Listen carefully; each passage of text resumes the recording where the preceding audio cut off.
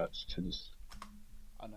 By the way, hello guys, welcome back. I know we didn't stream yesterday, but Hello. the both of us were basically dead men walking, so we decided to not function. Yep, Yep. we were corpses. we were we were what we would be considered Left for Dead NPCs, like the lowest grade ones, the ones that kind of just stumble around and Yeah, pretty swipe, much. swipe, swipe. I'm also going to immediately interrupt you. I've turned my camera on Discord when it loads. Okay, okay. If it ever loads, If it ever loads, are you showing me your dryad? yeah, I want to. Can you see my camera? Um, Because it's not loaded it's on not my loaded side. for me either, which is a shame. Also, Nameless has been waiting here since 8:15. That's dedication. It is. He's been spamming squid emojis, saying, "Your Lord Nameless, the ghost of Twitch, is here." Oh, that's precious. That is actually really precious. Thank you so much for the commitment, Nameless. Um, It's impressive. Okay, very carry on impressive. talking. So, Eventually my camera will work. yeah, that's absolutely fine.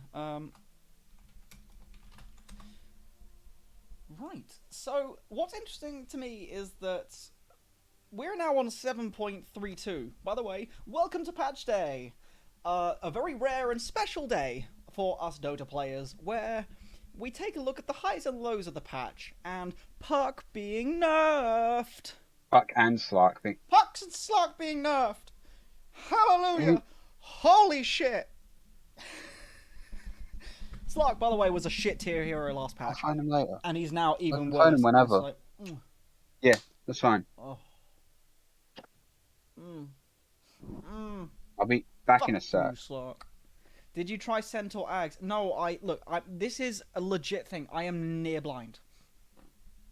I have read the patch notes on release, so I know the general thing of what's going to happen, but I have very little information, and I have starved myself of about half a dozen pro matches on YouTube replays that I desperately want to watch because two of them are Team Nigma, and I haven't watched it because I haven't even seen the map. I haven't seen what the new spells look like. I haven't seen the way their icons look. I haven't seen the absolutely game-breaking HUD changes that has happened. The main thing I know is that Yeah. Tide has a new ability for the first time in a decade. Hello, Dr. Discord. Centaur Ags, aka was like Carry Pony, is broken as absolute all fuck because it just destroys the game, and I love it so much that Centaur's back in the meta. Puck is nerfed, Slark is nerfed. Yes. Because he okay. To be fair, Slark's change from percentage heal to flat healing is something that was, I don't know, 6 years. No, when was the last? When was the first time they changed Heart of Tarrasque from like 7% healing down to 1.5? It was like 3 years ago now. I, God knows. A Something like long that. time ago. Something like that, and it should have been jank. Anyway, do you want to start out this stream by going into a lobby and looking at the new map? Uh, sure. I sent you messages on Discord because the camera wouldn't connect. Oh, that is Just, cute. I yeah. thought the second picture was a caterpillar. I no, it's her hair. Yep. I will show stream this. I've waited a very long time for this to arrive because they did it a long time ago. They've also made a comic apparently, or making a comic. Mm-hmm. Alright, let's put that away. Let's change display capture. There we go. Right, so let us make a quick custom lobby, Yeah. which is not going to be captain's mode. Raphaham has moved you into a lobby. I did no such thing. You have let's go same team. Let's go same team and Yeah, let's enable cheats. So right, might as well. so quick links on the patch notes beforehand. So we will just check the couple of little map changes before we go into this. Primal Beast is in Captain's mode. Dear God, this is terrifying, and I fucking love it. Yeah. So they have changed the XP formula to basically make it significantly harder to go from 12 to 18, which was a bit of a bugbear for me because it always felt like getting to level 12 was really hard, and then 12 to 18 was a piece of piss. In general, they've just made it harder to level up. Good, because it got to a point where the XP multiplier was so janky that if you killed anybody from a remotely disadvantageous position, very much 6.83 esque, you would gain 4 levels.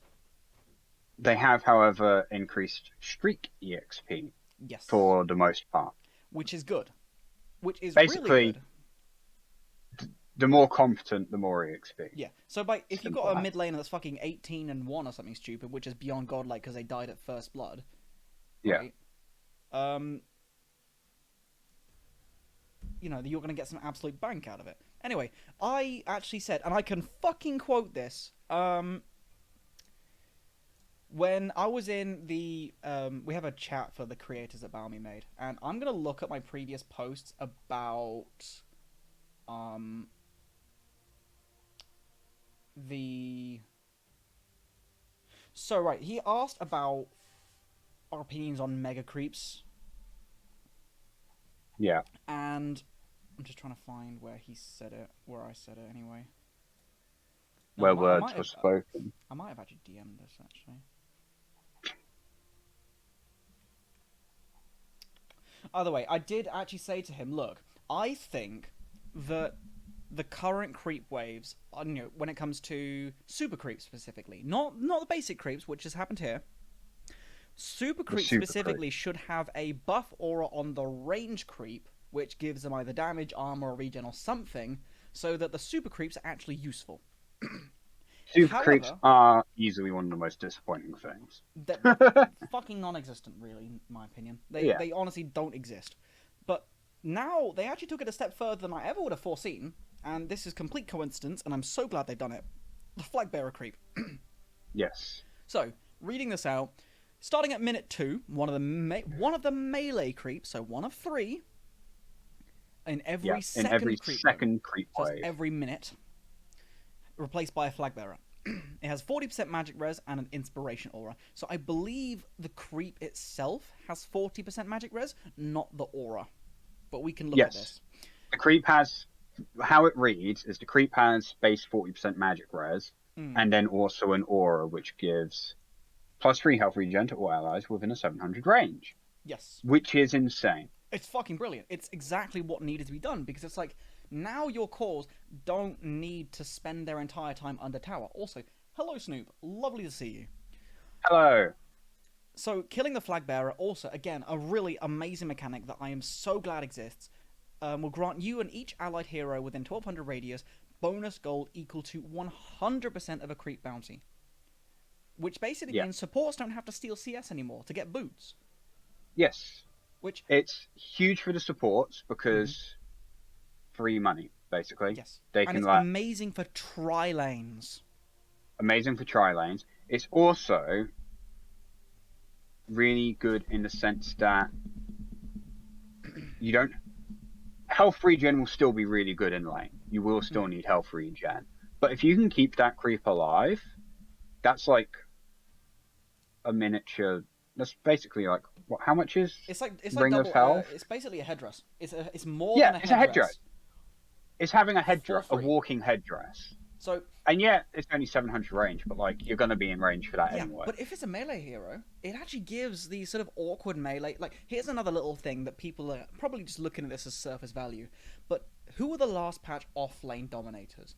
Off laners that turned into carries, like Viper, like Razor, like Venomancer, even at times. But these sort of Yeah, auto lane winning heroes now are going to struggle a bit more to try and out harass a melee core out of the lane because now they yeah, got a HP regen talent that they cannot burst down with heavy magic nukes, yeah, and they now have to they now have to decide whether you prioritize the flag bearer, because if you're not careful, there's going to be 2 flag bearers in the creep wave. I'm yeah, pretty certain the aura doesn't stack, but that's now 2 creeps you've got to kill to try and get rid of that +3 regen. And additionally, it also means that you got choice between the flag bearer or the range creep. yeah, And if your support, like you do pretty regularly, buys a headdress, that's 5.5 regen, which is a ring of health, 825 gold, just for being in the lane with that one item combo from your support. Yeah. It's phenomenal, and I am so excited to see it.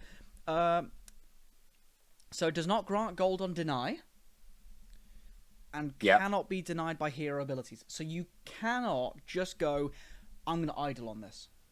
I'm gonna eat it, and then it's not a problem. Yes, You you have cannot do to. that. You have to, because it also adds a play for like you want to keep yours alive. You desperately want to deny the enemies. Yes. So I'm actually going to move my camera today. I'm going to move it a little bit differently. I'm just going to put it probably above the map over here. Just My so... camera's in the where is my camera? Top left corner. Don't even know what's in the top left corner on actual normally Dota. it's your hero stats, like your last hits and whatnot. Okay, yeah, that needs to be. Yeah. All right. Doom So can't devour them, or he yeah. can't devour his own. Yeah. Oh, It by the way, doesn't say anything. Doom is fucking dumb. Also, to answer Snoop's question from a little while ago, sorry, Snoop. I'm doing okay. I'm doing much better today. I think Raph is fucking knackered. But I am a walking corpse. I spent most of the day trying not to faint. Not even dehydration, because I've been drinking a lot. Not sugar either, or caffeine. I covered all of my main bases. Pretty sure it's because I've been on an 8-day work week, and every day has been a fresh hell. yes. And today is the worst of them. We had, including supervisors and managers, 8 people. For an entire like We had house. more supervisors than maids. So That's just incompetent. That's just incompetency. it was everyone. I think you'll find I did actually cut caffeine out of my diet pretty much completely for quite a while. I had to cut down on caffeine because I used to actually have full on like withdrawal symptoms if I didn't have caffeine. Like I would get faint, intense headaches and everything. Drink a can of Coke, fixed immediately. And it's because I used to drink too much non-decaf tea. So I had to switch to decaf tea to stop it. That's yeah. I mean, tea drinker problems. Am I right? Also, Doctor Yeah, Discord suggesting being British, British, utterly British. Enchant Shard and Shake. I've seen Enchant Shard. I love the sound of it. Mostly because the idea of turning a full like gang of megas on the enemy's core. But we'll get to that.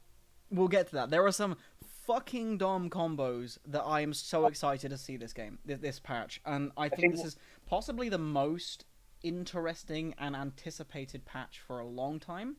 Not, just the one we had last year, which was 6 months before the next one, but because it feels like we're finally actually having a fundamental meta change.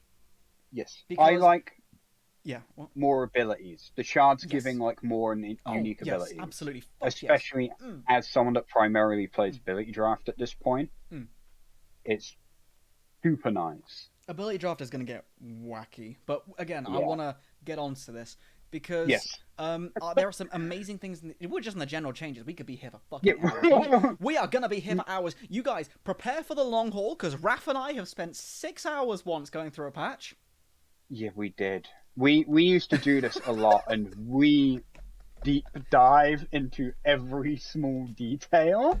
Like, the fact that I'm fucking going, oh yeah, the simple flag bearer HP regen is good for tri-lanes, and I'm thinking of matchups. We literally only read 4 patch notes. In 14 minutes!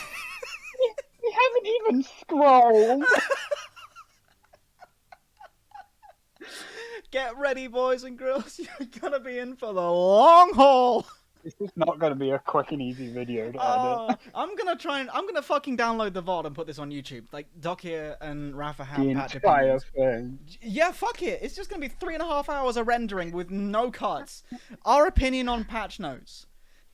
Get ready for this absolute dumpster fire.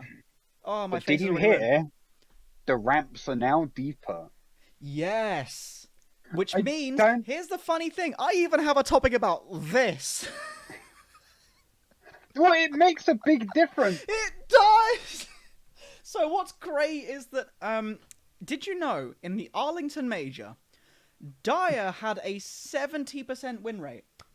Because of this ramp? Because of this ramp, because the proximity to Roche, because the main triple camp in the jungle, as in the one to the northwest, southwest by the stairs, and the one east, they I could will be answer the triple question if stacked. you ask it. They can triple stack. Oh. Yeah, so you could easily, as a melee hero, you can double the two camps by the stairs, and then the camp Yeah. to the north, if you have Kotl, for example, with the long range blast, you can triple a camp easy. Also, hello Cherry, lovely to see you. Welcome, hi. Are you showing off your new Hello. little sub badge gifted by Penguin on Monday? Awesome. So yes, now Roche is going to be a little bit difficult because on the dire side, you could jump in and out of Roche, like with Yes. Faceless. By the way, Faceless Time Walk is back to OG. Yep. We'll I get am there. so hyped, but okay, We'll get there in like 2 hours, Anthony. we will. Dear God. And I'm going to say one thing to Becca. Becca, I'm really sorry, but this is going to take fucking forever. That was a very sort of placated, oh dear, what am I going into? Okay, so, Yeah, you can ask the question as well, Snoop. yes. I will So the thing answer about it is, Roche advantage on die was massive, and the problem was, and this was Yeah. actually explained recently in a really good video done by BSJ, literally on Tuesday. So yesterday, Yeah. whilst I was at work, when they're going, oh yeah, it's going to be mid-September when the batch drops. What are the things that we hope to change, and what's the problem? And well, because these off-laners like Razor and Viper are becoming cores, they're not leaving the lane at 10 minutes with a Blink Dagger. So, you know, to be this sort of big team fight player, like the Magnus or the Tidehunters. So they're farming the opposing lane sort of two camps, the small and the hard camp, by their off lane.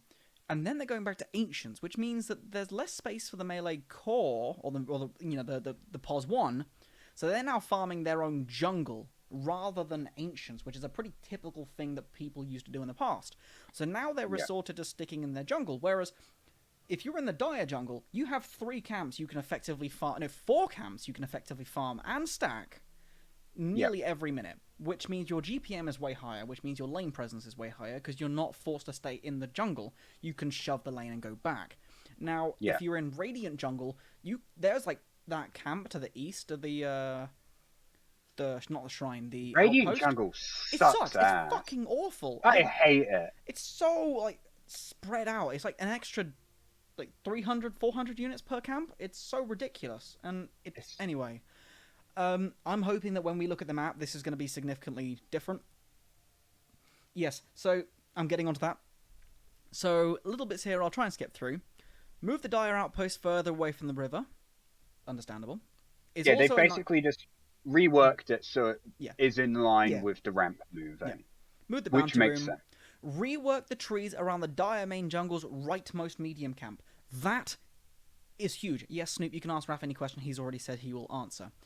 That camp you could easily stack by cutting a single tree from the high ground. Yeah. Whereas in reality, it shouldn't be. So I'm hoping that's changed. Moving forward, the outpost-based teleport channel is increased from 5 to 6 seconds. That's fucking huge. Yeah. That is very much, I cannot teleport this in the middle of a fight by accident and expect to live. Among other things. And it also means that if you buy back and you teleport to the outpost, it is harder for you to get something done.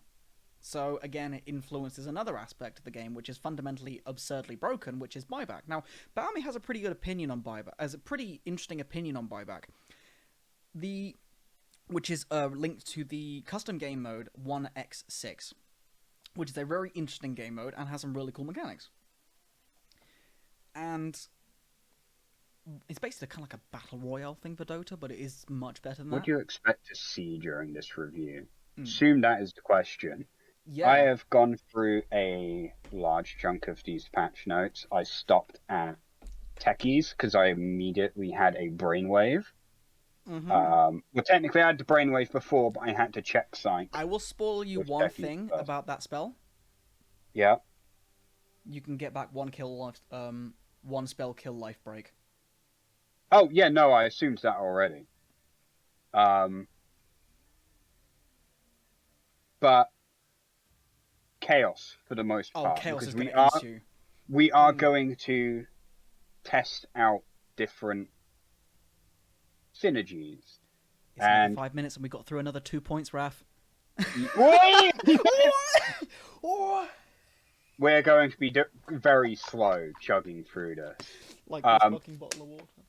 Shadow Demon in particular is where a lot of my interest lies, because one, I really like the new ability he's got. Two, new abilities, as someone who primarily plays ability draft, get my interest a lot, because that adds so many potential combos. For example, combining it with Winter's Curse. The enemy team start beating on the primary target and also take 60% of all damage that they do. No brainer. That's an amazing combo. I think it's going to be ridiculous, and we're going to be trying this, and we're probably going to be uploading some things and just thinking about things in general. So let's get on to the combinations in a little bit. Let's try and get through the actual review, because I'm expecting us to go through a demo and just check everything. I'm going to check the items when I start testing heroes, though. Yeah. Also, Hammer's back. My favorite item in the entire of Dota 2 is back. The way it should be. Is it a good item compared to a lot of others? Probably not. Is it my favorite item? Yes. Why? It goes bonk. And my guildmaster agrees. Meteor Hammer, best items, because it's just meme hammers. just on Omni Knight, you have a Purity Hammer too. Omni carries back, and I'm going to make that shit happen. I know. I saw that and I immediately thought, why have they done this? Why did they buff Omni Knight? They gave him something he desperately needs, though, but I'll get to that. Yeah. Yes. Yes, Raph. You were on about buybacks? So, yeah, Bami has an interesting thing about buybacks, in that he says, in 1x6, you can buy back once, for free. Yeah. But that's it, once per game. Yeah. Which makes buyback very tactical. You can use it early to capitalize on something, or you can save it to ultra late, where it could be the difference between winning and losing. Yeah. Now, I think, personally, buyback should either have a limited number of uses, or a much longer cooldown. It shouldn't be 7 minutes, I think it should be like 15 minutes. I think buyback is fundamentally the reason why the game can last so long, because it always means that it's 10 versus 10 and not 5 versus 5. And also, early buybacks, even at the 15-minute mark, can win or lose games. Now, again, that doesn't mean I think the buyback mechanic should be removed, because I think the game would be very snowbally if it was, kind of League-esque. But yeah, buyback is needed because it punishes you for being greedy. Yeah, it's definitely a way to sort of get past overextension, and I can understand tactical buybacks. I also certainly think that certain abilities should not be not affect you when you have bought back. As in, I don't think Glimpse should send you back to the fountain. I also don't think time lapse should send you back to where you are. But that's just a coding thing. I'd say buyback adds a lot of strategy and thought, because it can, even down to just buying items. It's like, do I get more value out of buying this, risk dying and not being able to buy back? Do you buy out or save for a strategic play? Whereas, if, for example, you are against an AUG and you're like 40 minutes in and you don't have a Skadi on your core, do I buy out for Skadi to potentially kill the AUG, or save a buyback in case you get caught out? Yeah. Or even just like, will the BKB in this next team fight win me the team fight and secure me both the money and time to get the money to afford buyback? Or will I die even with it and buy back and then secure more kills anyway? The biggest thing about a buyout to me is that it's not an investment. It is a gamble. A gamble based on your own skill, a tiny bit of luck in case you get caught out, and also praying that you can actually use the item. Is no good buying out for a fucking Daedalus on a faceless void. If you immediately die. If you die without using Chrono. Yeah. So, buybacks. So Snoop says buyback is used to either commit to a fight or defend the base till you kill enemy heroes and try to push out a Rax. Yes. Can also be a scare tactic. Yes. which I guess falls in line with defending the base. But just buying back can immediately stop the enemy from wanting to push any further. And I noticed this a lot in like it probably doesn't happen so much in the higher tiers. I don't know. It might. But with like low ranks, they scare very easily, or they're completely brain dead. There's no in between. But if Yes. they scare easily, you buy back Yeah. and Or as they just Cherry walk said, away. Zeus. Zeus with global abilities, and Zeus and other Yeah. global abilities. If you can AA, buy, yeah, easy. Chen, Oh, holy shit! Chen's new Ags. What the yeah, fuck? 8-second that's Hand of gonna God. be only single target, but Who gives a shit? eight 8 second ability to just keep your carry to not die It's from anywhere as well. fucking But gross. It's actually gross. But yes, let's definitely get into that in a bit. right, So yeah, let's try and speed through this a little bit before the remove 30-minute small mark. camp near mid lane. Right, Very heavily impacts bro, how mid lane functions. bro. Out of this entire thing, there are two things I really want to focus on. Three things actually. That, the glyph fortification, and the backdoor with the ancients changes. Yeah, So, holy shit. The small camps removed by the mid lane. Gimps the living fuck out of flash farm nukers and gives slower farming mid laners that can't push small camps a chance to function again. yeah, Kotl, who absolutely giga farms those small camps, gone. it's gonna, yeah, Puck, who can just send her or its illusory orb orb. to the side camps, gone. Queen of Pain, Lena, all these like mass AoE nukers that can just blitz a camp. Like I would argue they're struggling. they'll struggle, but I think it's because they need to adapt. Yes. Oh no, there's Queen going to of be a huge amount Pain, of adapting. Queen of Pain, very much can still mid lane just fine. You just need to Mm, focus on dagger mm. because you get a deep like a level advantage with dagger and just throw that into the enemy and just watch their health slowly melt. Yeah, Like you're fine. there's some pretty Or the big things. alternative is Mm. with Cottle, Illuminate still clears a wave. So just push tower. Yes. So that is Buy a definitely a thing. Blightstone. Get Desolator. Why not? Yeah, but here's the thing: that kind of thing gives heroes like Ember more presence in the mid lane. Um, Void Spirit doesn't really change, but Earth Spirit, his ways to clear waves very quickly are quite costly. Oh yeah. So, right, heroes like that are great for the mid lane now. Doom, holy shit, I haven't even touched on Doom's abilities yet, but he is going to be We haven't really touched good on back. anyone's abilities. Now we kind of have because we talked a little bit about Chen, for example. Yeah, kind of. So yeah, the mid lane camps being removed, long overdue. Fuck those neutrals. Holy shit, the amount of times they break you, I hate it. Please remove that aspect from those creeps, because if you have a base built-in cleave, dear god. Anyway, I'm going to sort of speed on a little bit. Rework the trees around Dire's main jungle, rightmost medium counts, blah blah blah, da da da da da. Glyph of Glyph of fortification. Fortification is now refreshed whenever the first tower of each tier falls for that team. I like this. I think this was much needed. I think this has got to be a really good way of basically stopping snowball pushes. I also think this is a really good way of allowing yourself to fortify the racks. Or even if they decide to go, all right, tier 3 has fallen because they're like, oh no, we accidentally used fortification on tier 2, which is something that's pretty much a big no-no. You now lose a tier 3, and now they cannot GG push. Yeah.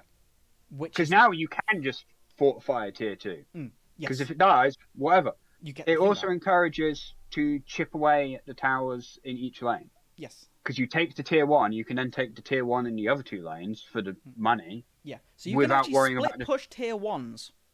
Yeah. Without having to worry about, oh shit, my teammates killed this one half a second earlier than me, and they instantly fortify the next. Yeah. Because it's like, oh no, a tier 1's dying, I'm going to fortify it anyway. And you're like, why are you at 60 minutes? Not 60 minutes, let's say 35 minutes. Fortifying a random ass tier 1. And, you know, because even though it's going to die, you know it's going to die. You're just wasting a little bit of time. But having it's just better. Also, Cherry saying Chen can take the new creep and give it perma 3 regen. We will test that. Shen and Enchantress. We will test that. Because that In fact, counts as creep Enchantress possession. will become very Because tanky with that also it means can. that potentially Helm of the Dom and Helm Overlord can take it. Yeah. So we'll Should have a be look. scary. Fountain Invulnerability now applies on respawn regardless of whether there's an enemy hero nearby. Good. I like I that. like that. Passive gold per Needed. minute decreased. Awkward. Encourages more active gameplay. Yes. We need the zoo And team back. Fuck the zoo meta. That punishes. Oh yeah, no. Well, we probably won't get that because there's no Necronomicon anymore. No, So the zoo meta was there rest for in ages. peace. Chen has been massive in the meta right now. Enchantress is still really good. Beastmaster's still been really, really good. Really, even without the Necronomicon, it thrived. Dear God, yes, you just rush Helm Overlord. I guess, yeah, that kind of And just you replaced. just get yourself I mean, the I say it replaces granite. Necronomicon. Nothing truly replaces Necronomicon because it was so broken. I'm so glad Yet it's gone. so few people brought it. Like outside of high tiers, like people with brains. You played pub games, until that meta where mid dazzle became a thing. Yeah, like you played pub games, people wouldn't use Necronomicon. It's like why? It's literally a hard counter to half the characters in the game. Anyway, enough reminiscing about Necronomicon. Yes. You'll take 3 passive regen in the lane. No longer get tangos. We'll get tangos as well. You don't have to buy a salve now. Just buy mangoes. Actually, that's actually pretty fucking good. You can just buy mangoes and harass, and the mangoes give passive health regen. Anyway, yep. I also think that mangoes should actually give like a 10-second buff when you've consumed them, which gives the same health regen. It would make sense. Yeah, I miss Mango Tree. Oh, we do too, but let's not reminisce any further. I think the next 2 changes are amazing. Ancient was always way too weak. 23 armor now is a humongous buff. It takes like 60% physical res, not 45. And when it combined with when you had AC and Deso, that was minus 11 armor, and and Ancient nearly had 1-to-1 damage. But now it's still got 35% resistance or something. So having also backdoor regen to 180 HP per second is something most heroes can't outdamage. We either needed the Ancient to be buffed or the tier 4 tunnels to be massively buffed. I still think that if you break a tier, like if you break a tier 4, I actually the other one gets the other one gets sad and gets angry and gets buffed. That too. But I also think if you break an enemy's tier 4s, your tier 4s get buffed. That would be interesting. I think that would make it harder to counterplay. Because if you're going for a throne race, it makes it significantly harder to actually. But it also just makes it harder to come back in general. Yeah. Like consider if the enemy team had megas and buffed tier 4s. Like you're gonna struggle. It was just a huge problem where you're 25k net worth up. You go for a GG push, you accidentally get caught out. Your carry's got no buyback because they didn't foresee it, and they fucking GG push in 90 seconds with a tiny. That's why buyback exists. That's your carry's fault. Yeah, but it's like tier 1 to Ancient in 90 seconds. But I think that's going to be alleviated with the fortified changes. That is the best part about it. There is no more base race if you have been careful with your buildings. Yeah. It also definitely gives more motivation and incentive to hard defend that first tier 1. Like if you see a siege lineup in your safe lane, you've now got the option. Beforehand it was like, oh no, every tier 1 dies. You still get a fortification each time. But now you're like, oh no, my mid's dying really early. Even the position 1 might have to rotate to defend this tier 1. And now it might become a bit of a brawly meta, which also I have seen a little bit of what happens to Tiny, and I'm glad. But yeah, it becomes a bit of a brawly meta again, where you get these sort of 9-minute mass team fights. So maybe we're going to see more Phantom Assassins because we're getting this early fighting. And I'm like, yes, a non-farming meta change. That's such a fucking brawl. I want it. A long time since I've heard you say you want more Phantom Assassins. Bro, you don't understand how dead Phantom Assassin's been. This was my last game on her. No, I'm very well aware how dead she's been. Look at this fucking cancer. Clinks was level 15 at 14 minutes. Level 18 at 17 minutes. Already had a Gleipnir. Just fucking... I tried. Gleipnir. I lost my lane horribly to Silencer Clockwork. Oh yeah, that's... What do I do? What do I PA actually can't fucking fight do? Silencer. Silencer hard counters her. Yeah, In lane, especially. Because he just stops you from actually being able to dagger anything and does consistent damage. Just fucking pot Like, shots you from 1,000 miles away. yeah. Anyway, now that we've looked at Yeah. this in the grand space of 35 minutes, let's go into a game lobby. Are we... Okay. I'm gonna just do the whole all vision. Ooh, I'm gonna pick a hero that hasn't got a new ability. So I'm gonna pick Alk because I'm not spoiling myself. I know that he's got a cool talent, which is minus 0.1 chemical race base attack time, which has come back, and I love that. Oh, I know. Pango has changed a lot. He doesn't.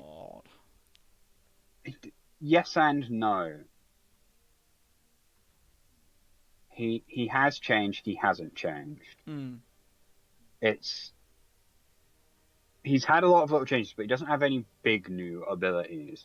The bit that I'm most interested in is a change to Lucky Shot. Also, fucking hell, acid spray granting armor to allies, hilarious. I love it.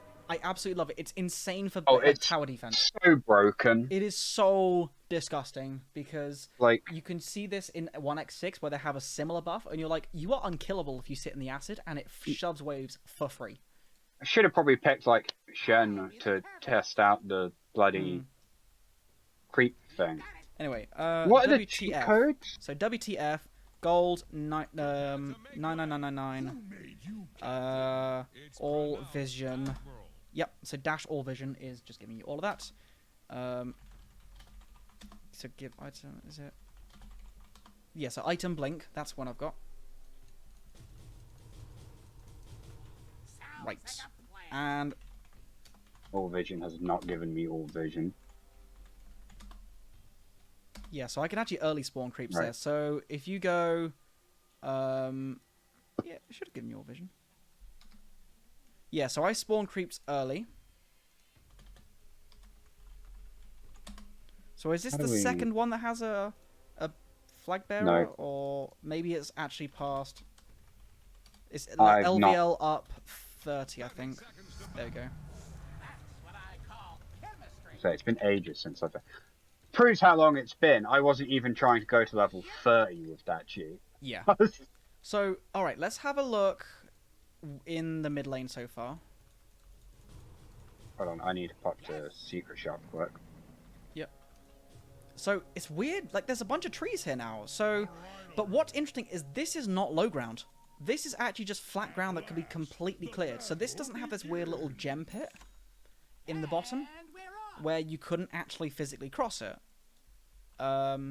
Whereas this side never did. So okay, so that's also going to add some interesting... It's a juke spot. It's a really nice juke spot. Yeah, it's a juke spot and a... Like, if you've got a blink... Yeah. Enemies in... Like, now people can come from either side a lot easier. So there's actually, like, full like little... Sand King. Look at this routing. Like, there's an entire... Yeah. Like, little thing here. Hang on. So I cut this tree here. Yeah. I have full and you've looping... got a full circle. Yeah. Just to fuck with people. And I'm pretty sure... Yeah, you can even jump over that. If I cut this tree here, it's free pathing through. So you can actually speed your way from the mid tower through this, which cuts off quite a bit of distance. Over here. Right. Yeah. Yes, our creeps are spawned. Oh no, I think I fucked up with the creep waves because I spawned them early. Oopsie. They'll come by eventually. Interesting that they just completely removed the camps and didn't move them somewhere. Well, I think that's something else worth noting is both sides now only have one small camp, which affects the creep stealers. Trying to think of what item gives me boots of travel. This also serves as a good spot to put a sentry. Yep. Because it's well hidden. You could even put, if you well-aimed, I imagine you could put one in there, maybe? Let me just get some movement speed.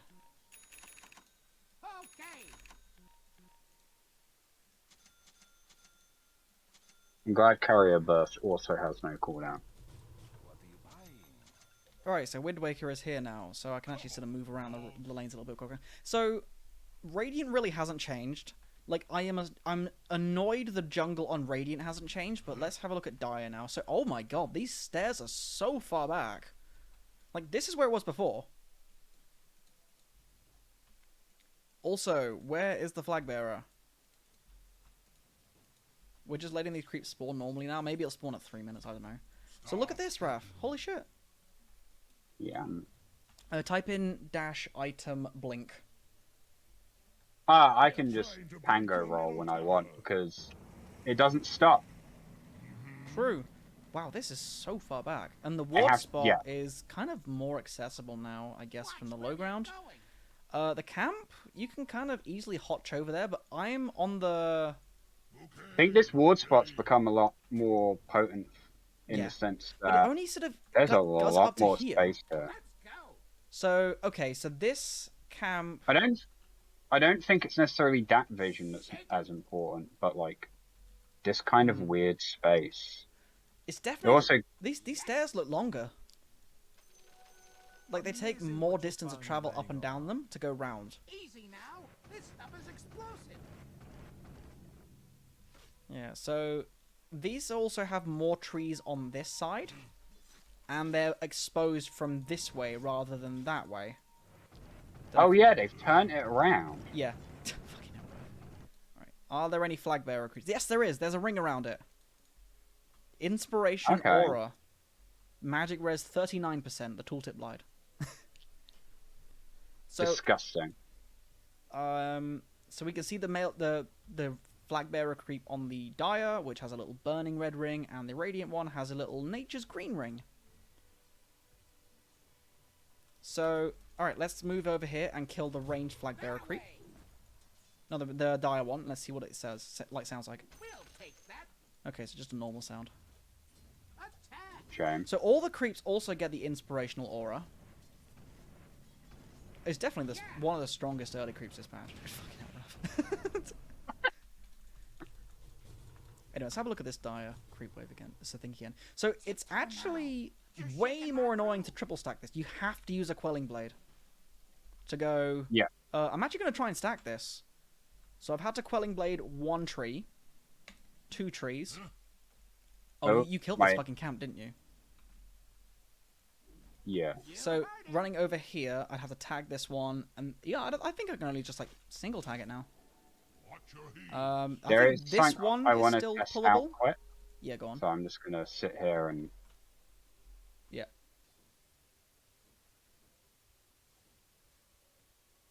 Yeah, very good for heroes that have low HP regen, and the flag bearer helps them to survive their lane for a bit. Yeah, exactly. I think that's really good. Also, I've noticed this camp here. It originally spawned about here, but now the base of the camp sits here, so it is actually significantly harder to sort of run there, because normally you'd run here and then run to the left. But now you've got to run in, so it's turning for radiance, turn it off, I want to try and stack this. So it's going to be another... Sorry, I was doing tests because Lucky Shot states that it's damage... Okay, it's damage dealt by his attacks or abilities. The patch notes just said damage dealt by Pangalo. Yeah. So, right. So I'm going to try... That's a shame. 4... And bear in mind, I have a lot of movement speed now. So 57, 58, 59... Only just with 465 movement speed. I could probably do it with... ranged attacks. Yeah, like a ranged attack or something. But it's still a bit of an awkward timing. This area is not changed. This area is not changed. This jungle area has not changed. You know, just... Also, look at this. No, I have no attack speed items. And base attack time reduction feels good. Feels really good. Well, I didn't even realize they got rid of Pango's mana regen talent. That is terrible for him. Mm-hmm. Especially since yes. Echo Saber's no longer as amazing on them. So the stairs over here are not as deep as the other stairs. So what's nice is that I'm gaining +8 armor just by being in this acid. So Alk, Yeah. who has typically very bad armor, It's going to become a hell of a lot scarier. yeah. Now you do get the choice between armor or damage per Greeble stack, but 24 damage max or getting free 8 armor. I'll take the armor every time. Yeah. Because like if you sit in your own acid, they can't do shit to you. Now we're It makes Yeah. farming lane actually a lot better, because for example, if you're just farming the lane and you're going, okay, I want to shove out this lane, and then you get ganked, I'm still sat on my acid. And that's not even including the, like, team fight potential of it. Yeah, oh yeah, easily. And you just put it combine this with Sven. Have you read the tooltip for it? Wait, what? Write down again, read the tooltip as it applies on your character. Armor reduced by 8. And taking periodic damage. They've just used the enemy tooltip. God.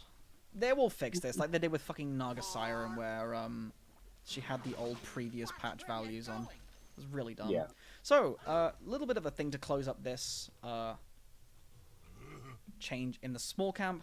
I think these camps going is absolutely huge. I think having this over here, Stir it up. you can still sort of blink in and out. Like, this is still within range to blink in and out of Roche. Which I think is fine, because you can do that on both sides pretty comfortably now. Like, although it's a little bit easier on Dire.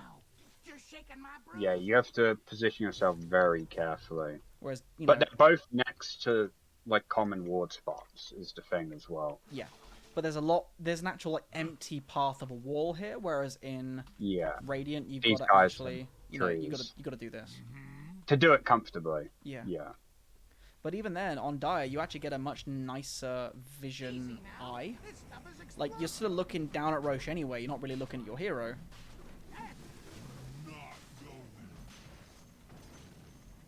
But yes, I like where the stairs are changed. I like the fact that it's harder to farm on Dire now. I like the fact that the flag bearer creeps feel really potent. Let's have a look at some items. So I'm going to the mid. So the new neutral items now are... In fact, actually, I'm going to look at the patch notes for a moment. That's fine. I'm going to see if we can get one of the new neutrals. Yeah. Actually, I'll go where's- through. I'll go through the item changes very quickly. I don't really want to go sort of Yeah. desperately into their functions, because I'm sure that they will have their own uses. The big one to start with, though, BKB with the mana cost, absolutely absurd. Not absurd. Absurdly good. Hey, we got Much one of the needed. new ones. Ooh, very nice. Occult bracelet. Yeah.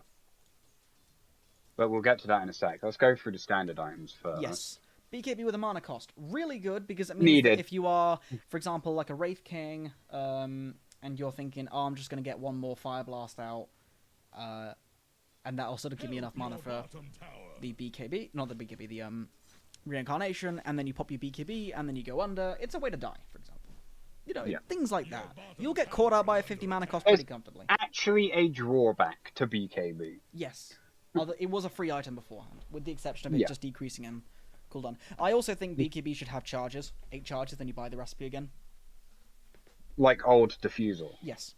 where you kind of refreshed it by buying the recipe. Mm-hmm.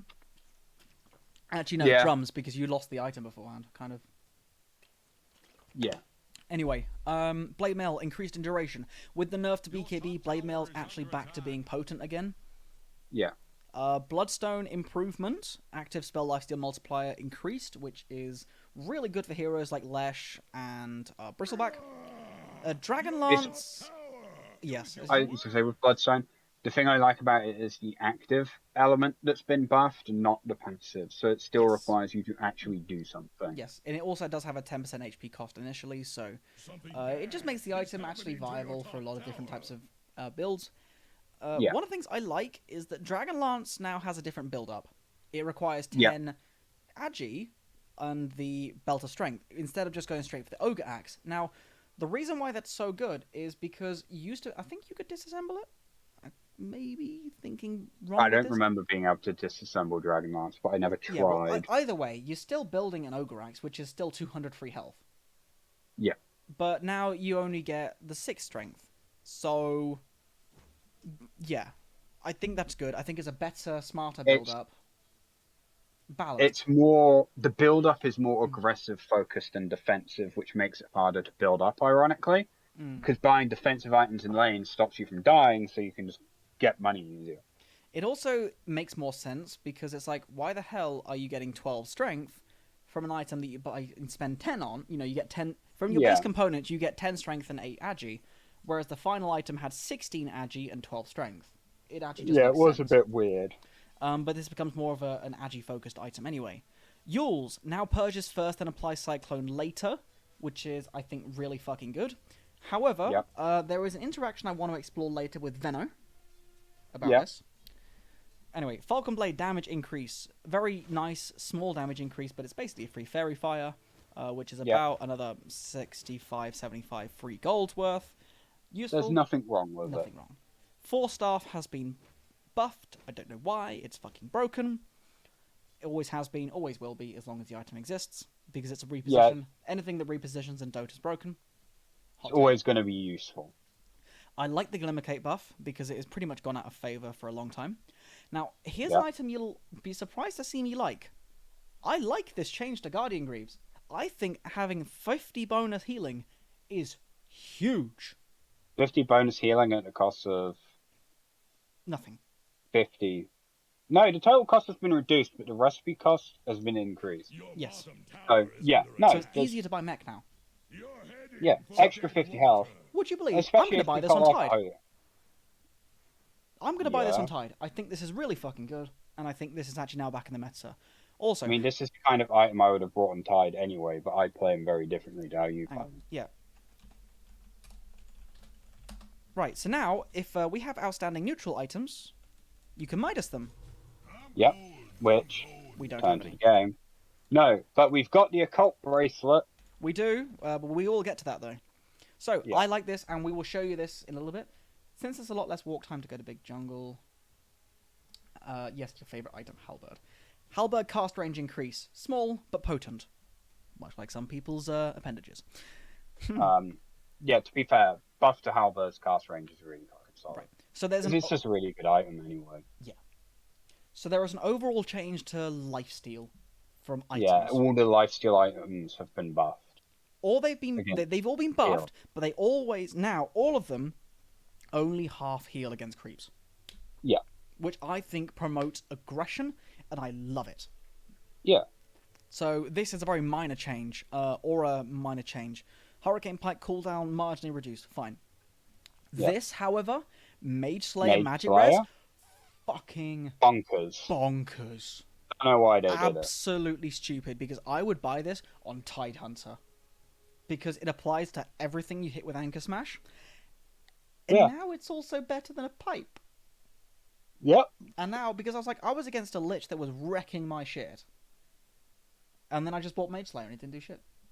I was gonna say, the thing as well is, like, it is just better than pipe on Tide, because the magic block is great and all, but you can just Anchor Smash in 35% less spell damage whenever on. Like, if I'm on top of Zeus, and I Mage Slayer him, he's doing far less damage now. Because it's got no cooldown, it's more consistent than pipe. Mm-hmm. And yeah, it's just really good. I'm really glad to see this item get buffed, because it was very sort of lackluster for a long time, with the exception of building it into Bloodthorn. Yeah, I was gonna say, it was just a piece for Bloodthorn. Yeah. So Mask of Madness, okay. Minor increase in lifesteal and half potency. So 100% 100 gold decrease in mech, and a cooldown decrease to under a minute, making it in line buff. with boots, mana boots. Fucking fantastic. I love it. Yeah. I think mech is now back in the meta. It makes Mech, I will actually consider buying mech now. Which, because I didn't for ages. Because 100 mana for a heal and a cast, I never thought was really worth it. No, it's a long cooldown as well. Yeah. So Morbid Mask, 18% health on heroes is pretty good. Although I probably won't buy casual Morbid on Tide anymore if I'm not building Vlads. Yeah, because the lifesteal on creeps is the main advantage you had. Yes, so now... now... you would Anchor Smash a creep wave and be healed. Yeah, it's not worth it now to buy for lane. But if I'm buying mech, I don't care. Yeah, because you got the health regen from mech and the heal from mech. And the creep. Yeah. So yeah, Nullifier, good buff. 10 armor's I'm always really happy nice. to see Nullifier buffs.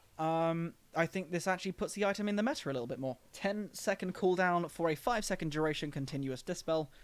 100% uptime instead of, like, 40% uptime. Really fucking good. Pipe aura increase for 15%. Slight buff, but a welcome one. Marginal, but it probably will save a life somewhere in the grand scheme of things. Hey, Becca. Yeah. How you doing? I mean, when you consider that puts you at 45% magic resist on the person wearing it, then you've also got the heal aura and the 400 magic damage block. It's solid. Not like if they put more in, I think it would have been over-tuning it. Your middle tower is under attack. Holy shit. Sorry, I just had some notice that Becca's family was actually on the local news. Oh, exciting. Trying to break your middle tower. Oh, They were protesting. fucking hell. Thank goodness this is a small stream, but it's okay. It's fine.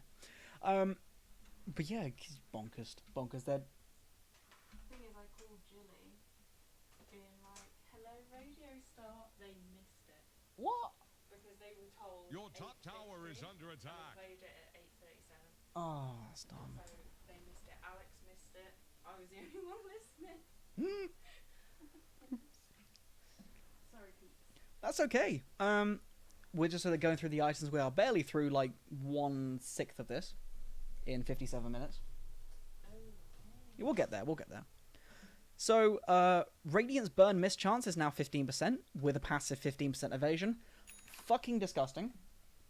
I'm going to be honest. I didn't even realize they put it down to 10%, because I'm pretty sure it didn't used to be 10%. No, it used to be 18% with no Yeah. base evasion. I don't know when they changed. This is now butterfly evasion.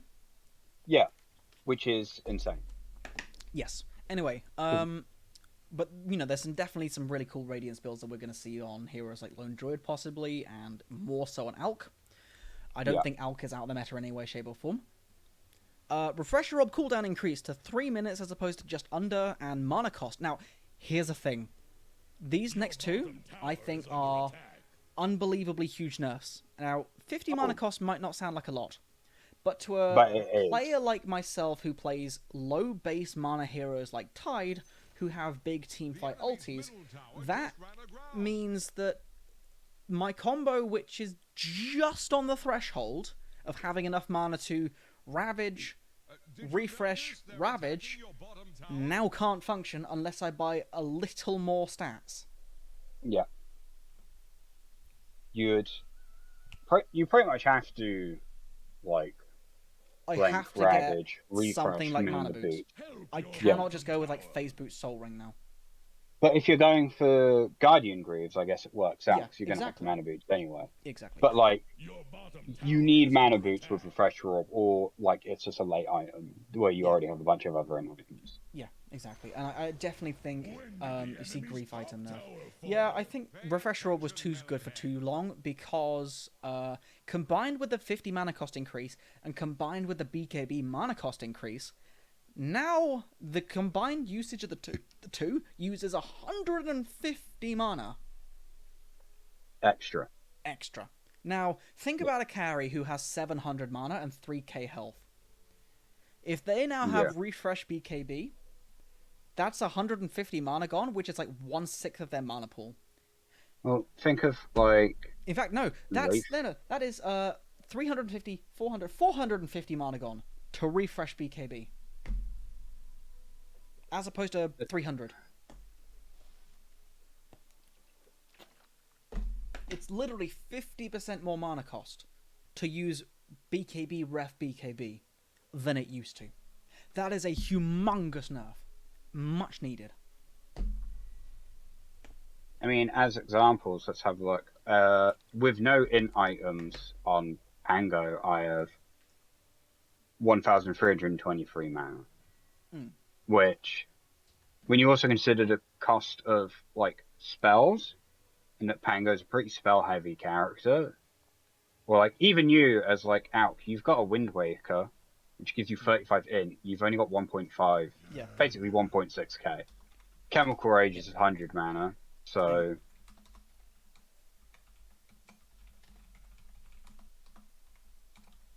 like, what are you WTFing so much for? Oh, I put Black King R and it still thingied.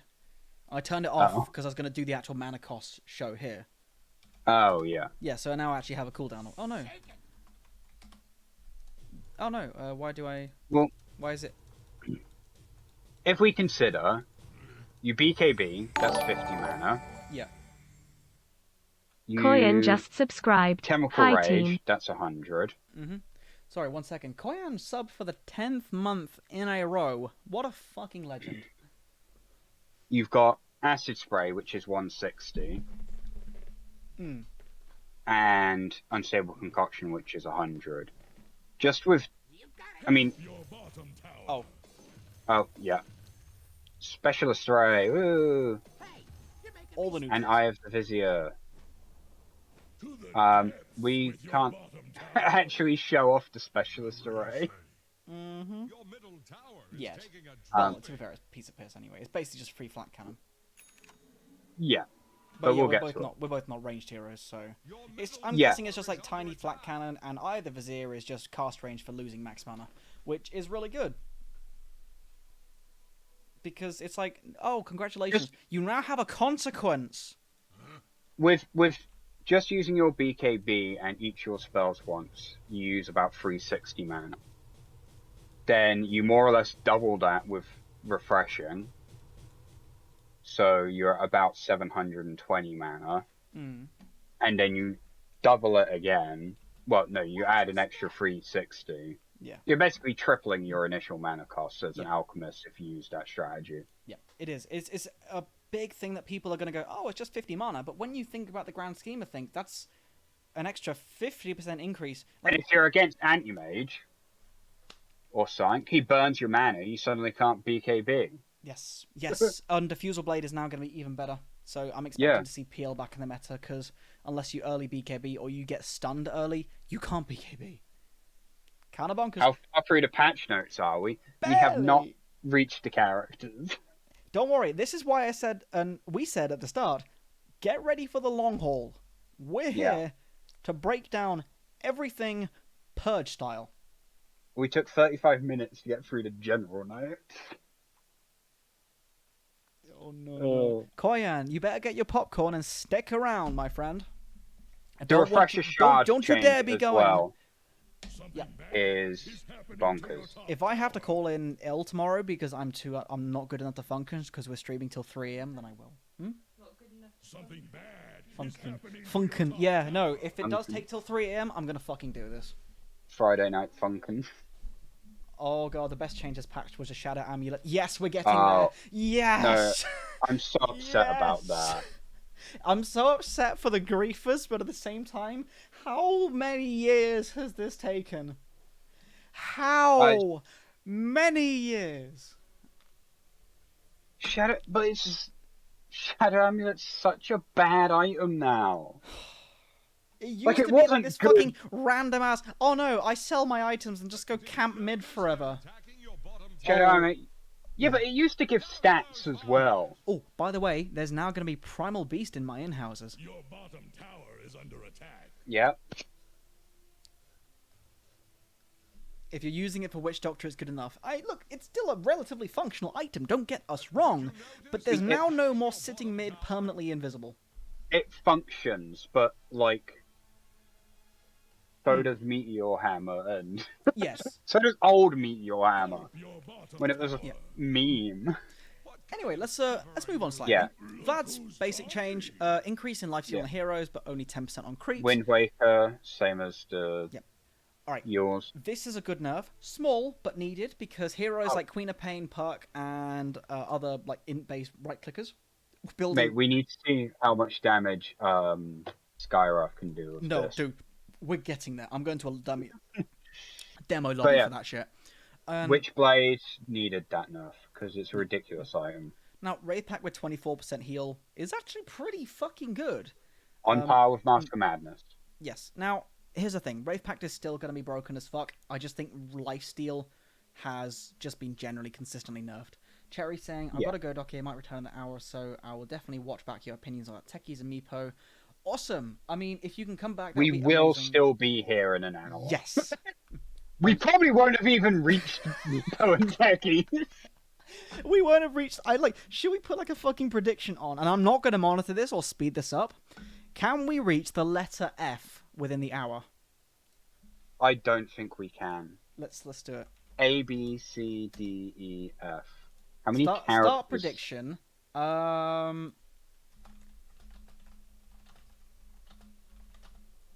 There's 6 characters with the letter A alone. There's 8 characters with the letter B, Anthony. Trying to break your Yeah. middle tower. Is that a mirage? We'll 6 read with C. patch heroes. We're starting with F by 2. There's 9 with the letter D. There's no way we're doing that. All right. I know not everyone's gonna be in the patch notes, but like...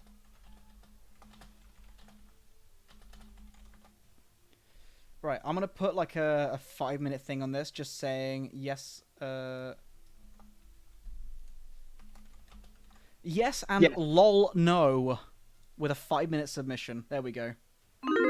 Yeah, I went onto the heroes and like checked each of the first 6 letters of the alphabet to see how many characters were on it. I also definitely didn't have to stop and sing the alphabet song in my head to remember how the alphabet went. Understandable. I don't blame you. The alphabet song is something very prevalent in British culture. It is. I don't know if other countries even have it. We might just be talking nonsense. Yeah, pretty much. Yeah. We've already got 1,000 coins, 1,000 white coins on lol no. We will not be at the letter F by 2 hours. And we're not gonna influence this. This is just gonna be us, and I kind of will probably forget. So I'm gonna set a timer for 53 minutes. And see where we're at. Yeah. So the neutral items. So the neutral items. So, Yeah. I'm going to start with the removed before we go to the new. Chip They Vest. literally removed probably my 3 favourite tier 1 neutral. I'm pretty sure they removed everybody's favourite tier 3 neutrals. Chipped Vest was unbelievably broken because it gave you nearly a free ring of health, and it allowed anybody that struggles to farm early without a decent farming item to farm, like Faceless Void. It also was really good on heroes like Centaur, and it just genuinely felt really strong to own. And it's a tier 1 neutral you'd keep for quite a long time if you didn't have a superior item. You got put in the game at last. What game did you get put in? Oh god, we got 4K on Sorry. LOL, no. I mean, yeah, obviously. I also disconnected from my internet. Pooped out for a second there. Wait, there are 35 heroes before the letter F.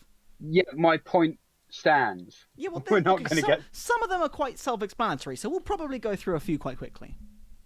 Will we? Well, shut up, Raph. We'll have optimism 35 here. minutes on general changes. We were Okay, talking about a ramp they being encompass moved. the entire game. They're quite useful to talk about how the stairs have moved. The stairs are deeper! How did we spend 10 minutes talking about stairs? I feel like I need It's only gonna get alcohol with worse. this. Oh, mate, I was tempted to get drunk whilst doing this, but then I would have to... We'd phone have to sick answer work for our whilst crimes. drunk. Oh, I have no mixer. straight shot? I'm also not drinking because I know I'm going to be drinking tomorrow night. Becca says she's not going out to get some, and I fully understand that. However, I can drink vodka from the bottle. That's a really Solid, bad mate. idea. Yeah, I don't think we need alcohol for this, No. because then it will actually never end. No. Take Anyway, a shot every time we go on a tangent. How quick do you die? Raph, do you want to kill us? We wouldn't finish the patch. We wouldn't reach on it, Monday, we'd be Penguin dead. got me on a tangent for 30 minutes talking about my opinions on certain types of drugs, Yeah. including how my mum struggled with fibro. Yeah. So, yes. Mitra going pepper hands. Oof. Yep. Chipped vest going upsets me a lot. I just realised we spent the last 5 minutes since even starting the prediction talking about the fucking chip vest. We're not Yeah. doing this. Technically, no. We spent more time talking about the prediction than we did the chipped vest. Right, let's actually try. I really liked chipped vest. I like anything that bounces damage back because it's free damage. Like, the enemy's gonna have to hit you eventually, so, Yeah, pretty much. you know. But yes, so... Keen Optic hurts me seeing that go. Your top tower Our top tower Um, died. to the bottom. let's Oh, change it. um, Acid Keen spray snacks, Optic by the has- way. that's beautiful. I'm sorry for the person that bet on yes. We will try, okay? At this point, we're going to try to get to F. Even if we would actually just have to skip half of it to succeed. Fuck off. Let's try. I- So, I've tried 3 times to talk about Keen Optic. talk about it then. Keen Optic has saved my ass so many times. Yeah. It's a genuinely good item. 1.25 mana regen and the bonus cast range. Fucking beautiful. Great on most support heroes. Wonderful in ability draft. Just makes everything so much easier. Especially as an early game item. Koyan.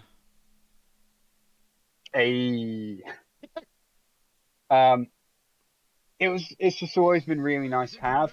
Seeing it go hurts me on an emotional level. On a side note, occult bracelet. Yeah, we'll get to that. Ocean. Oh, no, it's right there. Yeah, I'm gonna start on Ocean Heart just quickly because that was a very common item for mid laners and a special place in my heart for as a Slardar player because it combined.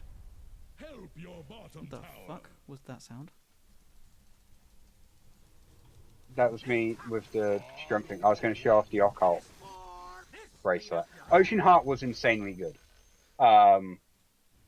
Yes, Ocean Heart fact was that- useful. Incredibly, just the stats. Yeah, just +5 stats, Um, but then again, an occult bracelet is a better item in my opinion. So let's just quickly go to the other new items. So we have interesting item that Koyan has mentioned already. Seeds of Serenity. Seed of Serenity. I like the sound of it. Would you like me to read it, or would you like to? Plus 100 health. 40-second cooldown. Active Verdurous Dale? I don't speak words.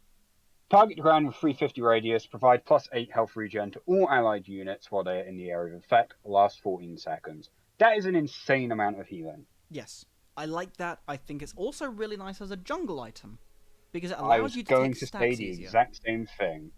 I love how the fact that we both thought of farming when you're not a farmer. No, well, my Because it's immediate planting a thought was, like, seed! you slap it down with like jungle lichen, your wolves aren't gonna die. Nope.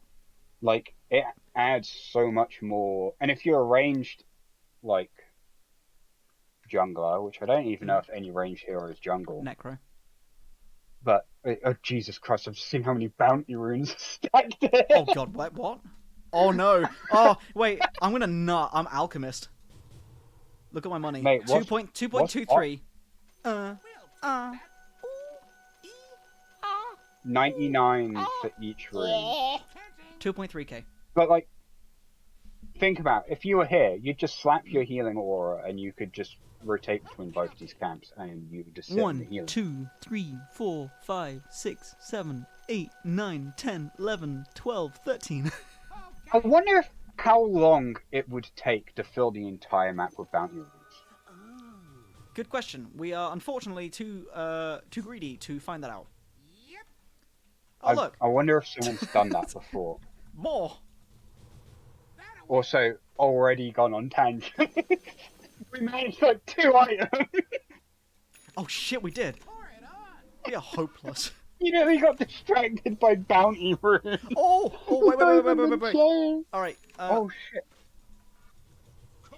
Did you even get anything new? I did.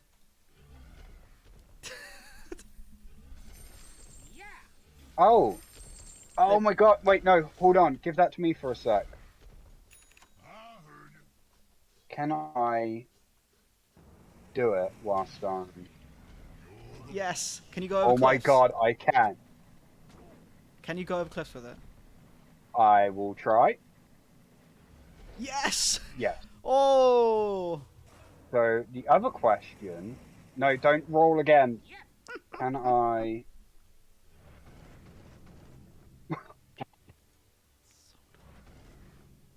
Is it...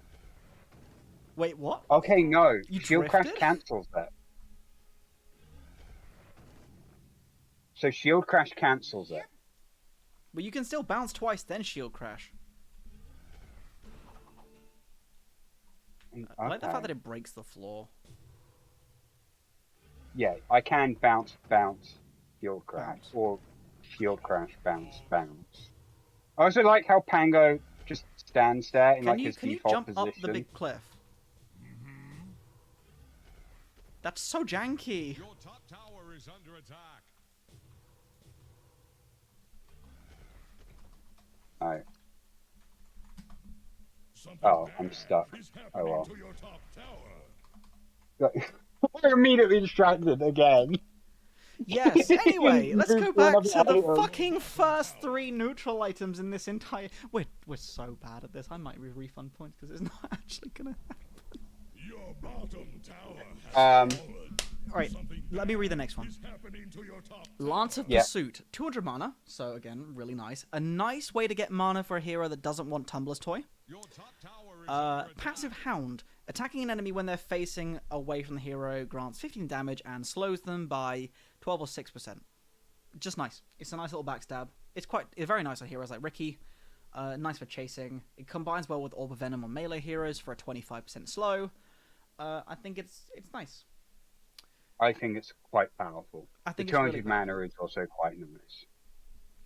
Yeah, I don't think there's much more to say about it. It's just like a backstabbing Orb of Venom. I think it will be really good on Pango. Yep. The 200 mana will be huge, especially with the loss of his talent. And I assume it works with Swashbuckle. So, Yeah. I actually think a hero that'd be really nice on would be Axe. Because Battle Hunger only works when they're running away from you. So it just combines with that. yeah. Combines with that. I think it would also be good with Lifestealer, just because it stacks with his passive slow. Yep. Again, just heroes that have either inbuilt slows or kind of utilize slow as well, like Anti-Mage would be really good on. Ricky as well. It's literally built for Ricky. Yeah. Why didn't we mention I that did first? kind of say Ricky. I Did thought you? Yeah, I thought I did already.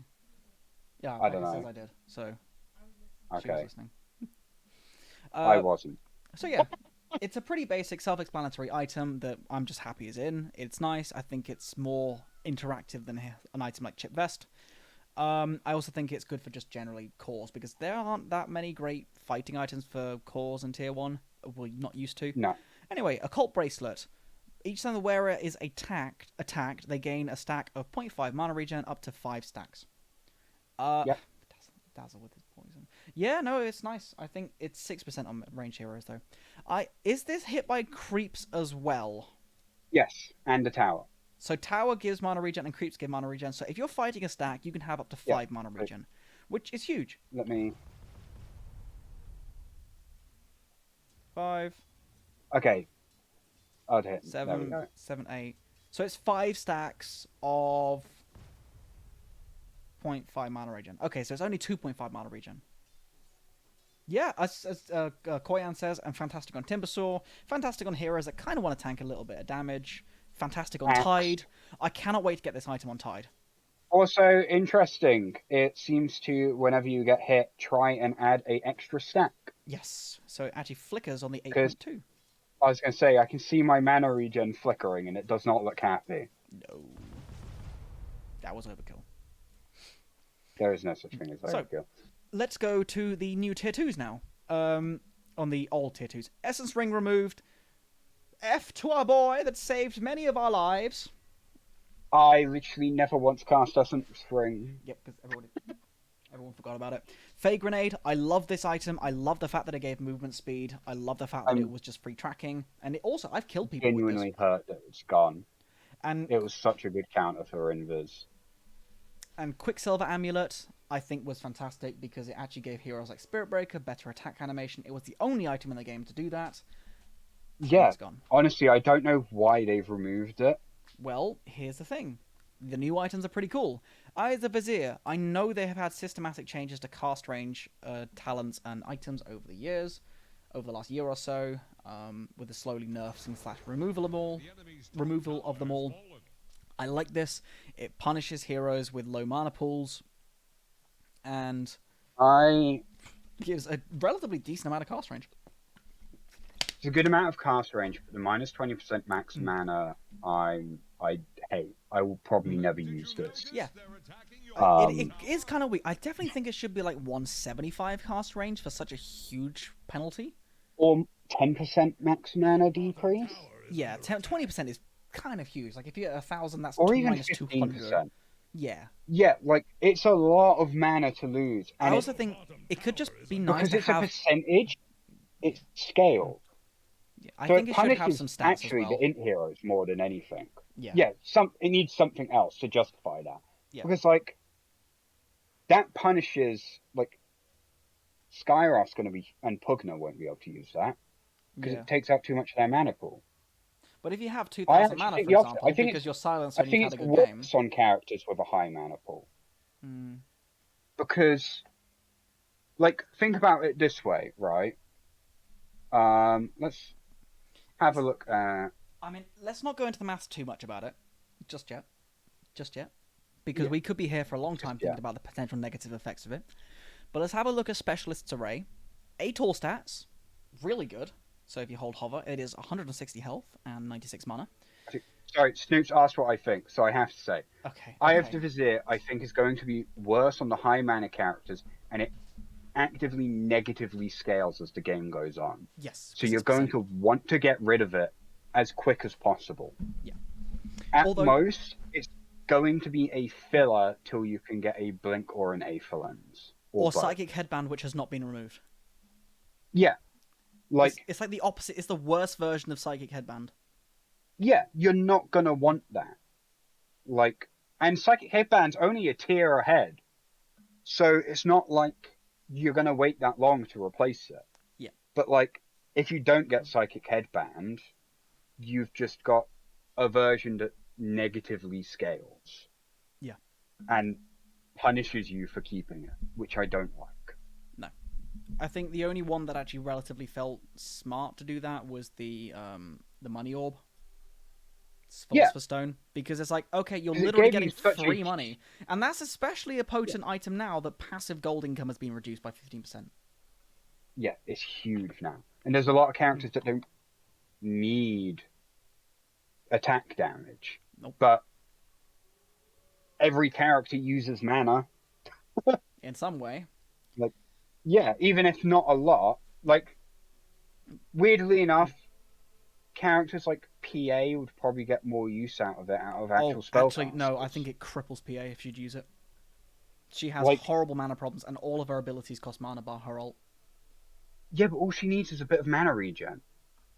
Because it's not like she's got a lot of mana anyway, but the extra 125 cast range on her Blink. That's why you just build an Aether Lens. I mean, yeah, you can also just like, do that. Octarine Core like, on why, PA is actually would really you fucking use good. this when you've got an Aether Lens? Well, no. It's just not a great item. Like... But I think what... it seems good for Marcy. Marcy is a dumb fucking hero this patch because her shard went from the worst in the game to one of the best. Yeah. But I'm going to get to that. Specialist Array. So, on any hero, it gives up to 18 damage, which is quite a lot. And every 12 seconds, the next attack projectiles at 2 additional targets with attack range does not trigger modifiers. Nice. Gives you a decent amount of health as well, because it's all attribute. It also looks to be 100% damage. Yes. Slap that on Medusa. Yeah. Why not? Or Gyro. Yeah, well, just literally add looks more like bullets item. into the fray. I think it is. We've just stolen his stuff. Also, Dagger of Ristul looks to be absolutely fucking broken. Slap down Terrorblade. It is less health cost than a Soul Ring and 40 attack damage at 17 minutes. Yep, 30-second cooldown as well, and 10 attack speed. This, when you look at the numbers, this is a 40 attack damage boost, which is the equivalent of a Demon Edge, which is about 2,200 gold. Your middle tower is under attack. It's the same damage boost that you'd get from a Penta Edge. Pretty much. Yep, which is insane. Anyway, And like, yeah. 100 health isn't a problem. No, it's It's not. like, It's pissed. use that on like the long range heroes. Sniper gets plus 40 Bro, damage. Soul with a Ring plus- costs 170 health. Exactly. Like, it's just really good. Yeah, and you just Soul Ring in the middle of a fight, so why not the Dagger of Restore? It's really good. Yeah. Yeah, I think that's about it, really. We've seen Ogre Seal. We have been testing it out already. It's a damaging flop. It's really good for getting over cliff lines, and it's been prevalent in the game for quite a long time in custom survival modes, or endurance modes, or adventure modes. So, yeah. Nerf on Paladin Sword because it's lifesteal nerf. Rip Leveler.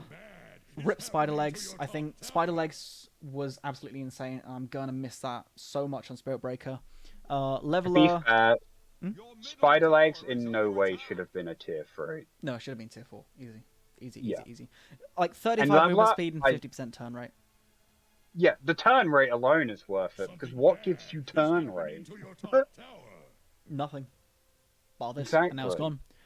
Leveler was insanely good on heroes like Tiny. Also, it kind of lost itself in the meta because it went from 60 attack speed to 40 with some armor, so people were kind of like, it's not really that good. And the building damage is nice, but there's better items. It was a very much, it went from like an A or S grade item to maybe a C grade item with those I attack think if speed they nerfs. knocked another like 10 attack speed off and moved it into like tier 3, it would be fine. Yeah, I think that's fine. That would be a good time for you to like push. Actually, I would say the Like opposite. hard. I would say it should go tier 5. What, buff it and put it in tier 5? Yeah, give it like 80 attack Yeah. speed, 10 armor. Oh, it'd be a game ender. At Yeah, that point. I like that. It's like the Book of the Dead exists. It's way better. It could be better. But yeah, I'm gonna say one other thing. Raphaham back! Yep. Oh, Boy, the Havoc Hammer. yes! It's a Come- tier 4 for. Alright, can we get Havoc Hammer? Yes! Alright, where is it? Havoc Hammer is here. I will put these in base just for you, if you need them. Right. So, 12 damage, 12 strength for a tier 4 is garbage.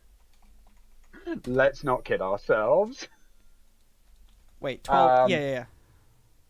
Yeah, the stats on it are irrelevant, let's be honest. But look at the mid lane. By the way, Yeah, you just get strength. bang, bong. Slap that on Pudge. So Like, it it's just does. murder. I'm pretty sure it does the same damage that Strength Blink does. It does 175 times your strength. 175 base, yeah, and then plus 1 times your strength. And does a 50% slow for 3 seconds and knocks them back.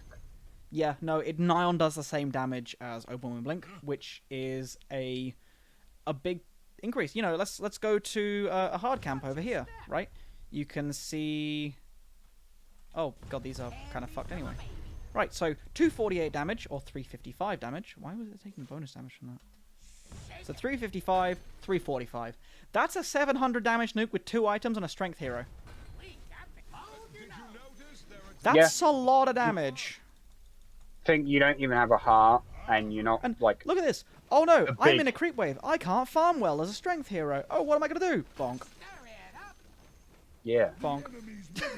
Or even just like fucking give that shit to. Like, if I give Centaur, myself a Pudge. heart, Help your bottom tower.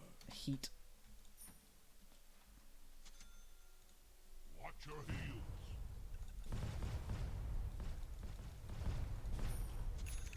And I take away the minus for a second. This now does 390 and 420 damage. It's a lot. It adds up really quickly. I think pre-strength blink it was a bit meh, but it's still a 50% movement slow for 3 seconds combined with overwhelming blink movement slow. So that is 100% movement slow. Look at this. Bing. Let's say bing, bong, and it's now a literal 100 movement slow. Let's see them ride this I And I think blink, 12 damage, bonk. 12 strength are not the greatest tier 4 No, stats. no, it isn't. I think it should be 15-15. I think that's balanced. I mean, when a lot of the tier 4 items are really good. Yeah. And Havoc Hammer isn't bad, but it relies on you being a strength hero and having good strength. Yeah. Really. Yeah. Like, if you didn't have, like, a proper strength hero, you'd probably be better off just running a tier You know 3. why I like it? Because there was no strength item in tier 4. Sing a shanty. No, ages. there wasn't. So now there is now a also- strength-focused item. Like, if I'm a strength core or strength offlaner, I'm now going as Tidehunter. I don't want Trickster's Cloak. Give me Havoc Hammer. There's because- also no strength item designed for farm. Yeah, but now there is. Well, there always was, but Yeah. then they removed it. So I've actually played Spirit Breaker where I've come back because of Havoc Hammer. Because Spirit Breaker without charge does not farm. We know that. You know No. that. Everyone knows that. But with Havoc Hammer, you farm really nicely. You shove waves. It's better than people think, and I'm tired of people saying it's not. Also, another massive nerf here, which was much needed. Ex Machina going from 0 mana cost, that was always dumb, to 350. Yeah, now it's actually, like, balanced. Yeah. It's a real item. It's not Yeah. just a stupid button that murders everything. Yes. It's no free double BKB every 25 seconds. It's Or 350. free double In fact, E-Blade Dagon. yeah. It's just good now. It's, you know, it's solid, not broken, because it's like you get Ex Machina, you win. But now you don't. Anyway, Mirror Shield with a 12-second cooldown is really good now because it was so broken beforehand. Minor spoiler, the one person that I complained audibly even on Baumi's stream was Queen of Pain's Spellblock talent. And that's... What? Oh, our creeps won the game. Well, I guess Flag Bearers are pretty strong, no? I guess so. I broke one tower. That was it. Woo! And I... Well, that was fun. That was fun. A good game. You know, we worked really hard for that. So good. We're finally at the heroes! Yeah. Right, so let's start from the beginning. Abaddon, or Abaddon, Yabadabadoo. Mana cost decreased from 100 to 130 to 85 to 130. Scepter radius decreased by 1/4, and 15 movement speed talent replaced with 15% Curse of Avernus movement slow.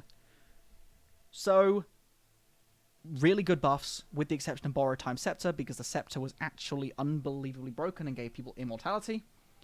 But I think Abaddon's a far better laner now, and I think the Curse of Avernus movement slow actually makes his Shard a bit more useful, because, as I can show you here, the Shard applies a stack of Curse of Avernus and your base damage on Mist Coil. So if we shall just get myself a blink, level to max, dummy target. So Curse slow base is 25%, and let's get myself a Shard.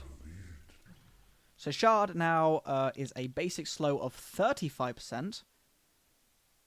So now that goes from 25% to 35% base slow. And now if I get the talent, that goes up to 50% movement slow. Although I don't think it's updated. Oh no, yeah, 15% curse movement slow. So why isn't it updating? Oh no, so the active curse slow, I think. So let me just reset my hero, hang on. Right. So curse slow is 60%. It's the curse after the slow procs. Okay, I'm not sure that talent's actually really good. So it's not... If it was base slow, that would be insane. Yeah, if it was the base slow, it'd be really bloody good. Otherwise, to be honest, 8 strength is quite good at level 10. Yeah, I think base strength... Like, regardless of whether you're playing support, carry, or durable. I mean, to be honest, if you're playing more of a core-based Abaddon that's actually right-clicking people, this curse slow is insane. 75% with the Shard. I didn't actually know the Shard improved the base slow. I think it's actually usable to get it now. But yeah, you have the 15% Curse of Avernus, 65 damage, probably go in borrow time cooldown just to make sure you don't die, and Curse of Avernus attacks required. And lo and behold, Yeah. 1, 2, Curse. I think in immediate sense, the +8 strength at level 10 is probably going to be more useful. Yeah. But in the long run, the other one's going to be more useful. Oh yes, Manta. Koyan makes a very good point. Manta on Core Abaddon. Really Yeah. good. I can understand Core Abba potentially coming back in the meta now that off lanes are farming more. With the reduced mana cost of Yeah. Aphotic Shield, it's nice to lane as Abba now. I'm excited to try him in an actual game, but I think the patch notes, you know, they don't really show sort of the in-game impact until you get there yourself. Yeah. So, Alchemist. You want to take this one? Let's just alternate it. Let's alternate it. Well, yeah, okay. And to be fair, you play Alchemist. True. To be fair, if that's the case, we could just do the heroes that we actually play. Yeah. Okay. I do want to say with Abaddon, talent changes, more as a general thing, talent changes are going to prove interesting for me as a primary ability drafts player, because changing that talent from a general talent to a skill-based talent leaves you in a situation where you can intentionally choose not to take Curse of Avernus on base model Abaddon to get the money, or to take it to get the slow, rather than just a generic talent. Because And it adds on, because money can make a huge difference in ability draft, so it adds a lot more planning. Yeah, flexibility. I also think that now that there are 2 talents for Curse in Abaddon's base kit, it incentivizes getting an item that naturally gets buffed by leveling. An ability that gets buffed by leveling. For example, if I'm playing base Alchemist now, I'm thinking, oh, I don't desperately want to get Unstable Concoction on him. I kind of want to get Acid Spray. Yeah. Because there are no general buffs on him anymore. There's no health, there's no damage anymore. It's all based around abilities. So 1 damage per Greevil's Greed stack is completely fucking useless, so it's free 500 gold. Hey, Father Morg, lovely to see you. I'm glad you came by. But yes, giving Aghanim Scepter to an ally now grants Alk bonus damage and spell amp even if Alk doesn't have one yet. So what the fuck is Alk's Ags now? Oh, so he doesn't have to give himself an Ags. Yeah, I think he just... Yeah. Wait, no, does he gain the health from it? No. So if I buy an Ags... It just says bonus damage per scepter and spell. No, right. If Alk consumes his own Ags, he gains the full stats. Yeah. So that's actually not bad. That's what happens with the... He also gives himself 20 damage just by giving himself it. And a spell out. Yes. Yeah, because it counts as him gifting it to someone. Yeah, so I like that. That's effectively what it does is it alleviates people's need to buy Scepter. Yes. And because Alchemist doesn't have to use it on himself straight away, it makes it a lot more viable. Yeah, it makes it so you can actually give it to yourself last and not have to go, oh fuck, I've just given 2 Ags out, I gain absolutely nothing out of this, I'm going to have to give myself one in the middle. He can just slap one straight to, like, your fucking lion. Also, look at these names. Christina and Manuela. I love these names. Also, Father Morg saying he wants his small camps back. Yeah, this game dogs on a bunch of popular mid lane heroes. Like, a lot of them. I think heroes like OD are going to come back in naturally because they don't have a lot of, like, small camp clear abilities. It's going to be interesting to see how mid changes, because there's a lot of potential for mid changes. So, Alk had a lot of his talents changed. His 10, 15 attack speed talent... So, all his general talents got changed to ability talents. Attack speed got removed and replaced with Acid Spray armor reduction, which, again, really nice. It adds up pretty quickly, especially with AC. 15 talent reduces a huge health talent, but replaces it with armor to allies. I prefer this by a long shot. Health talents are bullshit, I think they should be gone. It adds a lot more viability in team fights and also covers one of Alchemist's main weaknesses. I mean, if you can get Pingu, here, he will absolutely tell us about support alch. In fact, I'm just gonna see if he's actually in a VC right now. I'm guessing they're in a game right now, so I won't message them just yet.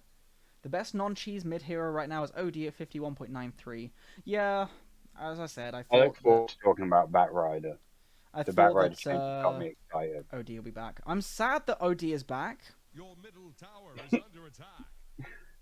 I'm sad that OD still exists, but Yeah, but it's better than having, in my opinion at least, like fucking Puck. He's annoying, and he hits... what if we merged the two heroes together? Did you just want to create airborne cancer? Like, we have Puck's stupid teleport bullshit with astral imprisonment. The only saving grace now that I find against OD is that, yeah, I mean, OD, he's just boring. I think anyone that plays OD likes playing OD. It's I just liked him because when it's he rare. stole in. You liked it when you could run up and steal your teammate. Bro, are you gonna stop mentioning that every single fucking time I mention OD? I refuse. Okay, fine. Hey, don't make me bring up Shoeless Juggernaut. Oh, Mjolnir Sand King. Mjolnir Sand King is hype, and I will do it again in a real match. Oh, it worked nowadays. It just didn't work with unique attack mods. Who said anybody actually used Caustic, though? They just never skilled it. No one did. Caustic was so bad. Caustic was trash. Burn that hero in a hole. Which I'm glad hero we are you managed a specifying? hero and a half before we got distracted. Okay, let me OD. finish the fucking talent. They're on about OD. OD does deserve. Yeah, OD does deserve to burn in the hole. That's why he's housebound in my in-houses. Sorry, dude. I know you master with him, but he can fuck right off because baby jail needs to be removed. 20 damage replaced with +1 Greeble damage so that it's max 24. A bit of a non-talent, but it does mean that you have to be a bit more farming active to get the bonus out of it. You should come back, Fatherborg. The drama's gone now that Tymo's been banned. And 25% cleave, which is a bit of a meh talent anyway, because it's like you've already got your farming items. Why the fuck do you want to cleave talent at 20? Awesome. I'm really glad you come back. Welcome back, my friend. Minus 0.1 chemical rage base attack time. Tymo was banned because of a very long story, but he was a massive shitbag to myself and everybody in the server, and genuinely just hated the fact that I put in sort of new guidelines that just say be a decent person. And even his mates that he was going, we're gonna leave, and you're not gonna have people for in-houses. You only get like 10 viewers, so we can just say whatever the fuck you want. You'll never get banned. Basically, just trying to advocate being racist. And I just like, no, I do not condone what you're doing. You're gone. Among many other things that he did were unacceptable to me, and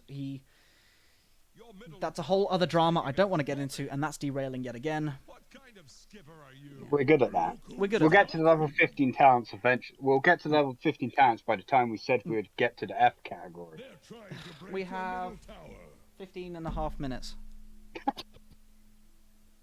So Somebody's- managed 2 heroes in A. Your middle tower is taking a drubbing. We're going to be streaming as long as this takes, by the way. Yep, I Even know. if I take an ill day tomorrow. Becca, don't judge me. No. But yes, Raph, do you wish to do AA? Yeah, I enjoy AA. Casual even if AA it's been enjoyer. very long time since I've played him to the point where I forgot Chilling Touch was what it is. Ice Vortex Shard now also slows attack speed for the same amount as the movement speed slow. So that is a 25% attack speed slow. Wait, that's a percent slow? Is that I assume percentage it attack is. slow? Because the movement slows a percent.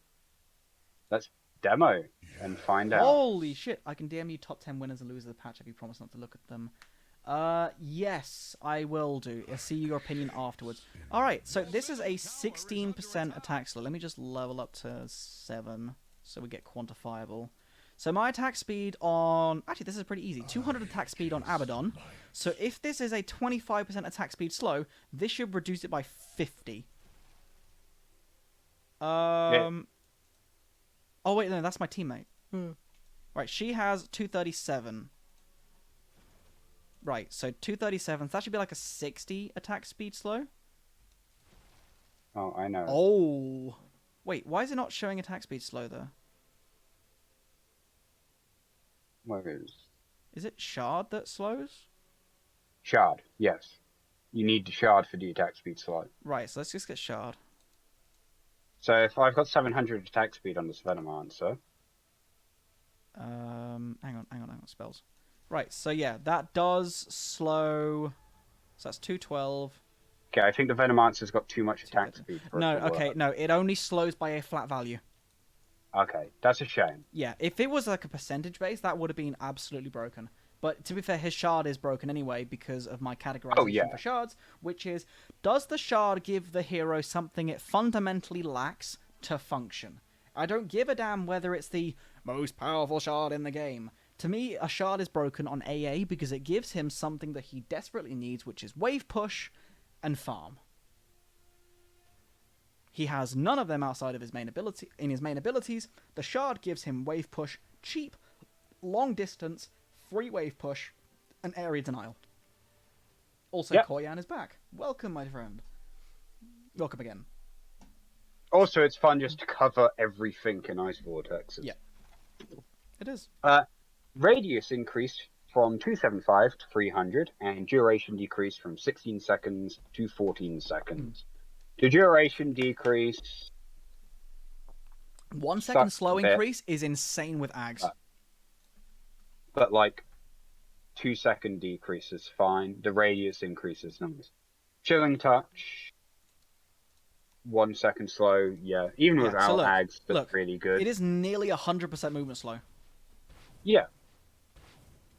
In fact, wait. If you give this guy... With enough attack speed. Arcane yeah, just Blink. slap a bunch of... Arcane Blink. Hear me out. Timeless Relic. It is 100% slow.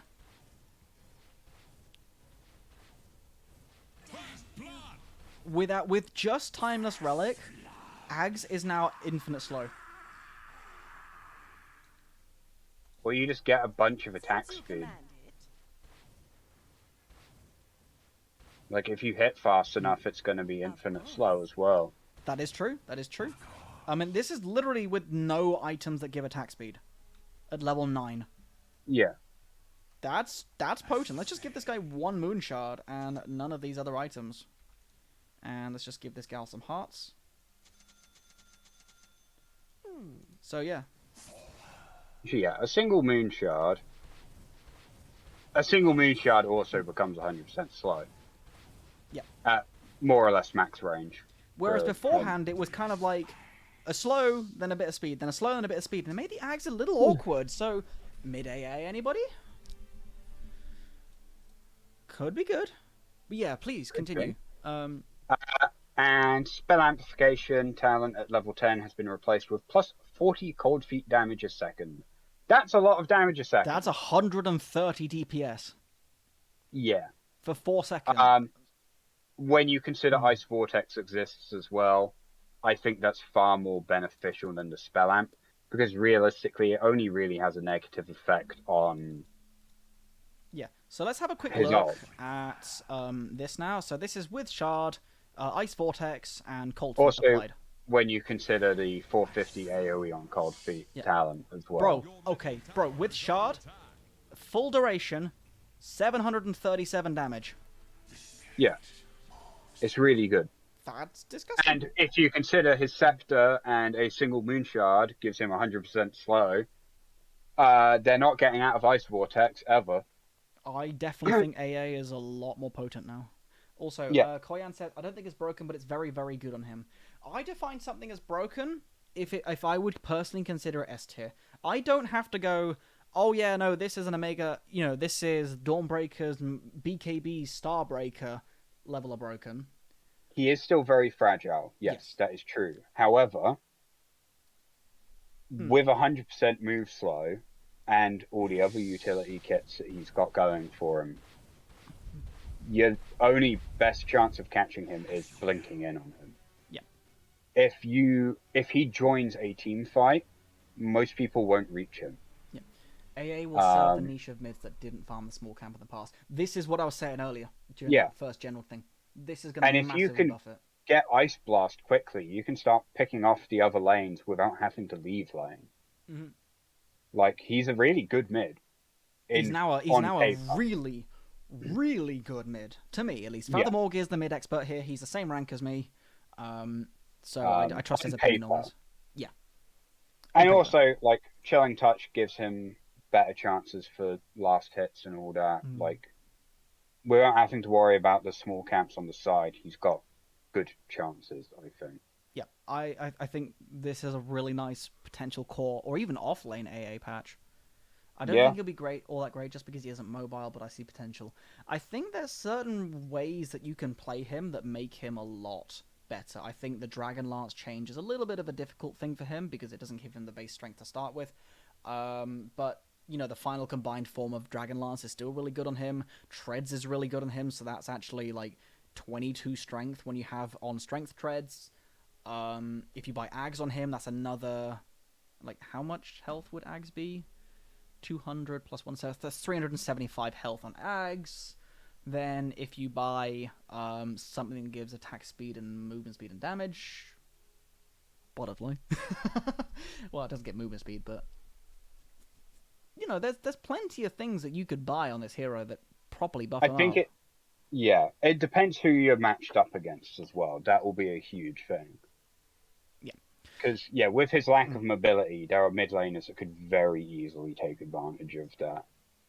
Yeah, 285 no movement speed in ability. I think he suffers from the same problem that Jakiro does. They are phenomenal heroes with a crippling mobility problem, which stops them being game-breaking. Yeah.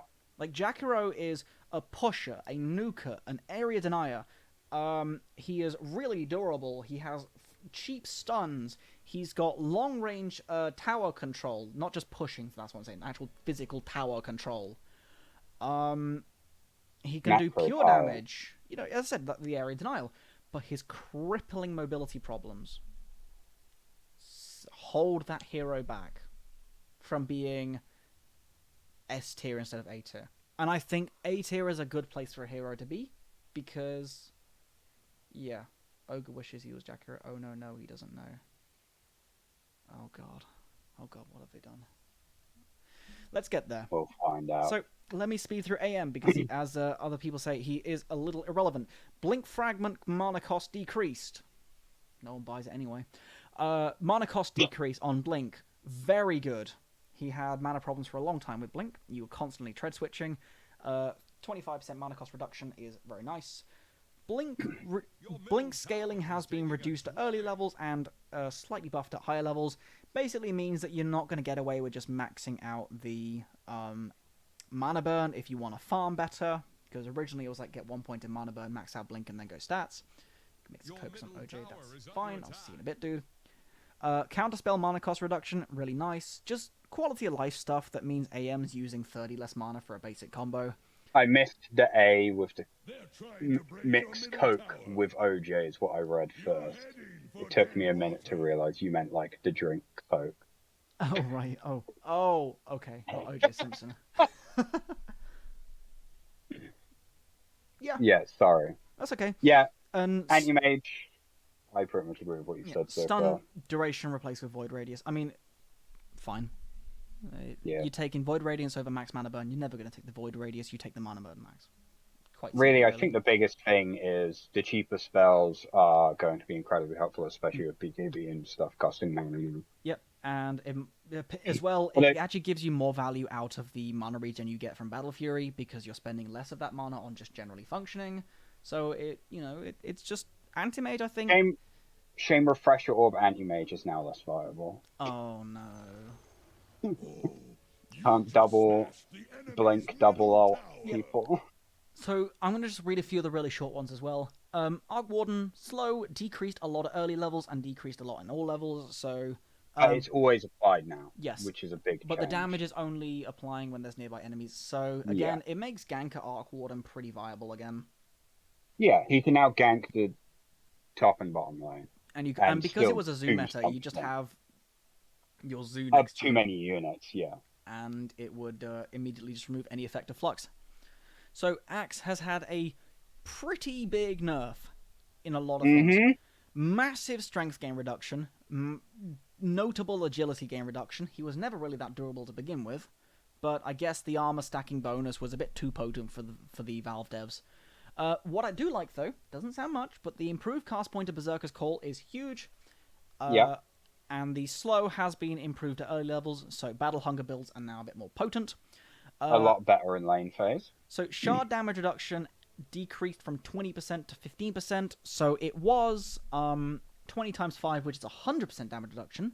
Now it is 6 times 15, which is 90% damage reduction. So a nerf to the shard and more stacks to actually get it active. Culling Blade cast range increase is very minor, but I think it's more potent than people think because it's just longer than max attack range, so it gives that tiny bit of extra room in case they try and run away from you. Mana regen talent being lost is very sad because it was always useful on him. But Berserker's Call armor is very nice because that turns it to a 32 armor and it directly gives damage to Battle Hunger. And the 20 movement speed talent is now 10 movement speed per active Battle Hunger. Now, here's the funny thing. Do you want to see a fucking mega hasted axe? I would say, doesn't is it his shard or scepter applies? Aghanims. Yeah. Well, scepter, I assume you mean, because they're both Aghanims. Sorry, Ags. Yes, I just say Ags and Shard. That's my thing. Yeah. So, let's level this bad boy up to, let's just fucking level max him. I don't get anything out of it. So, let's say 10 movement speed per active Battle Hunger, and I have Shard, and I'm going to have 5 enemy AAs, named Sophie, Helena, and 3 other languages. Oh god. Okay. So now, Battle Hunger gives 35% movement slow. Yeah, I don't know why they gutted his stats so much either. Like, it's how much a lot of strength for him to lose. The energy I can live with, but the strength is... Let me just level all of these to max before they start dying immediately. Because, so for those that don't know, Aghanims applies Battle Hunger to everything around him, reduces cooldown, and also gives armor stealing from every single target hit. Axe unpicked in the major. I thought he was picked once, but maybe not so sure. Anyway, he starts with 14 armor here and 310 movement speed, and now goes immediately to 465, and is still fucking zooming. And that's not even adding in the fact that you don't have shoes. Yes, no boots. Let's just get boots, because this is percentage-based movement speed. Where are you? Alright. Refresh. Refresh everybody. Let's get free spells on you.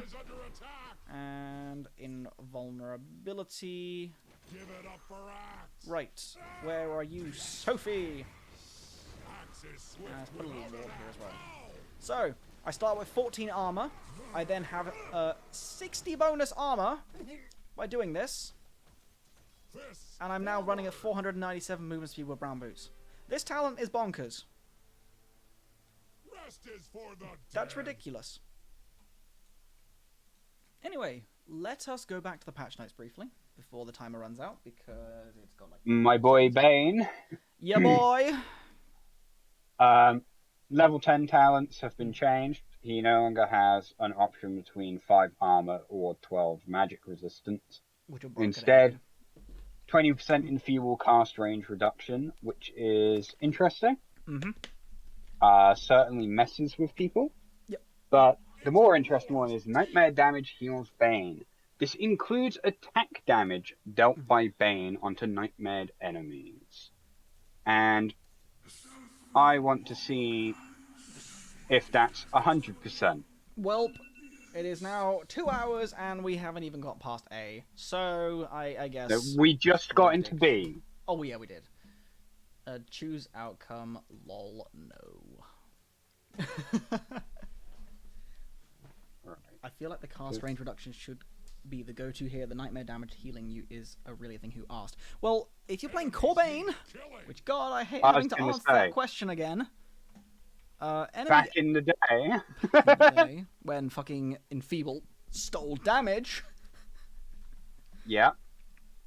Let's have a look. So this is currently And then they a made it deal attack speed 30% at cast one range point. reduction.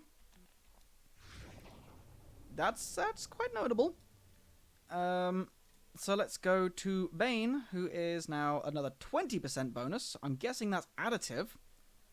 So now the cast range was that tree set over there, and now the cast range is not even at Bane.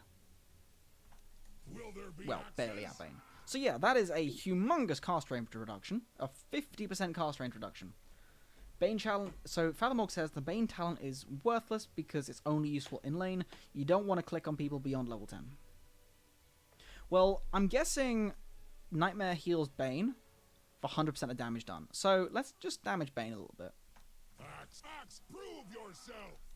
It does appear to be 100% of damage done. Yes. On account of the fact that I just tested it out with a Divine Rapier.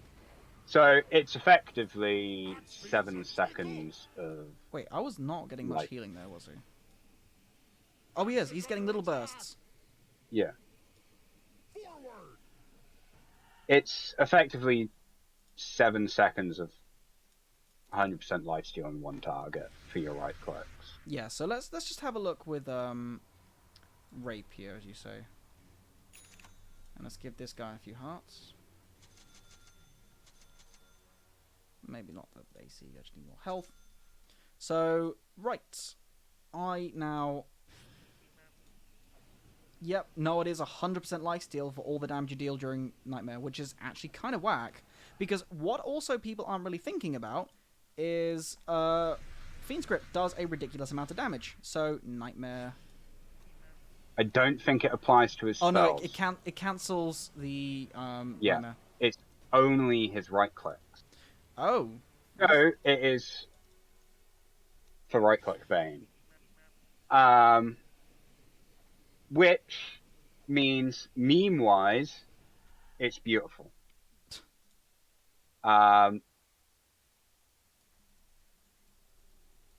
Standard wise, it doesn't really heal much. Can you hurt yourself with this?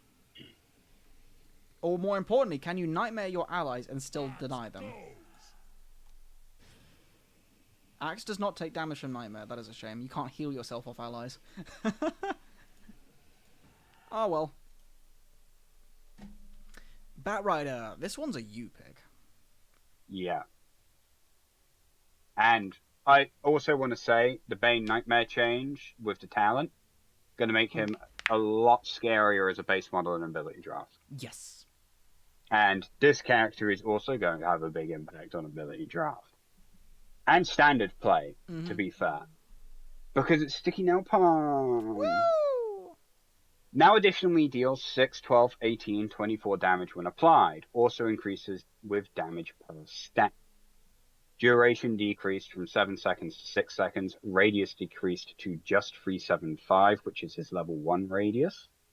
Damage per stack decreased from 7, 14, 21, 28 to 6, 12, 18, 24. And Shard now applies Sticky Nail Palm every second attack. I'm going to other thing- preemptively say F for the next point. The other mention is Firefly. Refreshing this ability refreshes its duration instead of creating a second path. Which sucks. But I'm very interested in Sticky Nail Palm changes. So right, let's change the hero. Decreased radius sucks.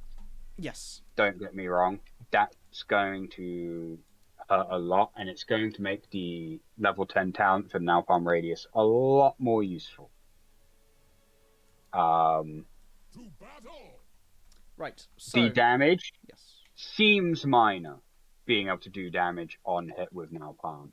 But You can attack with lasso. Lasso's not disarming you. not even just that. It gives him Oh a shit. Sorry. Fathomog just said Yes, it's worth the noting the duration. duration reduction does hurt a lot. I mean, it's 6-second duration on a 3 Yeah, second so if- cooldown. So if you miss your second throw, Mm. that's it. Whereas before, it used to be you had that 1 second window to reapply. Yeah. To So be honest, it doesn't. So that You does. have to think a bit more. Yeah. So 18. But at the same time, Oh god. you do a lot of damage with Napalm. That is adding up really quickly. It's going to make cooldown reduction slightly So that's useful. 10 stacks, and I did 1152 damage. And it just does 180 damage every time I whack this out. Justice Yeah. for the dead.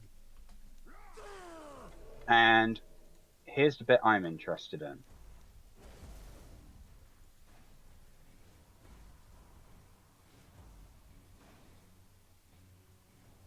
So, the damage from applying Sticky Napalm also triggers from the shard. Yes. So, Enemies every need second killing. attack, you're doing an extra 30 damage stacking with the bonus damage up. No, extra 24 damage, and then an extra 30 damage with each stack. With Do all you your want to talents see and something everything. fucking wacky? Pluck 6 sticky napalm damage, and yeah, just Yeah. have a quick look at this. Yeah, no, I even just having a single moon shard, you can rinse through people very, very quickly. Mm-hmm. So let's just get like 10 stacks on somebody immediately, just because we can. It's the shard change is scary because it gives you a guarantee. Mm-hmm. Like before, I mean, originally it was. It's not just a guarantee as well, but the fact that Napalm applies damage, and also it helps to make up for the duration reduction on Sticky Napalm, because now you can just every second right click will do it anyway. That was 11,000 damage, by the way. It also means he's going to do a lot more damage harassing in lane because the Napalm itself You will can do damage as technically CS harasses. with this. Yeah. It would be a really shit CS, but you can do it. But yeah, one more time on this. Hang on, I'll redo this. Hang on. And most importantly, ability draft, there's going to be some terrifying combinations. You get Sticky Napalm Geminate attack, and you're set Mm-hmm. with the shard. Because what, Geminate attack is also a 3-second cooldown. So every time Geminate is off cooldown, you can apply a Sticky Napalm, and then also do a double attack to apply a Sticky Napalm. Pretty much. Yeah. It's going to be fun. I look forward to it. I'll let you take Beastmaster. Cool. I don't think you probably played him more than I ever did. Yeah. So, Wild Axes, his ag's been sort of partly integrated into his talents. As a bit of an overview, he has no infinite ags anymore. So ability draft is going to say bye-bye to 0 cooldown axes. Yep. Instead, he gains Effing chat, lads. improved cast point on wild axes, which is nice. Slow Yep. decrease on boar, all at max level, or every level past 1, which is good. Call of the Wild Hawk makes this hero even more brain dead because you can now auto-cast Dive Bomb. Yeah. But it never roots instead of stunning. Yes, which is really good because you could basically perma-stun people from however many distance away, ridiculous amount of distance. I saw people getting stunned on their high ground past tier 3 and then dying. Beautiful. Now, Dive Bomb cast range has been reduced, which is really good, so it's now easier to actually react to the Wild Hawk, and you can also dispel the root. Attack speed has been decreased, understandable. It's pretty potent at level 1 because it's a 50% reduction, but at max level it's not so bad. Now, he has a new scepter, which is called Drums of Slom.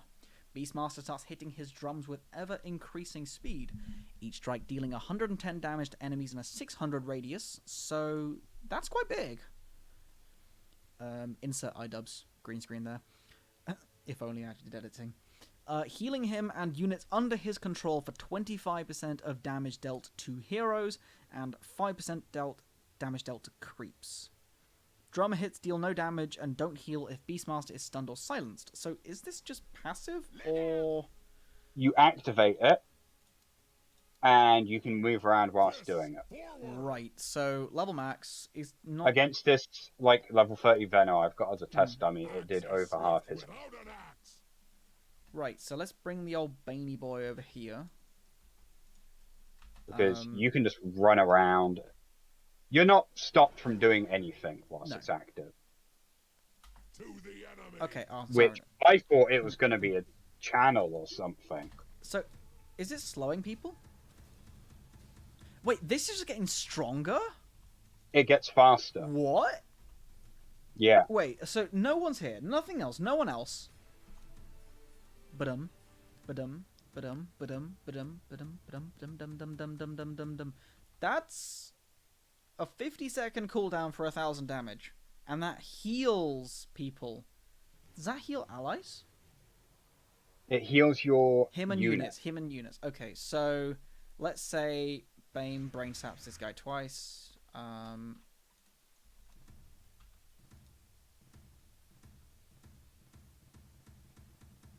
want to point out, though, it specifies just units under his control, which means Yeah.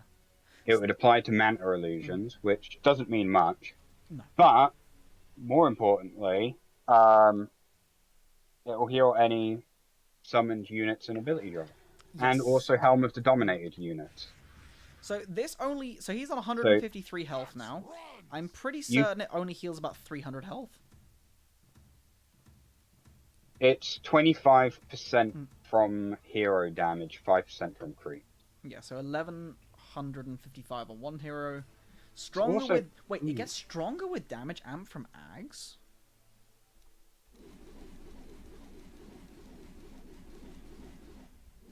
Alright, so this is 20 stacks of amp.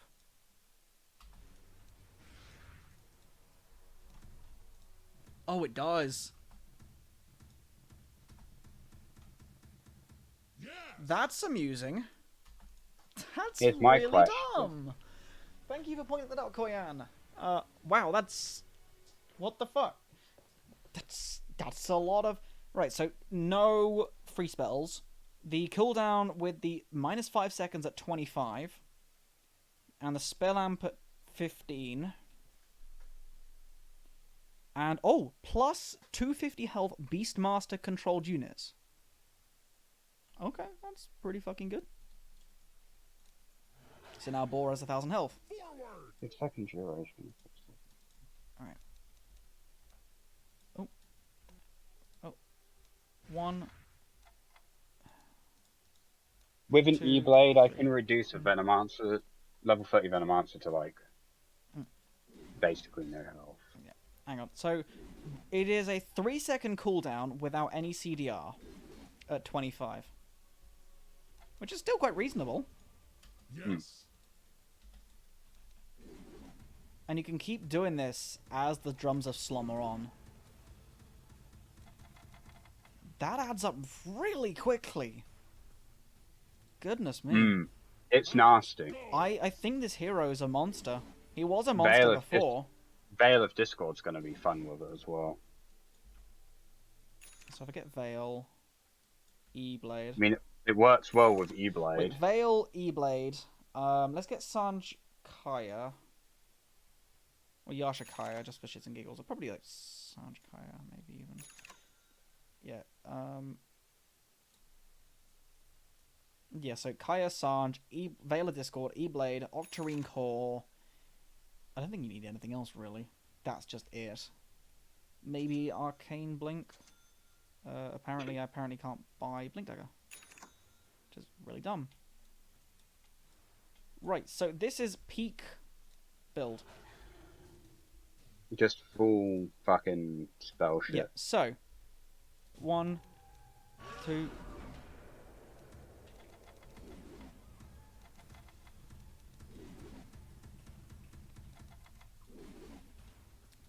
Yeah, it's definitely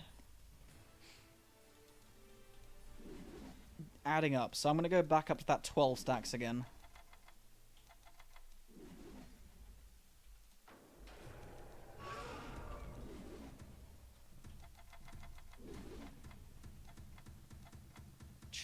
Jesus. There's something dumb about Beastmaster now. And I Yeah. think it's going to be busted in ability draft. I think, yeah, I 100% agree with you. I think It also depends what the scepter's connected to. Because they don't actually say. Because if it's Yes. connected to his ult, fine. If it's connected to one of his other abilities, that would be fucking terrifying. Because I do not want to imagine that in combination with Pulse Nova. To be fair, any of his abilities are good. Yeah, that's my point. Though. I would kind of expect it to be tied if with it's Inner not- Beast, though. If it's not his ultimate, you could take Pulse Nova as well in ability draft. Yeah.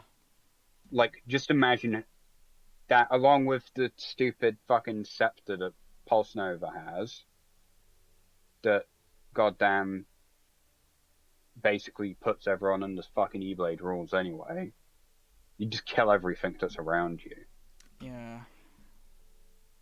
It's gonna be exciting in a bad way.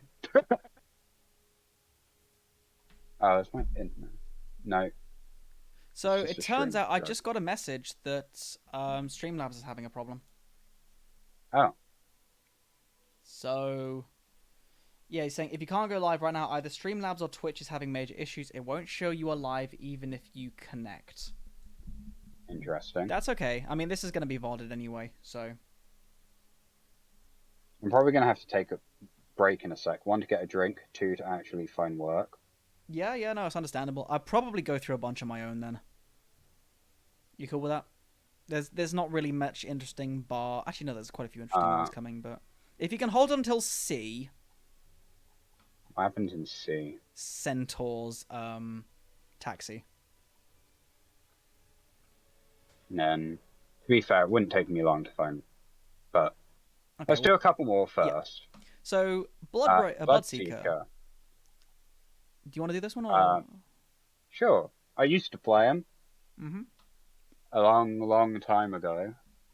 Blood Rage. Shard enemy max health as damage / life steal decrease by a whole whopping 0.2%. Oh no. Something. Max movement speed bonus rescaled for first. So it is less at the max level, only 40% compared to 44%.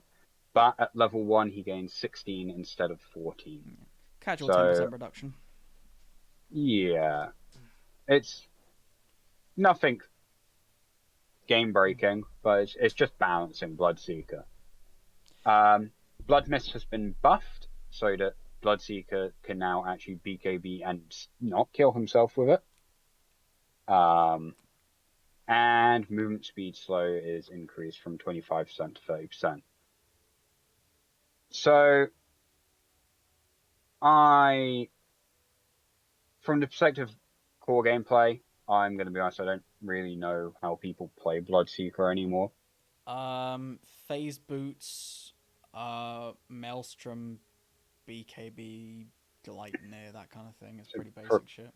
Yeah, pretty basic right-clicky stuff. Mm-hmm. From the perspective of ability draft, Blood Mist is amazing. Yes. And there's so many things it synergizes well with. Rot. Um, Kill yourself, yeah. builds. It will suicide, but it kills everything around you. Even better if one of your allies has Dismember, because then they can just eat you and becoming a walking orb of death.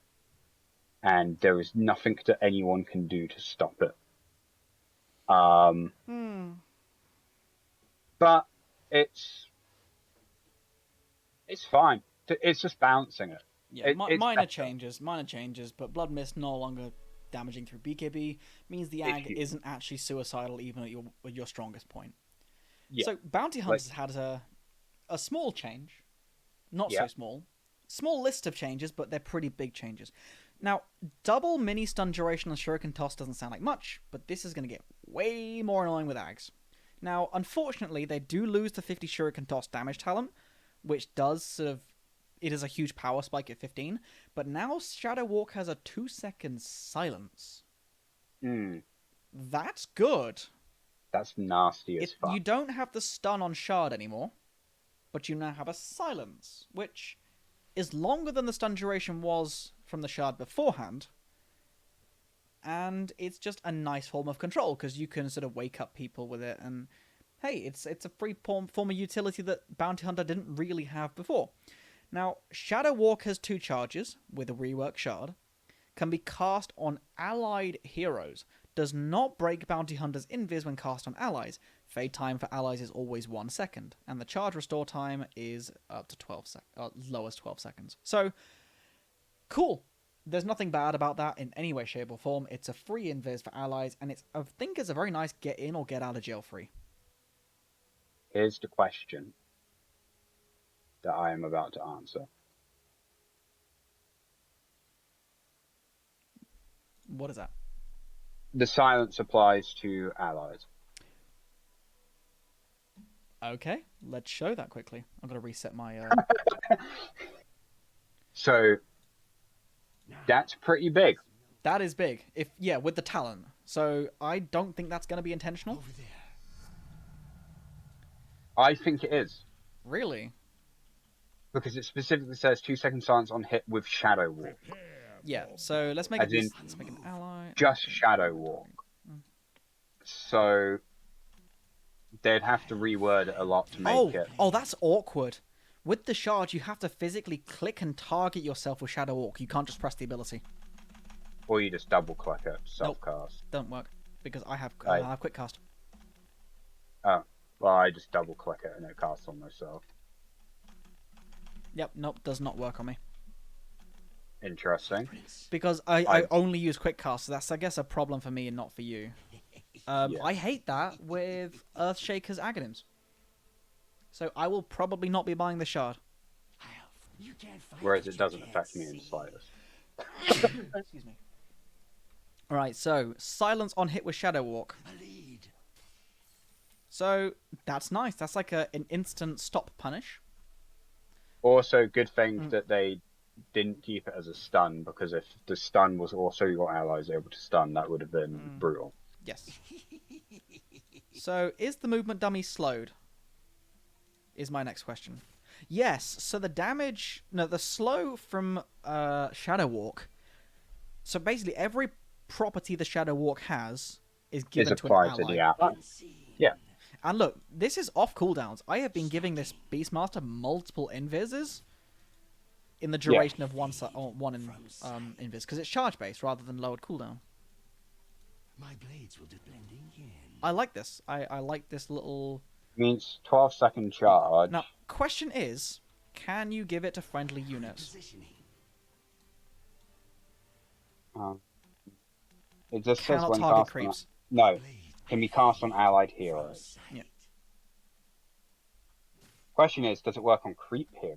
I follow the trail. I tried it. It's a bore. It doesn't work. Do boars count as creep heroes? They should do.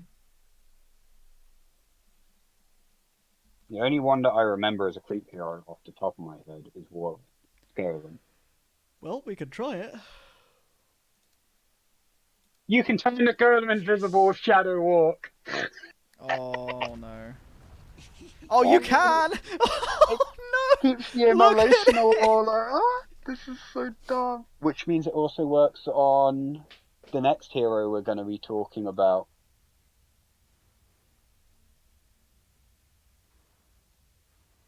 This invis lasts for so long, and you have a golem that now fucking it slows people. It lasts almost as long as the golem's actual sum, and a golem that can silence. Oh no! What a fucking terror! God. Okay, maybe I will be buying the shard. You know, as I said, the next hero we're about to talk about also summons creep heroes. Oh, Brewmaster. Oh god. All the primals count as creep heroes. Okay, so Primal Companion, rework Scepter. So he doesn't have double ulti anymore. Thank fuck. which also means he cannot jump to a Brewmaster ruling of choice, so he always goes back to the Earth Panda, I think. Whilst you talk about the next couple, I'm going to go toilet. Yep. And I'm also going to phone work, because I will not be able to work tomorrow. Regardless of this, I wasn't going to go into work anyway before people think I'm skipping work just because I'm streaming. Yep, understandable. And I'm also going to go get some water, because hydration is important, kids. Yep. So, creates a primal companion. Creates a primal split ruling based on Brewmaster's current drunken brawler stance. So, Earth, Wind, and Fire. If Bruling moves further than 1600 range away from the Brewmaster, it is silenced and slowed by 50%. If Bruling takes damage from heroes or hero-controlled units, will you get to the letter F before the 4th hour? We're hoping to try. Oh god. Oh god. We have a long way to go still. If the created Bruling is taking damage, a new one can't be summoned for 3 seconds. If the created Bruling is killed, the ability goes on cooldown for 70 seconds. Only one Bruling can exist at a time. All Bruling's abilities have double cooldown when summoned with Primal Companion. If Brewmaster uses Primal Split, the existing Bruling disappears. Cooldown 20 seconds. So, alright, Brewmaster! Allied! Hello! Lies! Goddamn. So, let's try the Aghanim's Scepter. So I can change the panda type. So is it that... I just make a Bruling. I just make a Bruling that follows me. So I can just have a permanent Bruling that just stuns the shit out of people. Oh god, this is a pain in the ass to micro when it's not actually my main hero. So, it's a permanent Bruling. So, I'm guessing, if the main hero dies...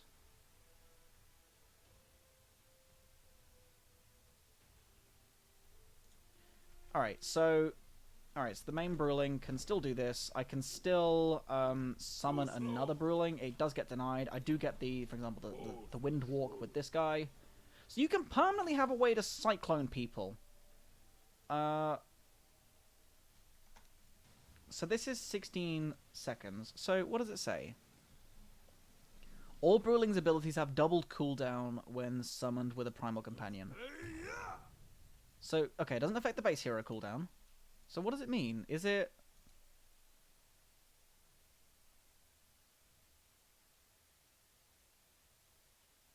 Gains Void Brawler stance, granting... Oh, gains a stance! It gains a brand new stance. Okay. And applies a 25% slow on attack for 2 seconds, and a status rest. Okay, so let's get the shard now. So you now have a purple stance. Oh! That's really cool. Okay, so... What does this do? 25% slow on 2 seconds to attack, and 20% status res. So, Earth grants magic res and armor. So this is brewed up as well. So that is plus 1 time. So brewed up gives 3 times status res. So am I brewed up now? Yeah, so Drunken Brawler. So that is a flat 60% status res with the shard. And I attack for 75% movement slow. So that is 202. And then when I'm brewed up, that is 100... Okay, never mind. That is still... Wow, okay, that is a nasty-ass... I genuinely didn't think it would give a stance. Just changes the colour. Whee! So this Voidling, I believe, just makes a Astral Pulse. Yeah, so it does no damage, but it does slow and disarm. He's actually pretty speedy as well. It says 225, but that is a fucking lie. That should not be, Oh! Wait, no. Right, so the 225 only applies when he's out of range, but in reality it's 450, so he's a pretty fast boy. And that Bruling... So I can't teleport to the Bruling. But yeah, I guess it just uses... So if I cast ulti, does it put it on cooldown for 70 seconds? No, it does not. Oh. Oh, so it automatically shows you that the cooldowns are double duration. Right, so naturally the stun cooldown is 5 seconds.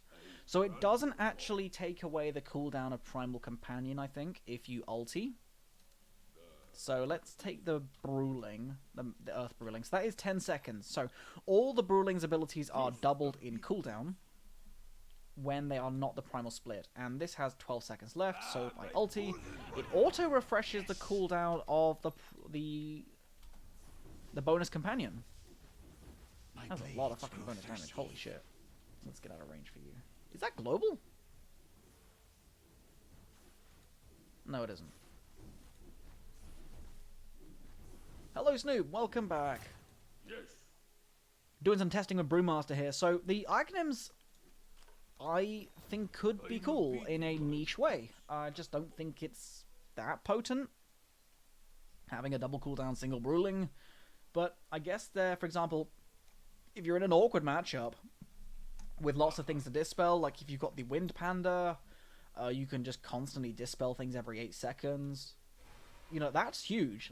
That is absolutely huge. Or you can just have a panda that every time you go into a fight without even having to commit your ulti, you've just got a way to, you know, tornado the fuck out of somebody, right? I'm a bit in my cups. You have a permanent way to cyclone somebody, which I think is really cool. I don't think there's a problem with that. Unsurprised What's that? that in the time I've been gone was still on Brewmaster. Well, it turns out there's a bunch of different things to test. Oh, yeah, there's a lot. So, the shard actually gives a void stance now. Yeah. Which gives 20% status res Didn't- and 25% Didn't it do that movement before? slow. I can't remember. Probably. I'm did. pretty sure I Maybe already didn't. did Maybe I that. didn't notice it. But when it's brewed I up, don't it think does anyone give... used it. No, not really. But what's nice is it's a permanent Bruling with double spell cooldowns. So you can have a permanent Bruling within 1600 radius unless it gets slowed, because you can see here it gets slowed and silenced. That You can have a permanent thing to throw rocks. throw rocks, slow, disarm, Farm for you. or burn. Yeah. So I haven't actually tested the fire Bruling out yet, but this does Or the Void Bruling. burn Given and you forgot provides it the Bruling existed. with phased movement speed. So this Bruling moves at haste. Yeah. And it is still going to burn people even if it's not next to people. So How fast does it move? 550, it's hasted. Hasted and phased. Yeah.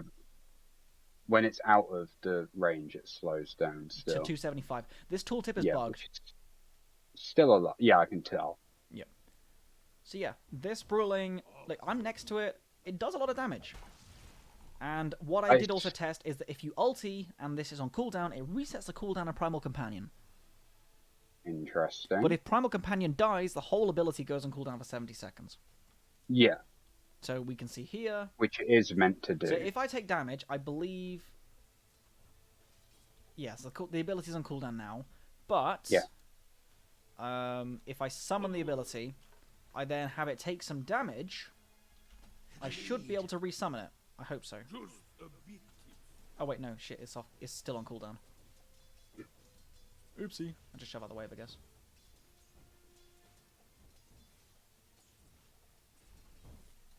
Right, so the ability is off cooldown What does now. the Void... A Bruling Bruling disarms. do? It disarms. Right, so Ah, the okay. Bruling is taking damage. It's not taking damage. It should do now. Yep, there we go. And now I'm resummoning it. And it does cancel the original, and it denies it from wherever it is in the map. So yeah, the Void Bruling does this. So yeah, pretty good. With the changes to that, it removes the health talent. You know, For one extra brewed up multiplier. yeah. So that is actually pretty cool. So that, I do believe, makes it 80% status res. Yeah, I think that is taking out a lot of the health talents, which Yes. Yes, that is Makes sense. 80% status res and a 100% movement slow on auto attacks with that talent, which I do want to say Mhm. one thing that is potentially a big deal in ability draft Mhm. is Brewlings do not refresh their abilities if resummoned, yes, which I assume also applies to the Primal Split. yes, Right, it actually says it applies to Primal Split, which is a admittedly minor, but still a nerf to the Vengeance or Primal Split yes. I strategy. think there was a problem with that in ability Yeah. draft for a long time. Because Like you had, like what was it? So you had double split, ref orb, double split, vengeance aura, split. yeah, it was a problem. But now it's at least been nerfed because the Primal Splits won't have all their cooldowns off, so you can just beat them down without worrying about being stun locked. Yes, good. Moving on. This is one of the big heroes last patch, Bristleback. Scepter radius has now changed to the cast range of goo instead of just flat Which 800. makes sense. Yep, it's really good because it basically was a point where you go 1 point goo and you would just get ags and it would be set to the 500. Attack damage has been reduced by a lot, which is a 50 damage nerf at maximum stacks. The attack speed talent, which was really good, has been improved with a cast range on goo talent, which I kind of like. And the other With opposing Scepter, talent, that's quite nasty. yeah. The opposing talent is +8 and 4% resistances on Bristleback, which I think takes it up to 48 and 24, which is a pretty big increase. Yeah. So I think it's a difficult decision for some people. I think if you're struggling a little bit in durability, you go for the other talent. I think it's nice and balanced, and I think that's how a 15 talent should be. The 25 talent has also been decreased to 180 bonus damage instead of 250, which was so unbelievably broken that you would walk around with 2 free rapiers. So overall, they have decreased Warpath's total damage by 120. Which is insane. That But is needed. a humongous fucking nerf, but much needed. I'm Yeah, glad they Warpath haven't is nerfed the ridiculous. armor count of Vicious Nasal Goo. I still think he's really strong. I just think he's now balanced. That's fine. Warpath is what took him over the edge. Brood is I yours, think. isn't it? Used to be. Back in the day. That's how it is with a lot of characters. Back in the day. Back in the day. Back when Spiderlings wasn't an alt. Insatiable. Oh, base movement speed has been increased by 5. Very minor, but nice. Yes. Also, changes like that are huge for ability drafts. Just making base models more viable. Insatiable hunger it scares me. Yes, that is a lot of bonus damage. Rework shard to increase duration by 2 seconds and gain a extra 12 damage every 1 second it is active. It is active for 14 seconds. It already gives you 65 bonus damage. Realistically, the last couple seconds you're not going to get as much use out of. I followed the trail. But even after 10 seconds, that's 120 extra damage. Yeah. And She took the fucking damage out of Warpath. That's what what the this fuck is this 25 talent? is. Minus 0.3 base attack time during Insatiable Hunger. Yes, or you can have a 85% 90. slow and miss chance. 95% Sorry, 90%. 90%. Yeah. Yeah. Both are terrifying. What the fuck? Um, Alright, so let's get the shard quickly. Not to mention, Spin Web improves your turn rate now at the cost of a little bit of movement speed. It's like at max ranks you lose 6% of the movement speed, but you get a 0.2 turn rate increase, which is good. This shard. Oh yeah, it's fucking busted. 245 bonus damage. Yep. on a 25-second cooldown, and it's 100% lifesteal as well. Effectively, the shard compensates for her base damage needs, and her lifesteal is already covered by Insatiable anyway. This base attack time talent is fucking nasty. She barely even needs her spiderlings at this point. Dude, look at this. Like, yeah, it's disgusting. So this is, 536 attack speed. Yep. Her 651. spiderlings do not feel like they're needed. Like, No. um, She's got no damage items with the exception of Skullbasher, and at level 30, she has a near free Divine Rapier. yeah. Silken Bowler also got buffed. Specifically, its Mischance got buffed. I like Silken Bowler on paper a lot. It just never seems to do much. But 55% Mischance is pretty fucking nuts. It's a There's big, more- it's a big buff. Big buffs. Yeah. It's a lot more viable with that little change. And then talent-wise, level 15, she no longer gets 16 agility, thank God. But instead gets the 130 spiderling health. Gonna be honest, I don't feel like the spiderlings are gonna do much compared to Broodmother now. Mm. They just feel like a little cherry on top. Yep. No longer gets 400 health, instead gets 25 agility at level 20, or the Silken Bowler AoE. If you're building into Silken Bowler, the AoE is great, but 25 agi is like, what, a free, almost a butterfly, isn't it? 25 much agi grants you... Where is the ability item here? 25 damage. 4.17 armor, 25 attack speed, and 25 damage. Yeah, that's pretty fucking insane when you can... Yeah, it's an eagle song. Yeah, it's a free Eagle Song. When you That's- equate that to money, 2,700, 2,800 gold for free, 20. When you talk about Yeah. inability draft, when you get 750 gold for that talent, or 2,800 gold. Hello, Yeah, Beta! Welcome back. It has been a little while since you came by, but yes, we're doing patch read. It's very powerful. But I will also say, Silken Bowler AoE, if you do also go... Like, she's a nightmare right-clicker, but some of the support potential with Silken Bowler, I would be willing to piss about with that. I think it's a surprisingly big AoE. 400 AoE is big. Like, if I And get a if you bunch of get double the other level- targets... Like, realistically, you would want to build her as a right-clicker with these talents, Yeah. with So, these lines. like, here is a bunch of fucking people at a disgusting. distance, right? This is like a reasonable split, isn't it? Yeah, That hits everybody in all Yeah. of this. That is not 400 units. yeah, it doesn't seem right. No. I think it basically But- hits 400 units either side. My blades will do the talking. So let's put them in a line. Does it become a target AoE as well? Yes. Yeah. So look. So we have 2 of these ends of a peripheral, which is probably like 800-900 units away. So it only hits these ones here. So the cast range is... That's a pretty big cast range. Yeah.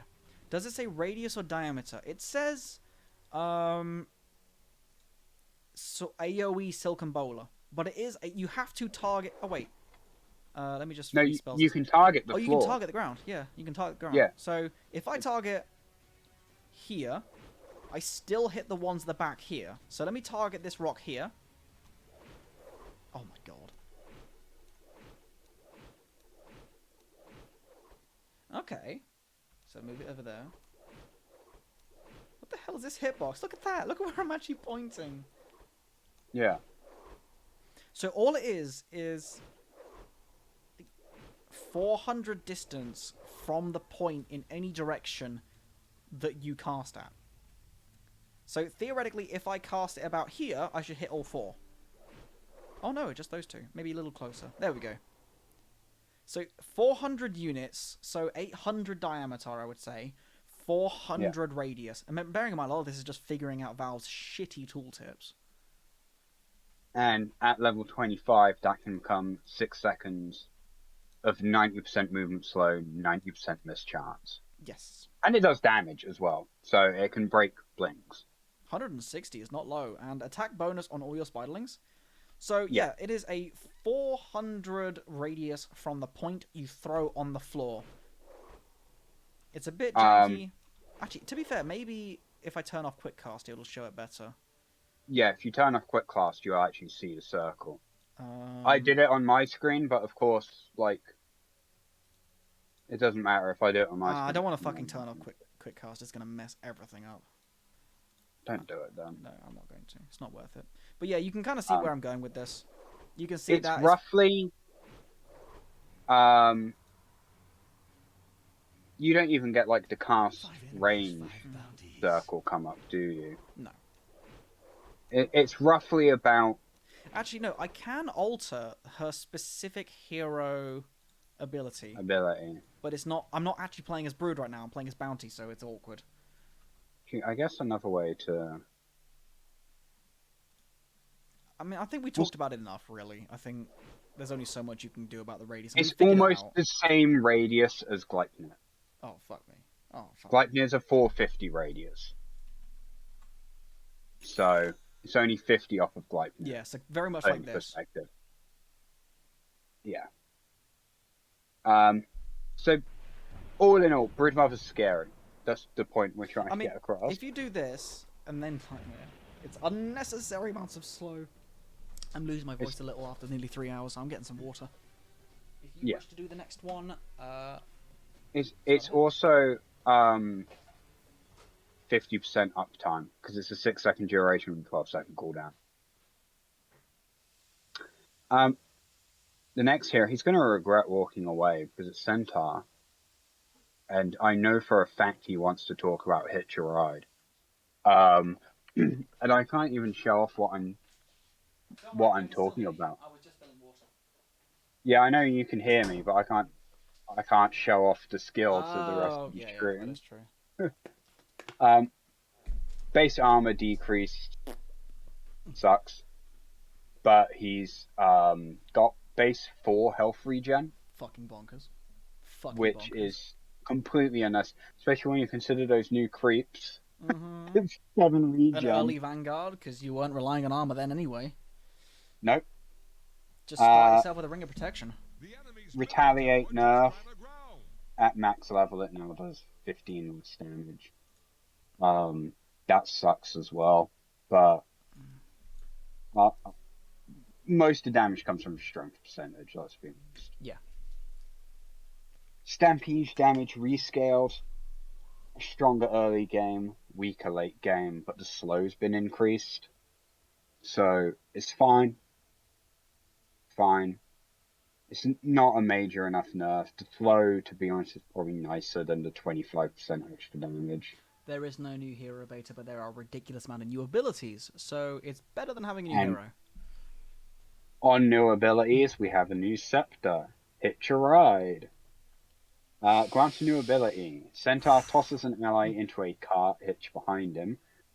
While in the cart, the ally can still cast an attack normally, but cannot move independently or be targeted by opponents. Non-targeted effects can still affect the hitched ally. Increases the attack range of melee heroes by 200. Mana cost is 75. Cooldown is 67 seconds. Duration is 8 seconds. Cast range is 300. So it's not a big cast range. It doesn't matter. You buy ether lens on him. I was going to say, but you just buy an ether lens. I have a bunch of things I need to show you about this. I've already seen one of the pictures you sent me. And I know we've talked about the fact that it can break people out of... So my enemies everything. This time are Enigma as an ally, who is called Zay, with a very weird Z. Where does he get this cart from? He just pulls it out of thin fucking air. 6 Enemy seconds faceless. 8 seconds is a long time. I want an ally Medusa. Yes. And I want probably, let's just say fucking ally PA for shits and giggles. Level max, level max. Let's turn on your split shot use modifiers and your thingy there. And I don't know, just other things, right? So Faceless, level max, hello! And give this motherfucker some ags. So this is the Hitch a Ride. You have to target an ability, a person, and you will then drag them about. Steel and strength. And they can still attack people. Right, sorry, I just tested an interaction. Yeah. So if Phoenix ults whilst he's in the car, Mm-hmm. it does not move the sun, the egg, Yeah. I guess. But when he hatches, he'll appear next to Centaur. Oh god. So he just teleports. Oh god. Alright, let's do this. Number 1. Free spells. So I go 2. Get in the fucking cart, Shinji. galloping. Monkey King's gonna have a lot of attack range as a melee hero with that as well. So the and I cart don't has like disappeared, and he appears where the cart last was. Yeah. Who dares challenge? I leap to the Okay, kill. so I need etherlins to actually make this next section work. Yes. So we then also have a PA who is in danger to the Faceless. Oh no. Shatterbones.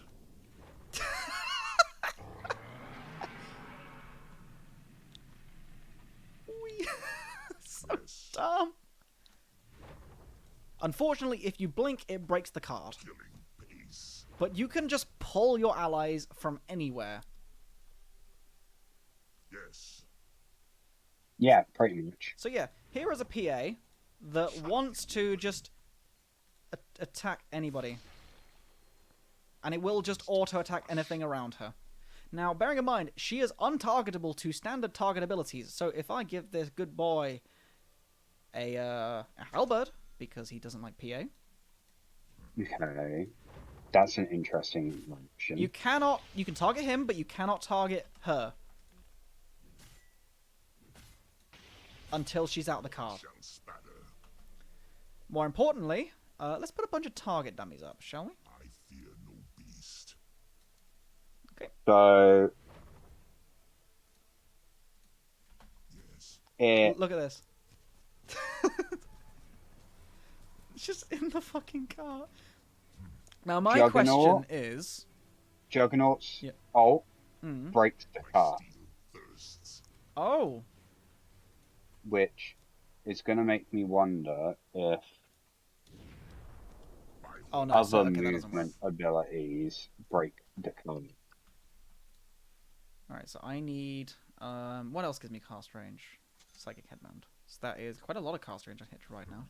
Okay, so it counts as rooted. Oh! So techies can't blast off in it. Right, okay, so it self-roots the player, so... Yeah. Alright, I now have a really long cast range on Hit to Ride. So, what I'm trying to do is... Oh, it actually just straight up pulls her out of it. My attempt there was to try and get Medusa to be in the chrono but still be attacking. runs. I'm not sure that'll work. So I go. No, you can't. Who else could have interesting interactions with this? Yes. So, here's another interesting interaction. Black Hole. Who dares challenge?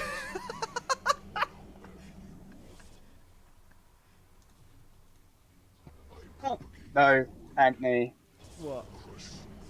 can't get a shadow shaman to shackle and just cart him away. Oh no. Wait, you just saw me do Black Hole though. Yeah, I know, but you can do it with shackle and stuff as well, which means you can do. Wait, no, does that mean you can do it with fucking Witch Doctor ult? Yes, you can actually. My steel That's thirsts. disgusting. Alright, You- shackle him, boy! You can just make it so Witch, like you can just take Oh, Witch it's Doctor. just so janky. It looks horrible, doesn't it? And you can still cast in the cart normally. Batrider ult. Yeah. Batrider ult probably breaks it. Unless it drags it along. No, I was gonna say Batrider ult would drag them along because it doesn't move them. Oh, no. And can Batrider Firefly in it? Let's find out.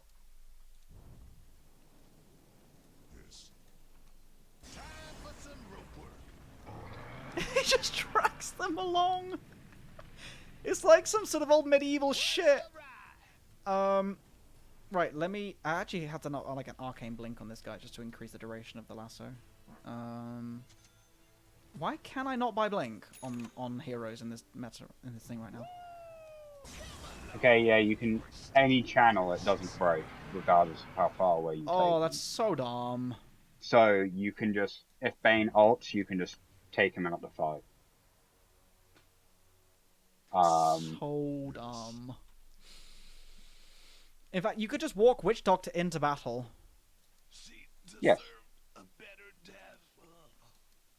Alright, let's You get just the walk old... him into battle, he Scepter, ults, Max. and then you just walk him out. Here's another question. So dumb. Try Dawn ult in the cart. She does not blink but moves really fast. Good question. No. Okay, that's interesting. What's that? If you trample as Primal Beast, it still counts as him moving when you cart him around, so it still does trample. Oh. Yes. But you Alright. can't do... Wait. Yes. No, I've got a better question. Oh, as Dawnbreak, you can fucking move the central radius on Ags now. Oh, I love it. Great. Oh, her Ags are so broken even more now. Oh. I didn't even talk about that change on Dawn. Have you seen that, Raph? I have. These fools attacked me. Ah, that sucks. Was that supposed So I'm gonna assume it's the same with Yes. Hudge. But do it while she is in the wagon. Oh, so I have to put her in the wagon. I think she breaks the wagon. No, she doesn't. She just stuns everything next to Oh. her. Oh, no. Wait, what was that?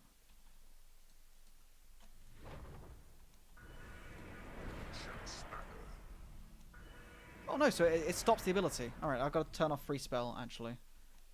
Right, so Okay, she's in so there. interesting interactions. So it Primal cancels the Beast. spell. Primal Beast's ult My way. breaks the wagon. I fear no. Wait, But as in when he's dismembered- in the wagon. If he's in the wagon, he's forced out of the wagon. Okay. But Dismembered doesn't. Huh. So she stuns people around her, still heals, by the way. Did you see that interaction? Yes. I need a way to damage people, damage themselves. I'll get Faceless to attack her.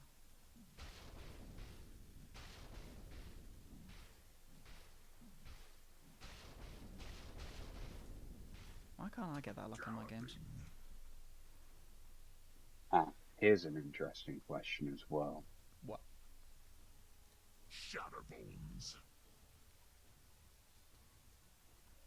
Alright, so Dawn, I'll buy a ref orb on her. So Io can tether to Centaur in the car. So Okay. I go. It looks ridiculous. So she instantly stuns everything around her, even though her ult is cancelled, and she can still actually break the car with her hammer. She Yeah. still has the heal radius, but can't control it. Interesting. So if I refresh her, right? If I put her in the cart, she can't Starbreaker. It just kind of janks. Look at this. Yeah, Oscar can't life break. Yeah, it just I spins feel and like- cancels. I feel like this can also be used to Oh no, grief. she can hammer, but she can't recall. You just throw it out and just Yeah. stare at it longingly. And it follows the it follows the cart. Try Starbreaker with Shard. It's not going to change anything, I think. Oh no, the Starbreaker with Shard works! What? Gaben, please, can you actually fix your game? Look. Here's a question of how interactions work. Okay, that's... Wait. Thirsts. The natural path. You are untargetable, BKB'd, and you can Starbreaker during the Stampede. Oh god, So I go. Oh, okay. Okay. What a hero. Yes.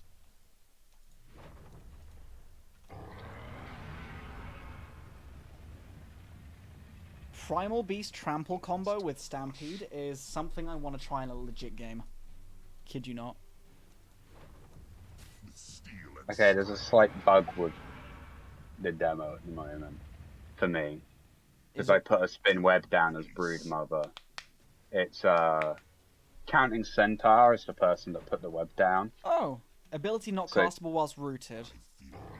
So, Uh, can Primal...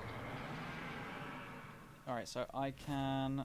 All Primal can do is trample. Wait. You can pull Clockwork out of Oh, his no. own power cogs. Okay. It doesn't look comfortable. You can lift people, but it does break the cart. Can you BKB out of the cart? That is a good question. You can BKB, but you stay in the cart. Oh my god, he can have multiple carts! No!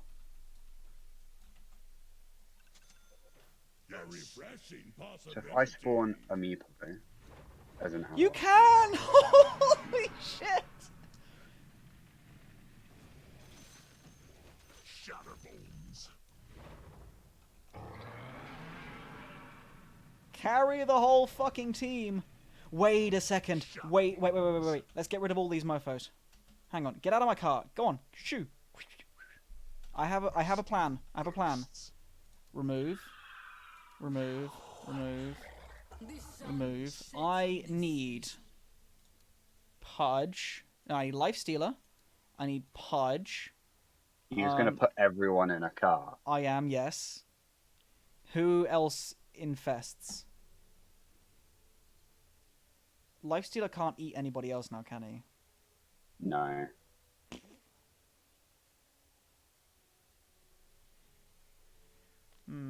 Wait, no. You like Pudge can eat somebody else. You can have 3 people. So let's put Yeah. Bloodseeker down. A killing pace. Wait, where is Pudge? Did I not click Pudge? There we go. Pudge is here. Right. So Christoph, Zay, and Hina. And you're gonna have Scepter Shard, and Scepter Shard. Don't care, don't know. Right, so you are gonna get your Blood Mist turned on. You are gonna get eaten, and you are going to buy a, I don't fucking know, Radiance, and you're going to go inside this dude. He does a lot of damage by existing. By the way, Here I come. you can see that, right? Yes.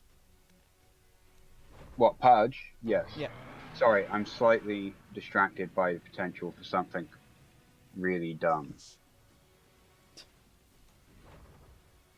Oh my fucking god, I love this. My Okay, question... that's also interesting. Right, so Alright, so Pudge, if Lifestealer... Earth bursts Spirit can break the cart by turning Centaur into a Renman. Mm. But, Coming through. whilst in the cart, Earth Stealer... Earthstealer. Earth Spirit can punch Centaur to drag them both along. What? Serves no practical purpose. I guess it's like a free force staff, isn't it? I guess. But it's a 900... It's a 800 distance force staff where you punch Centaur up the ass. I've got to try that now. Hold up. Alright, so what's the interaction? Dumb. So So, is it with like Ags or Shard or something like that now? Yes. the enchant Renman, if you enchant Centaur and turn him into a rock, it breaks the cart. But Yeah. if you just boulder punch him whilst carting him, it just takes you both along. Wait, it doesn't seem to work. Works. I had an Aether lens. So Oh, you oh might yeah, need- that does work! You Yeah. have to kind of have this weird little like, okay, so Ether Lens does make this way easier to actually do. Yeah. Alright, yeah. Alright, so you are... You can still do all your spells, yeah, hang on. Imagine if Lifestealer infested in blood, blood consumed by Pudge, and Pudge shot off by Snap. Yeah, that's definitely a thing that people have tried. Alright, here's another question. Yes. Can Nyx use his scepter? Just fucking no. You can! You can No. cart a pile of dirt around! No. Oh my god, he doesn't even have to cast it whilst in the car. You can just pick him up whilst he's a pile of dirt and relocate him. So he doesn't even have to unburrow. Oh no. I fucking love that. You're just a walking spike ball with floating spikes. Literally, that the fucking spike Wait. bullshit's Um, done. If you get Spike Carapace and you just impale randomly outside of the fucking cart, it just appears out of nowhere. Wait. Oh my god, you can use it on creeps. You can't use the spell on creeps, I thought. It's just allies, Oh, not you allied can. heroes. You can cart Warlock's Golem. Are we doing this again? Are we doing some fucking like centaur bounty strap with Warlock? No. That means you could cart. That's a good question, actually. What happens if he enters Portal? Wait, are you using like Underlord's portal? Yeah. Let's test it. It's not even like half this stuff is useful. It's just... Oh no, I changed my hero to Underlord. Oh shit.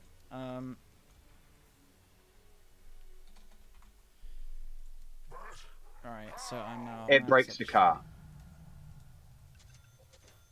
Sadly. Underlord, ally, and the max. And...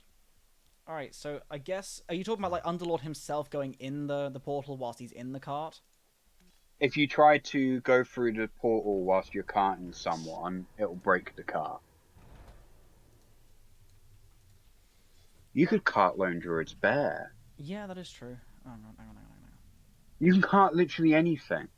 You can cart illusions. Can I stop my fucking thingy? Thank you.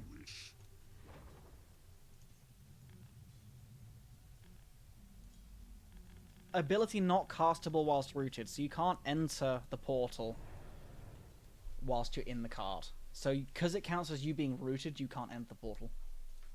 Okay, this is interesting. You can cast Cart on Clinx's burning skeletons, but it does not move them. Weird. Sound Like, pretty it confident that if Centaur got Dawn Ult and carted, immediately used Dawn Ult, they would fly away in the cart with him as it's just really fast moving. Oh my god, in ability draft, you could cart and charge with someone. I fear no beast. You will fail. Charge Right, of so if darkness she's- cart. She's going over there. No, I've got to try and get that in ability draft. Wait, that at some works! point. If you catch her just as she's going down, she can still heal, but she still stays in the cart and it doesn't break it. It doesn't do the weird, like, little stun pulse, I think, actually.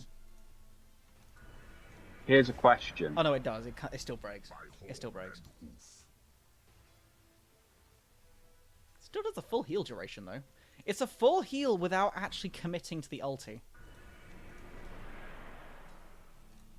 Oh, you can actually target their profile and still pull them out the air. Bro, look at this. Alright, look at this. She's in the air, Oh, and you can ability target her profile. that's so jank. Yes! We made it work! My horn and You... Because you can actually grave people like this too, so this is what she looks like when she's in the air. You can cart Spirit Breaker mid-charge to just take him out of his charge. You just smashed the enemy's middle tower. Wait, so does the stun apply to the actual landing spot or the cart? It applies to the cart when you do it that way. So, So watch, that means... watch this, watch this. So she's committing, she's in the air, and I Yeah. pull her out of it, the heal radius is over there, and the stun is on her current location. Because I pulled her location from the sky back down to Earth. As I wish. Hmm. It's going to be fun in ability draft. There's a lot of ways you're going to be able to abuse it. I think this is an ability with a pretty high skill cap. It's also potentially Oh, going wait, what to be the fuck? amazing The for cart stayed. greasing you. The cart didn't break when I blinked. Wait, what? Yeah, look. Killing pace. Oh no, it was because I was like a little bit close to her. So if I cart her normally, does the bring... Oh no, you can still blink with the cart if it's short range. Interesting. It's only short range though. Like 500 units. With steel and strength. What is... What other heroes might have just complete fucking Bro, whack we could spend an interaction? hour on this, and we already have. We haven't reached the letter D in another hour. Yeah. If I'm up till 4 AM doing this, I'm not calling it for work tomorrow. I'm just going to say to people, I'm really not feeling very well. Monkey King turns into a banana if he's in the cart when he uses Mischief. Wait, I've got to ask a really crucial question. Can you taunt whilst in the cart? Is my question. Probably can. I just don't know how to taunt on the It lifesteal. just becomes miscellaneous stuff. I just got lucky and got the banana first time. Dares challenge. For real though, actually being able to pull people out and then just doing this. Bones to crush. Wait, the question is, can she use spells while she's doing this? Galloping. Oh, you're silenced. You're actually silenced in the air. Yes. Makes sense. Huh. Shatter bones. Okay, that's interesting. And what's that? Shadow Demon can't cast Disruption on himself if he's in the cart, but he can cast it on other people. That makes sense. I'm guessing other forms of self-imprisonment like Puck's phase shift. Bro, we could be here for literal hours and just do an entire thing on how Centaur's cart is broken. Why are the creeps have neon? been. Yes. This is a Nemesis skin that I have for them. It gives them, like, glowing weapons. What about X marks the spot? I would expect that breaks the cart, but let's find out. I would assume it and Glimpse break cart. Yeah. We all owe a life to the face. Don't put me in a box. Let's try Disruptor first.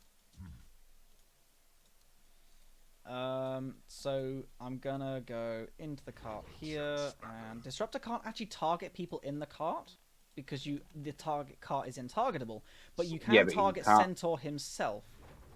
Yeah. Yeah, and that breaks the cart, which would be the same interaction interaction with X mark, unless you put yourself on X mark before you get in the cart. And give yourself the X mark movement salute. Yeah, so you cart yourself. Phantasms then you breaks the run. cart. And then you X mark back, so you actually break the cart that way. Yeah, so I'm pretty... Phantasm breaks cart as well. Oh. Okay. Which means I assume Manta style. I will, legit 'cause you- think that you could do so many janky ass things that is an entire like hour's worth of video. Necro ulti cannot be target. You cannot target the person in the car with Necro Your ulti. middle tower is under attack. Yeah, you can't target the cart Alright, directly. so Manta does break the cart. Bilge water? Yeah. Does Yule's break the cart? What, Centaur being hit by you? No, as in the person itself in the cart. Oh, you mean trying to cart them away from Necros? Oh, you cannot target yourself with Yules when you're in the cart. The question is, can I Yules myself? Oh, the target is vulnerable, so you can't pull them out of the air like Dawnbreaker. But if I cart them, and then Kunkka tries to... Yeah, he cannot target himself with Yules. And you cannot target your ally with Wind Waker, I believe.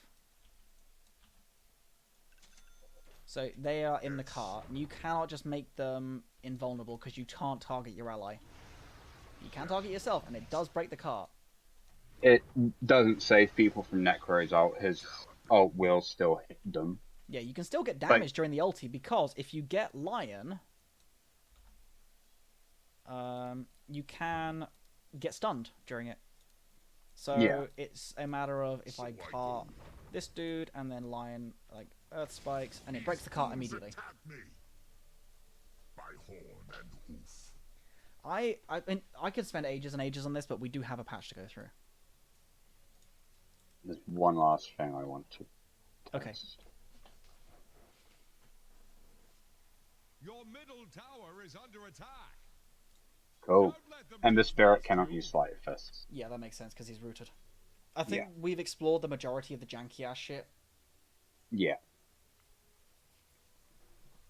But yeah, no, I think this is a really unique ability which has so much potential that I think the last time there was an ability that had this much potential, I can't even remember. We're on the letter C. Yeah, but then again, this is the biggest C in the... This is like the biggest change this entire patch. Let's be real. Every single person online and their mother is talking about... I would say Centaur does have the biggest C out of them. Horsey! Alright, Chaos Knight. very minor Just changes. up- Very minor changes. Very minor increase in Reality Rift pull distance from 200 to 225. Chaos Strike Lifesteal Minor. talent, very minor increase to 222. And the 12 Strength talent, which was pretty good, replaced with minus 75% Phantasm incoming illusion damage. Now, the Phantasms are strong illusions, so they cannot be hexed. Yeah. So the minus 75 takes it down to 250%, which is pretty good. Yeah. It's not bad. All right, now here's another really broken one, from what I've seen. Chen. This one's for you. Yeah. Penance. Bonus attack speed allies. To allies decreased. To be honest, that was probably needed. Mm-hmm.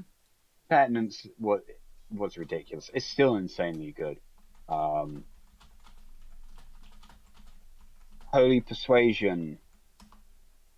Reworked Scepter. This is where it gets interesting. It grants all creeps you persuade a new ability called Martyrdom, Yes. where you kill that creature to cast a single target Hand of God on any chosen ally. It is a 8-second cooldown shared between all creatures, and most importantly, global cast range still. Yes. So, whilst not the most efficient way to play Shen, even if you're not a great micromanager, you can just leave a bunch of creeps back in base and use them as Hand of God fodder. Yes. Yep. There's nothing stopping you from doing that. However, So I go. I do want to check something Prepare with for Shen, battle.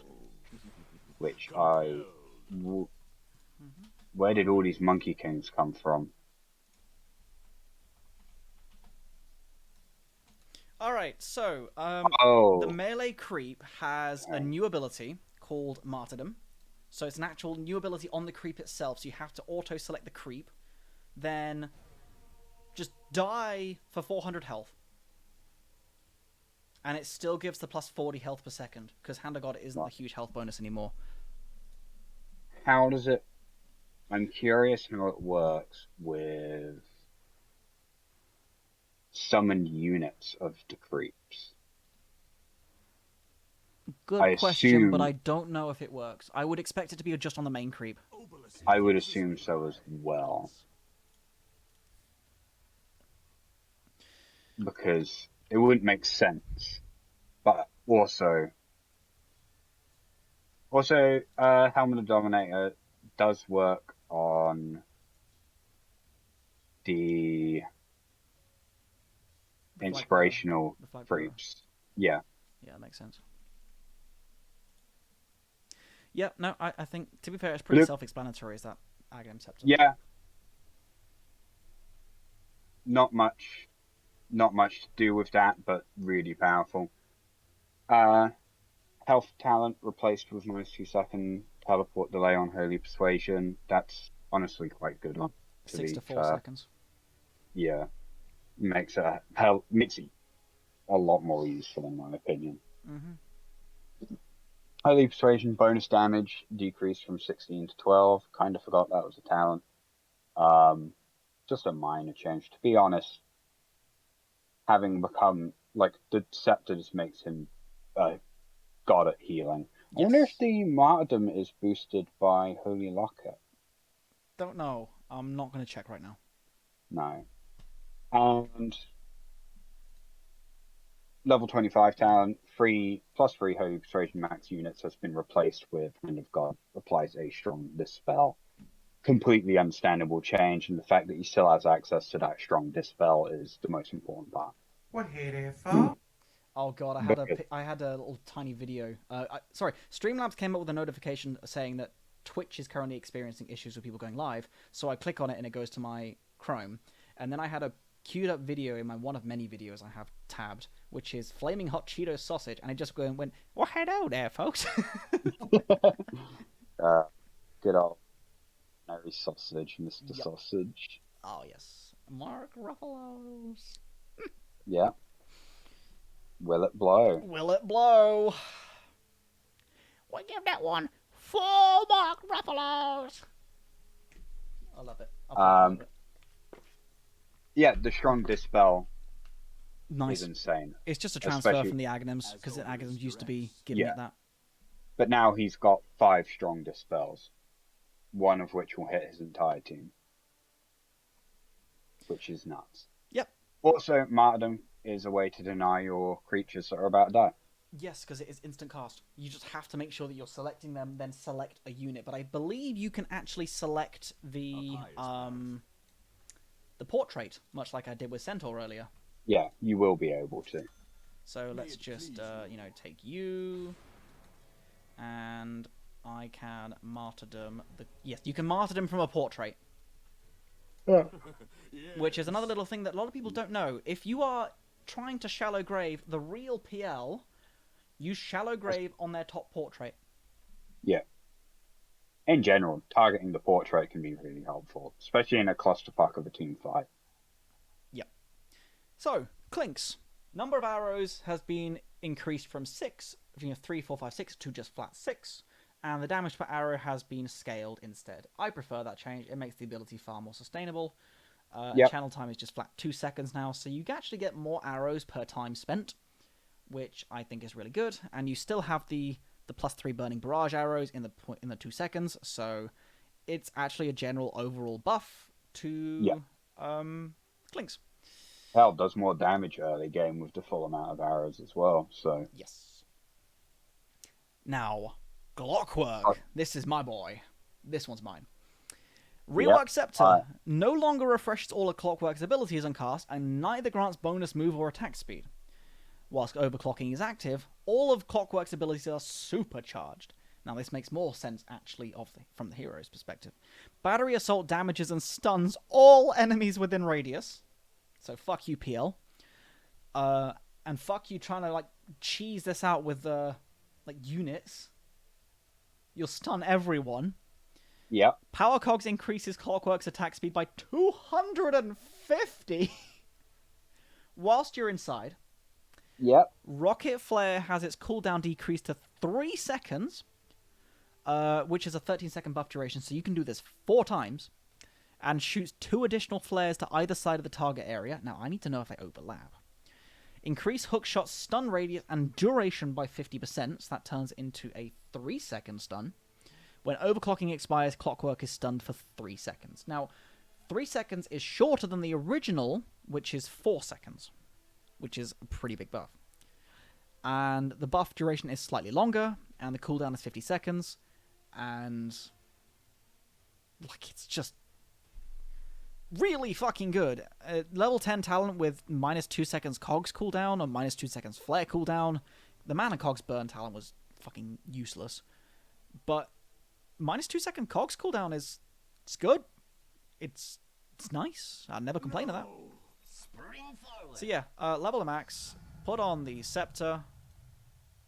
And let's just go to ham. So let me just put a bunch of dummy targets in a radius. Simulating, you're getting absolutely wailed on by 5 people. And normally your battery assault picks a random target in the middle. Okay? Now let's overclock it. Oh god. That is such a ridiculous... Oh, what? What the hell was that?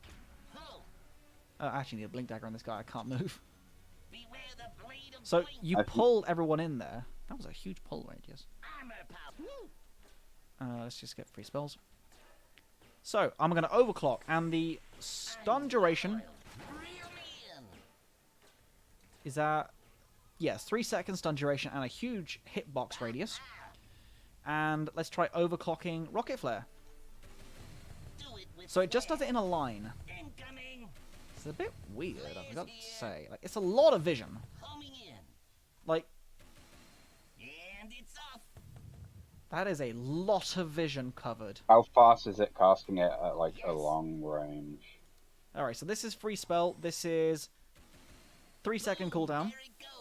It takes like 3 seconds to get there. It's like fucking artillery fire. Yeah, it feels more like you just throw it out in the middle of a team fight to do damage to a large group. Yeah, I mean, it's 200 damage, and you do have... Oh no, you lost the talent. Oh, there's no rocket flare talent anymore. That's a shame. That's really good for like clearing out creep waves from a long distance. Right, so... If I overclock, does it refresh my spells? No, it doesn't. Okay. So 2... Alright, so I'm on the other side of the map. I'm just clearing this wave. Yeah, that's good. I can see that working. I like it. I like it. We are nearly at the letter D. Sense, We're nearly is a third of the way there. shit for ability draft. Woo! Crystal Maiden. She's been, by all accounts, I would say, nerfed. Yep. No longer restores allied hero mana when she casts spells. That sucks. Allies within a 1,200 radius of Crystal Maiden do receive 2 times the mana regen, which is good because that means they get 3 mana regen, which is okay. But I preferred it when they gained mana when she cast spells. It wasn't much mana, but especially in the sense of ability draft, you could abuse the hell out of that. Now it's just got less oomph to it. And also it's just had its mana regen nerfed. But she gains 4 times the bonus now, which is 6 mana regen. It's decent. Still same as which before, is just though. Same it used to be. It's just made it worse as a support ability. Yeah. Really, is the moral of the story, which sucks. And Freezing Field gained a longer cooldown. General nerf. But she does get 125 Frostbite cast range at level 15. It wouldn't be a patch if CM wasn't nerfed. Oh, yeah. Darkseer. This one's is definitely always yours. a fun one. I used to fucking carry as this guy by accident. Cast range increased from Iron Shell by 200, so it is now at 800 cast range. That is scary because it is just a buff, and Iron Shell did not need a buff ever in any way, shape, or form. Reworked the shard so that surge units leave behind a 150 radius trail that lasts 7 seconds, slows enemies around it by 50%, and deals 35 damage every 0.5 seconds, and you can auto-cast to disable the trail. Now, I'm immediately going to have a look to see how this Yep, I'm looking now. functions in What the an f- actual is there? sense, because, Oh, that's actually quite interesting. It's like a dust trail, yeah, and it lingers for quite a while. 7 seconds. Yeah.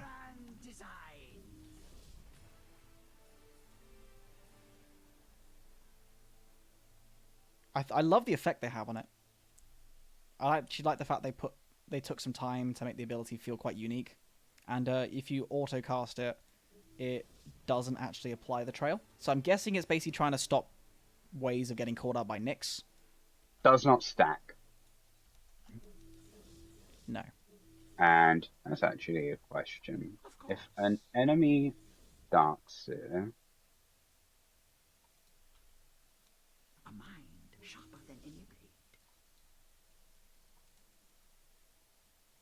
blade. Damatrix guides me. enemy darks here.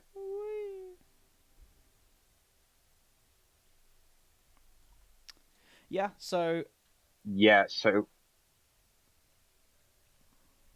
it's okay. I yeah, think it's a decent change.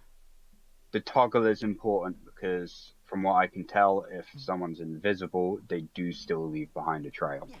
Oh, right. Hang on. Let me just get Bounty Hunter as an ally. Quickly. Because I just spawned an enemy and did it whilst they were silver's edged and Yeah, they you left can the see trail. it. You can see it. Which means you could fuck over your allies. I mean, it sounds hilarious. Yeah. But I'm You- also very excited to see how that works in ability draft. Cause I want to see this with Bat Rider. I want to see this on Sticky Napalm. I mean, I just want to see like a Firefly Shadow Walk. Yeah. Let's have a look. Where is he? Normal punch is now granted by the scepter. Line of sight. Illusion damage equals replica damage of the current wall. Oh, that's a cool effect. Level of wall of replica. Strategic. It's like purple fart mixed with fire. You immediately made it sound not Fallen Slayers. Mm-hmm. Purple Um, dust cloud. Sorry. Minimum damage for normal punch is 50. Max damage is 450. Illusion spawn delay decreased to 0.25 second and cooldown decreased to 9 second. All in all, a buff because it now costs a lot more money to get. And talents, lose the 6 armor talent for 50 iron shell radius. Really good, but 6 armor's a lot of armor to lose. There are 4 Ion Shell talents now. Ion shell radius at level 15 has been replaced with the max health on iron shell. And level 25 parallel wall has been thrown away and replaced with ion shell has 2 charges. A lot of iron shell talents. They really want you to use ion shell, which does not need to be encouraged because people already use ion shell. I mean, the scary thing is the Aghanims used to be so broken that you'd get Aghanims by about 14 minutes, and now it's a 25 talent. That's just the equivalent power that it used to be, and that people have actually realized, well, the dev teams have realized, oh shit, we've got to do something about this. We've got to put it, like, AoE Surge was always the option. To me, at least. Yeah, it was really good. I mean, Parallel Wall was okay, but it's a bit meh. In fact, ironically, it didn't even work because it wasn't a wall where you put your mouse. No. It was a wall either side of it. So it's like, I can't even fucking vac in this. It's just awkward. Yeah, it made it worse. It did. It was actual like a self-optional nerf. Willow hasn't got much. You're going to lurk a little while later. That's fine. Still glad you're kicking around and still putting a few voices in. I'm sure that people have probably sort of shut off by a little bit by now because we're so slow on this, but This is okay. This is going to be a 6-hour video if it has to be. I'll let you take Willow. Willow's pretty basic anyway. A very Yeah. decent mana cost reduction to Curse Crown. Spawn delay and Bramble Maze reduction, so it's very nice with the Shard as well, because that always procs the roots, the Brambles as well. And the talent, the 1.5 second Terrorize duration was fucking useless compared to attack speed, because at that point you're going for Shadow Realm duration and damage with his Ags, or her Ags, sorry. And Bedlam Piercing Spell Immunity is really nice for a late game E-Blade build. So I think it's nice. And I'm taking Dawnbreaker. -1 base armor reduction is nothing. Yep, it means nothing. Dawnbreaker, bearing in mind, was one of the most broken carries last patch and hasn't been nerfed. Let's be honest. In fact, she's been buffed. So, yeah. Fun. Thank you. My win rate on her will continue to rise. When casting Starbreaker with Shard, Dawnbreaker will start moving towards the target area instead of standing still. So basically the problem was you had to be deliberately moving to get Starbreaker to move with you. So it was another input. Whereas if you just press it now, Starbreaker moves naturally and then you can change its direction, which makes the ability easier to use. It's a quality of life, Yeah, basically. QOL, again, something that myself, who's been spamming a lot of Dawnbreaker, will really appreciate. Now, cast point on Hammer's been improved.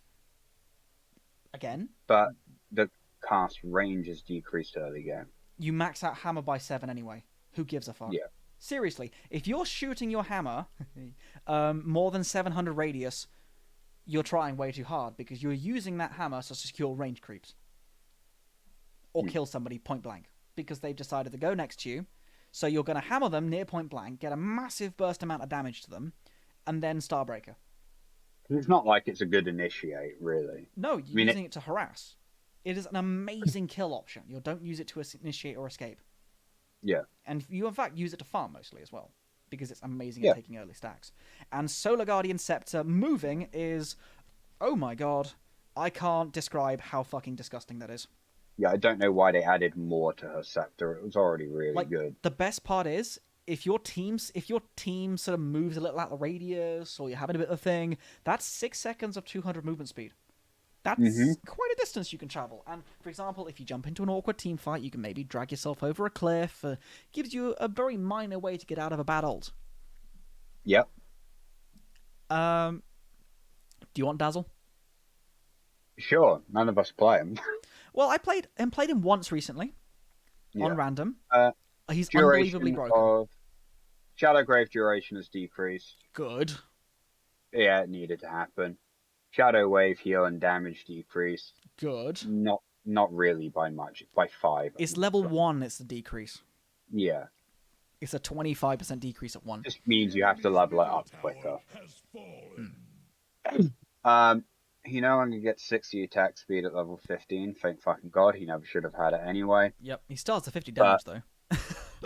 Yeah, I'm hoping they get rid of that at some point. I do too. But he gets 350 attack range against poison touched enemies. I don't know why. I don't know why they're giving him this stuff. I want a 25 talent to be his Shadow Wave dispels again. Yeah. I think the poison touch slow is just not good. Like, if you're that close at 25 minutes, like, everybody at 25, if you're level 25, that means somebody else is probably level 30. You are their primary target. You are not going to have enough time to fucking slow them. I'd say the slow's less useful in my opinion because the best thing about poison touch is the hex factor on the shard. They're already 150 slow anyway, so... Yeah. It's completely broken. It's fucking... Yeah. Why they didn't nerf the shard to like 1.5 or even 1 second hex, I don't know. Or just remove it. Yeah. Good riddance. It invalidates certain heroes. He literally, like, it's a better Cypher Vice. Oh, 1 second. For him. We have been streaming for so long that Kagero's actually woken up.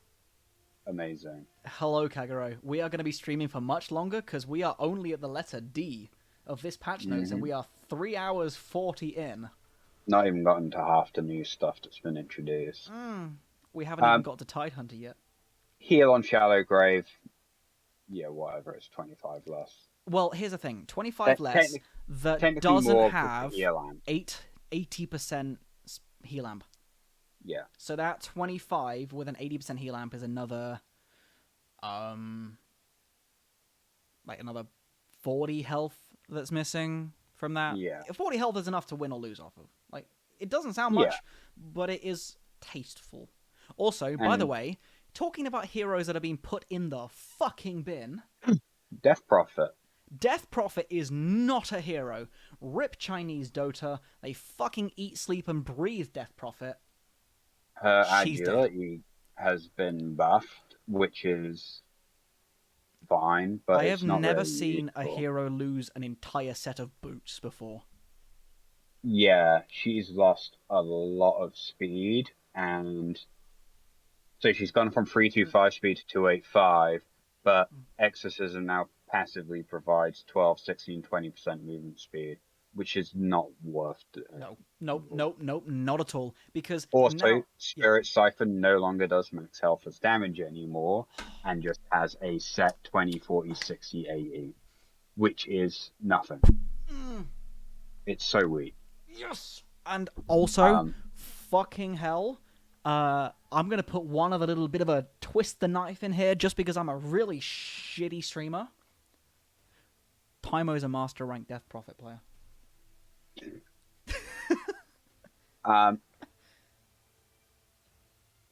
Keck My W. biggest take of this is in ability draft, Exorcism is now buffed massively, and Spirit Siphon is now a lot worse. Spirit Siphon is...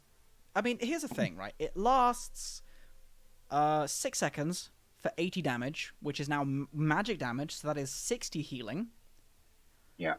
So 60 times 6 is 360 per It charge. does a lot of ticks, to be fair. It ticks health quite All right, steadily, let's have a look. Let's have a look, okay? from what I remember. Death Prophet. All right. Enemy Batrider. Let me give you some hearts, eh? 7.6k health, level to max. And I'm just going to, I don't know, am I just gonna get damaged here by Boot Rider? There we go. That'll fucking do it. Fart out some ink. All right, the suck.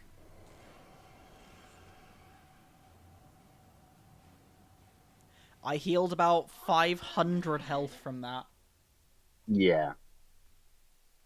Death Prophet's been butchered, but ability draft, Fucking Exorcism is now better. yes. Holy shit, she deserved to get fucked in the ass by that. She's also going to be a Patch-wise. really bad base model Yes. in ability draft, because she's just got garbage speed and stats. She has a 400 health talent still, though. She does. She's one of the few characters that have kept that. She has a magic res and a damage talent and a 400 health talent. So I think she's still competent. Potentially. Well, at least as a base model. Her base stats is still 3.1 strength, 3.3 in. Yeah, but that move speed's gonna hurt her a lot. It will. It's crippling. It's But not here's like the her weird agi is thing. great. For some reason, Death Prophet is at 341 movement speed right now. I don't get it. Exorcism.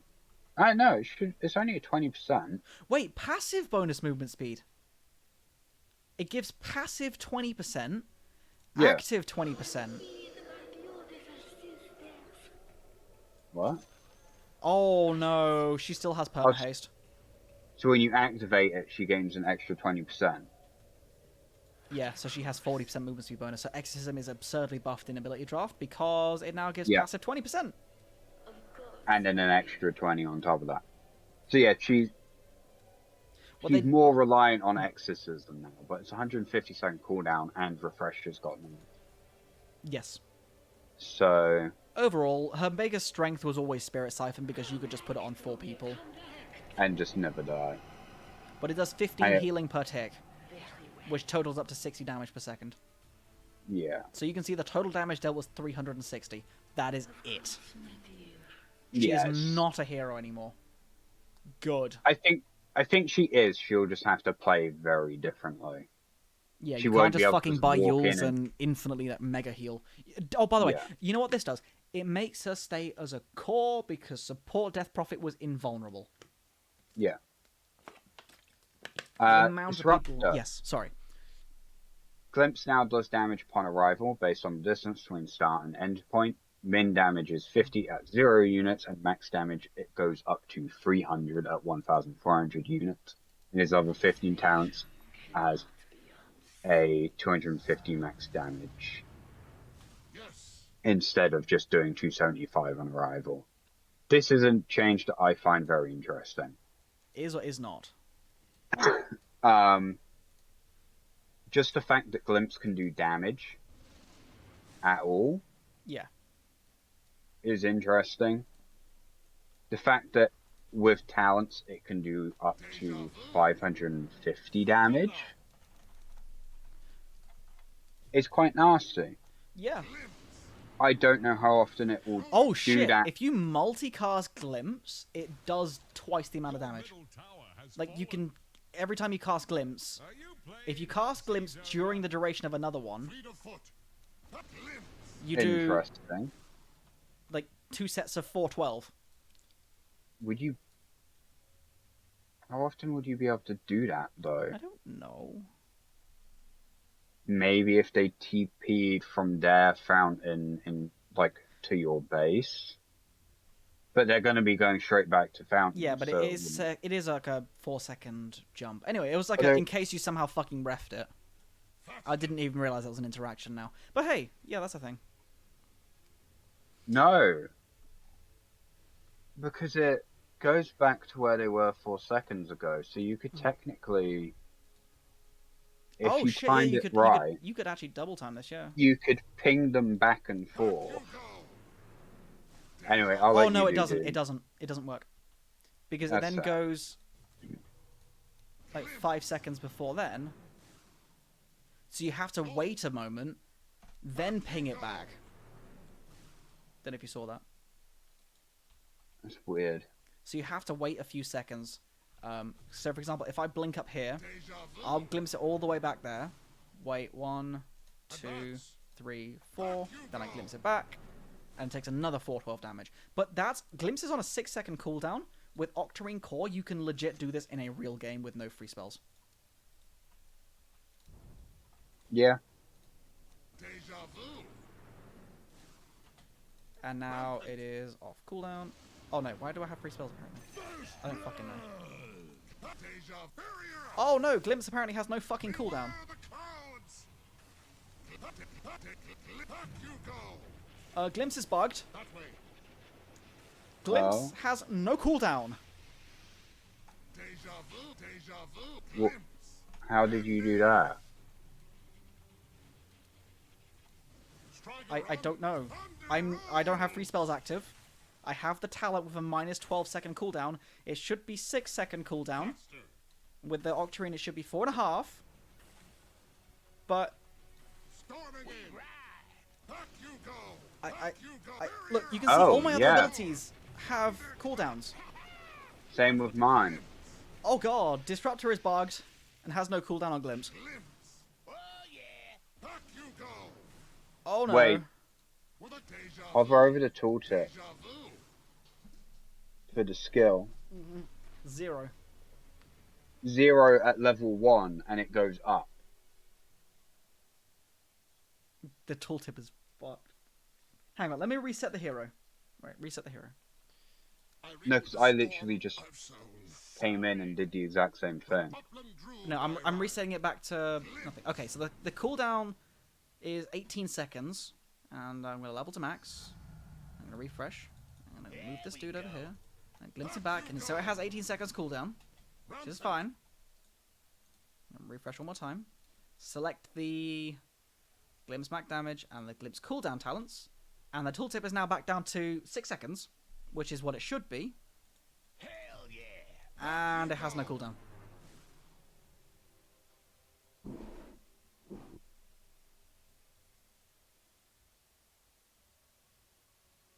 Well, this is interesting. Anybody watching that wants a hero that's broken from this patch, play Disruptor. He has no cooldown at 25. Glimpse with no fucking cooldown. So you can do this. Oh yeah, you don't even need Octarine. Nope. It's just broken. The entire ability should have a 6-second cooldown. But watch this Bat Rider mysteriously disappear into thin air. The tooltip is also still busted because it still says 0246. Where you're going, the Well, that does raise a question. Oh, God. That's not a thing. That should not be a thing. Okay, I'm going to move on from now because I'm going to die inside a little more. Ah, yes, one of the other winners this patch. Doom Okay, is Mega Buffed. Sorry. It doesn't matter what level the glimpse is either. It's just 0 no matter what level it is, as long as you're level 25 and have the talent. Yep, the talent breaks the hero. Okay. That's probably a bug that should be reported if it is in a real game. If that's in a real game, I'm sure people are abusing it for a brief moment like they did with Underlord on day 1 of last patch. Where... Yeah. So, I'm reading Doom. Agility has been increased, so his base armor has been improved, and he gains 1.5 agility per level now, which is a 60% increase, 70% increase, something ridiculous. Devour, also, this is a huge quality of life thing. Devour is no longer dispelled on death, so you can now Midas and leave. And you get money whilst you're dead. Good stuff. And there's also a reason to even Devour in the first place now with this new level 10 talent. But the big change is reworked Scepter. Enemies within 325 radius of the target also suffer the effects of Doom. Now, it works very much like Crippling Fear. If they walk outside of that radius, they don't get doomed. Also allows it to be self-cast to affect enemies around the caster, like Crippling Fear. So, let's have a look at the big boy then, shall we? Doom. So, this particularly excites me, especially when you consider he's got a level 25 talent that applies break. Yes. Yet again, for ability draft. Because... It's such a cool, thingy, though. Doom, combined with... Berserker's cool? Yes. Or... Minus 35-second Doom cooldown. Anything that keeps the enemy close to you, so things like Vacuum. Hello, Erebus. Okay, bro.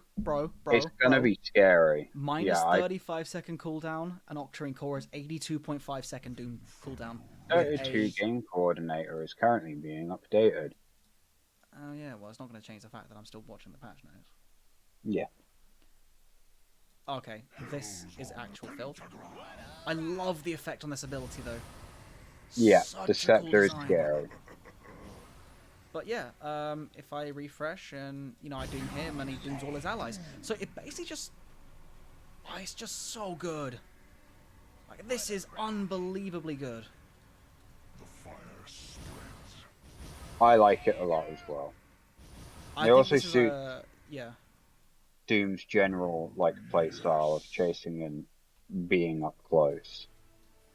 I love it. I think he's lost his movement speed, his base movement speed talent. Oh no, he didn't have one. So his magic res talent has been replaced with Devour grants 15% magic res, which I like because it now means Devour has a fucking use. Minus 8-second Scorched Earth cooldown changed to movement speed buff on Scorched Earth, which I like. The 15% Scorched Earth movement speed talent at 20 has been replaced with minus 35 second Doom cooldown reduction, which I love. I don't care about the damage right now. The cooldown reduction is just filth. Also, another way to fuck over Puck. Because you put it on yourself and you blink on Puck and she can't do anything. Yep. God, I love this. Doom DPS replaced with minus 12-second Scorched Earth cooldown, so that takes it from 35 to 23, with a 16-second duration, so it is a... Wow. Holy shit, it is near 100% uptime. Terrifying. And the most useless talent in the game, 150% cleave on Doom, has been replaced with Doom Applies Break, which I think is a fantastic other option because the Infernal Blade talent was the 100% option. And now I think I'll take Break over most other reasons not to. Yeah. It works better in what Doom does. DK, very basic shit. Mana cost reduction on Breathe Fire is better for laning. Attack damage reduction is increased, so better without the talent. Bonus movement speed in Elder Dragon form improved.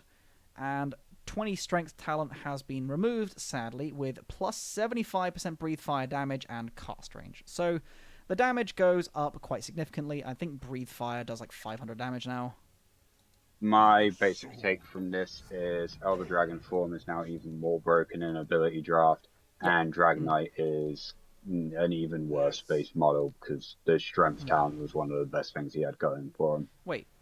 Oh, in Dragon form. So that did 240 damage regularly, and in Dragon form, that does 420, which is... And it gains a bunch of cast range. 163. So that does 600 damage when they have no magic res. So that's a 600 damage Breathe Fire. That's pretty good. I like it. It's quite nice, but I don't think it's superior to the attack range because you can siege buildings better. Yeah. But it's nice. It's nice to have at 29. I don't think there's anything wrong with it. Maybe as a 20 talent if you just kind of want to shove waves, but that means you're having to be in Elder Dragon form. So if this were base, as in this was... Well, so you can just right-click to shove waves because splash damage. Yeah. I still think this is not a great... Actually, no, on hindsight, this is not a great talent because this should be in base form. It should not be just limited to Elder Dragon form. Because in Elder Dragon form, you're spending most of your time just auto-clicking. So, either way. Oh god, Drow Ranger. I ain't doing this one.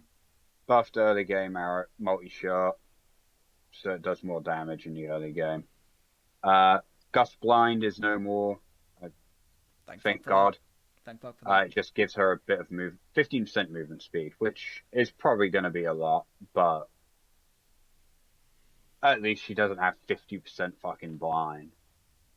Gust Whip has been removed and replaced with it reveals invisible units, but does not reveal wards. Good. I think that's... So, it's annoying. It's very annoying, but if you're not using Invis, it means nothing. You know, it's situation. It's a dead talent. And the other talent is 8-second multi-shot cooldown, so she'll pretty much always take that anyway. Yeah. And the bonus multi-shot damage talent has been reduced by 3%, which is a minor nerf, but it's a nerf all the same. All in all, I'd say she's just been nerfed. Yeah. Mostly because the blind's been removed. Mm-hmm. It was really annoying. I'm just glad it's gone. Earth Spirit, Board Smash now has the same targeting rules for units as per Renman's. So it basically just hits whatever's closest. I think that's good. It makes sense. It was awkward before. Level 15 talents. Boulder Smash distance has gone, but you now get 20 magnetized damage per second, which I'm fine with. Level 20 talent, instead of 18% spell amp, he can now target allies with geomagnetic grip. Mm-hmm. I think is huge. Yep. To be able to get that a little bit earlier, because now he gets 25% spell amp at level 25, which is fucking disgusting. Huge spell amp bonus. Like, that's fucking insane. Yeah. That basically invalidates any magic res the opponent has. Yeah. So you do true magic damage now. Yeah. It's disgusting. And he does a lot of magic damage anyway with his ult, and that's going to make that plus 20 magnetized damage per second go just that little bit further to kill someone.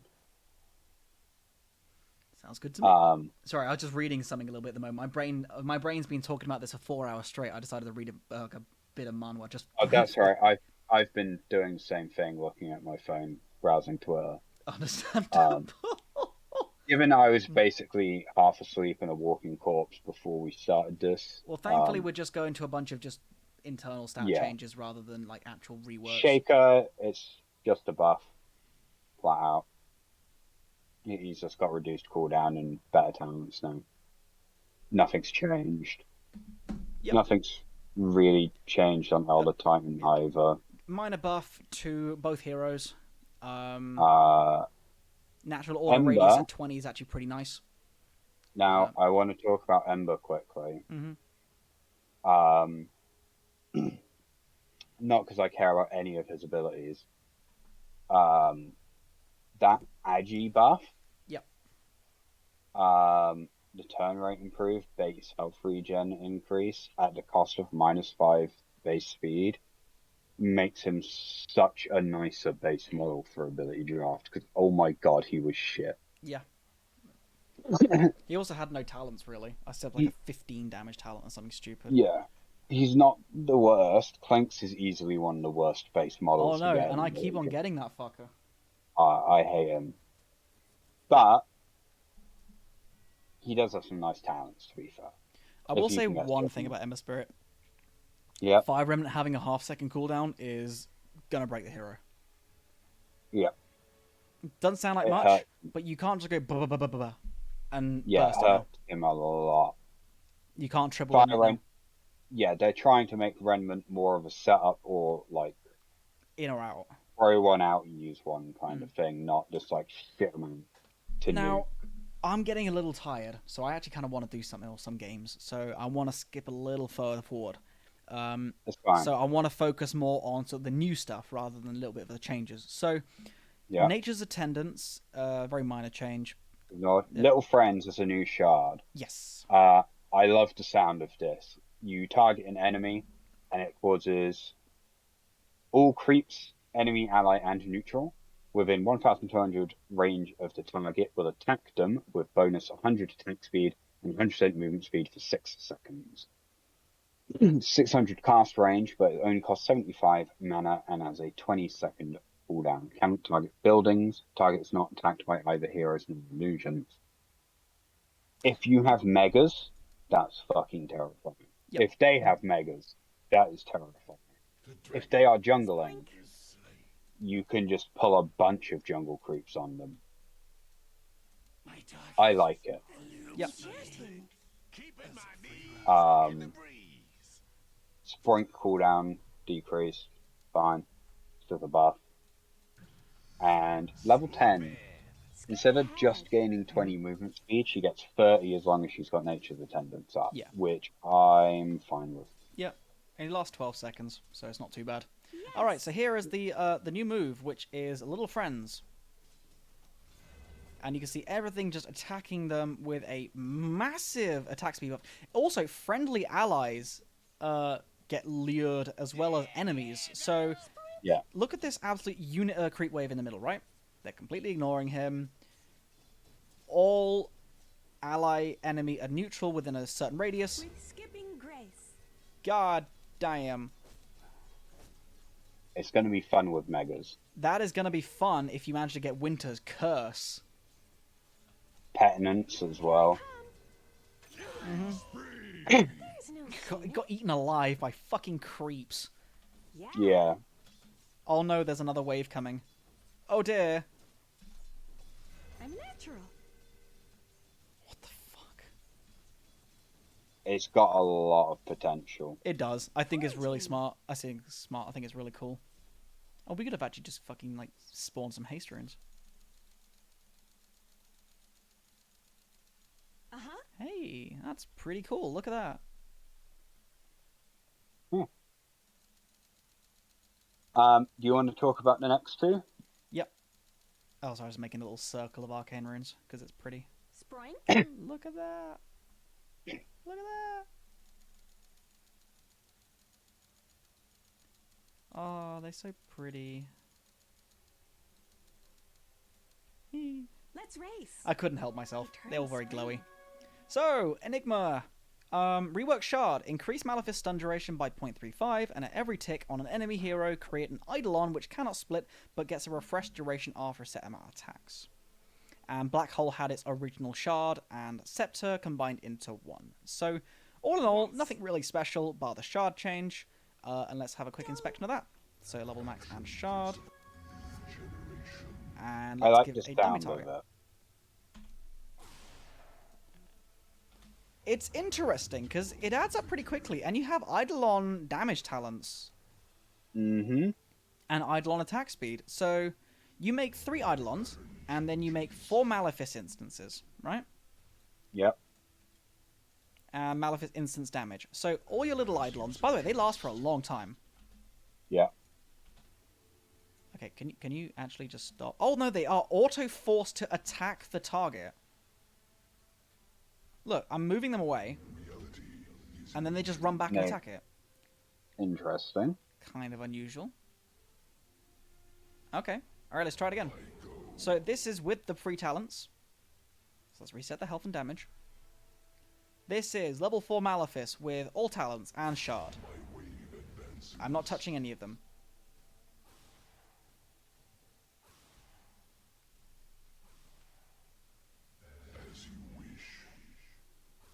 I like it. Yeah. And then they are off, they forcefully just run back.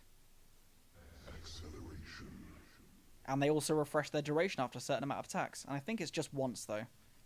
But the plus 50 damage talent for this shard is filth.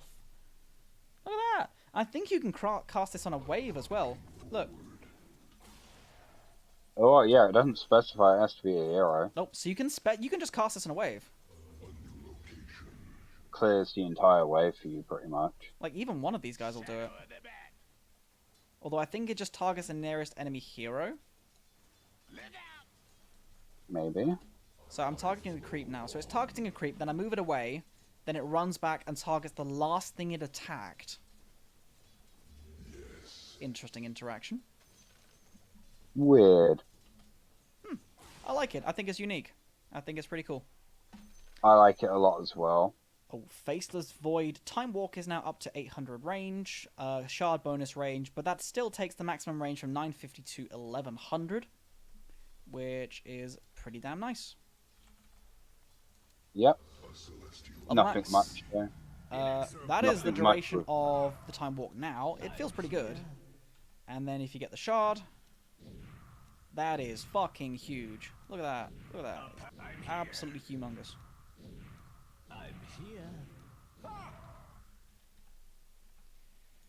Aside from that, Grimstroke, very minor change, improvement in slow duration, a nice cooldown reduction for Soulbind, and Spellamp talent removed and replaced with 20% Soulbind Spellamp, which basically kind of kills mid Grimstroke because you pretty much relied on E-Blade and a lot of just general magic nuke with Dagon or something. And unless they're soulbound, which I guess if they're not linked to anybody, you can still get 20% Spellamp, but it's only 8 seconds compared to just permanent Spellamp. So, yeah. Gyrocopter, Rocket Barrage, rescaled damage, so worse early and better late, and improvement in mana cost early. Also, plus 30 movement speed during Rocket Barrage at level 10. Pretty good. Nice for a rocket build with Shard. And 30 Yep. movement speed talent removed, period. And, or 30 flat movement speed reduced, and given a 40 flat cannon damage talent. So, again, nice, but not brilliant. Hoodwink has been changed. Yep. Minor improvements to Acorn Shot projectile speed, minor improvement to Bushwhack projectile speed. Hunter's Boomerang and Decoy have now swapped places. Now granted by Shard, decreased from 350 damage to 200. Spellamp decreased from 25 to 20% and no longer reduces status res. And Decoy Thank is God, now a I hated scepter. that thing. I know, right? I hate Decoy as well, but Oh, Decoy's slightly even more less nasty annoying now. When cast, Hoodwink turns the base Hoodwink invisible, increasing her movement speed by 15%, and creates a decoy of her that starts charging up Sharpshooter, aiming at the nearest visible enemy in 3000 range. If attacked or targeted by a spell, the decoy is destroyed and a lesser Bushwhack is cast towards the attacker. The decoy was not attacked. It shoots Sharpshooter in the direction it was aiming, dealing 60% of its regular damage. Let me just redo this because the bright lights are kind of hurting my eyes now. Hoodwinkle, where the fuck are you? You're an agi hero, aren't you? Yeah, you are. We're finally at age, though. Sweet as. I should Level get max set to heaps of shard. those. Paws are peddling. And give me You thought I some was hard to keep track of wards. before. Yeah. Alright, let's put an enemy somewhere on the other side of this map. And another ward as well. And let's put a dummy target over here. So Pick a lane. Always So a it sticky auto changes its aim direction. feel. Hardly And said it nothing breaks around as here. well! Okay, now. Scary. Now I'm mad. Now you tell me. That's gonna be a nightmare to deal with. Okay. That's 1500 damage. And if I get the sharpshooter fast projectile time...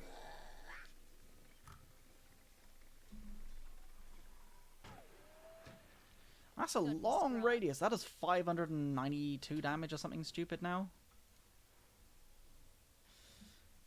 Wait, is that 40% scurry evasion when active? So that goes to 70% evasion. I'll suss it. Bro, not nasty. That's Alright. very nasty. So what was the other thing I was thinking of? Right, so I needed an enemy with a target ability. So I'm going to guess just level max. Decoy is out. She's just going invis now. Then he lassos her and she gets bushwhacked. And it oh no, so it counts as it. Thank fuck for that. Seriously, thank fuck for that. Anyone know where we're going? And look, it actually keeps tracking. Look at this. I'm under attack. Actually, I gotta try that again. I'm done. So it's tracking him still. That's terrifying. But you... Oh, sorry. The tree was actually in the way. Which kind of messed that up. So, can you disrupt this? Yeah, you can. Okay, so you can disrupt the illusion. Yeah. But I wonder, if I pick Sniper... And I headshot her illusion from ages away... No, this way. Wait, did I actually hit the base here or not? What? Did not catch Oh no, you I in a didn't. ring, bro. Oopsie.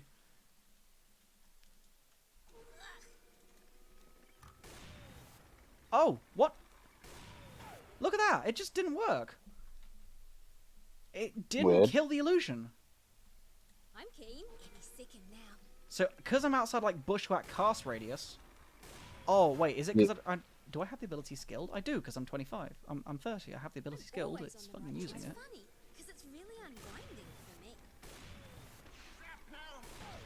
It could just be What buggy. the fuck? I mean, everything else is buggy. All right, so... I have one other person to try. Yeah. This way. Oh shit, hang on. Remove you, level the max, and change you to blue stance. Give you agonyms. Make your panda. Then I ult this, and then can I dispel you? No, you cannot. Oh wait, no, you can. Why did that not Right in work? the groove. Better than a goat's foot. Oh, it does massive damage to the illusion. So you can kill the illusion like that. Okay. Well, that's my interesting hoodwink sort of expired. I have to pop to the loo for a moment, so I will be back briefly. Yeah. If you want to read a few I more... just started falling asleep. That's okay, we are halfway there. Yeah. I'll read it because I don't think the next couple are anything of interest. Yep. Huskar, base armor increased by 1. Apparently, Aghanim Shard gave Inner Fire 65 extra damage. And that wasn't meant to happen. They've patched it out. That upsets me because his shard was insane. But it's still really good, so it doesn't matter. Berserker's Blood has been buffed early game. Life Break has a slightly shorter cast range on Scepter. It's not going to do anything. And slight nerf to his Inner Fire talent. Slight buff to his Life Break talent. Cooldown reduction. So, pretty fair. Invoker, I literally could not care less about. But it looks like they've buffed his damage because they've increased Sunstrike and Deafening Blast. And they've decreased. They've just buffed him. They've just buffed Invoker because that's what we all wanted in life, isn't it? Invoker, but stronger. I don't like Invoker. I hate him. And then Io's Tether has been nerfed, so it doesn't transfer as much healing or mana, which I would love to complain about, but Io is incredibly useful, so I'm not surprised that they nerfed him. Decreased mana cost on spirits. It's nice. 20 less mana on every level it builds up. I still miss old spirits where you could toggle to choose the distance like exactly how you wanted it by just pulling it in and further out rather than just having in or out as your only two settings.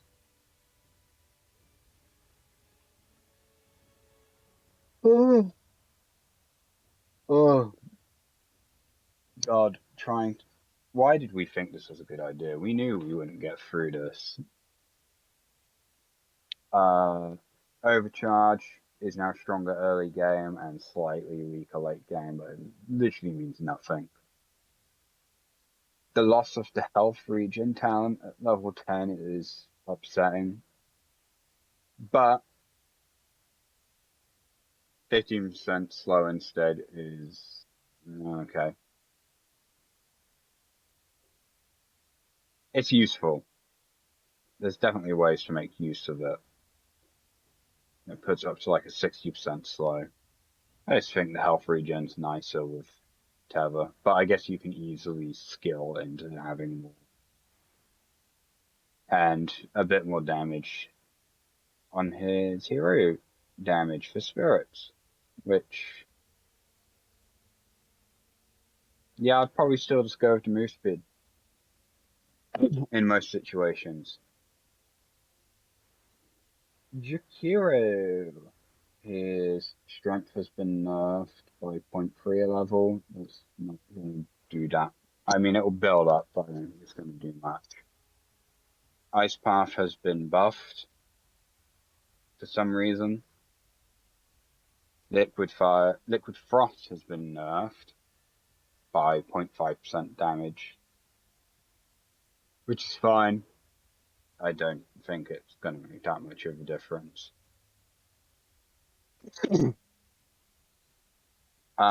His level 10 talents should never have been as strong as they were anyway. But the spell amp being changed to just affecting Jewel Breath kind of sucks. Because getting 6% spell amp on Macropie was really nice. Juggernaut. He's slower. His shard gives him less speed. They just nerfed Juggernaut. They changed his health talent to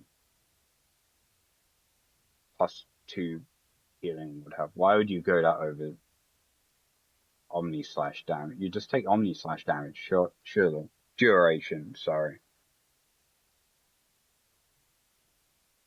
I don't see a situation where I'd prefer to take +2 healing ward hits at level 25.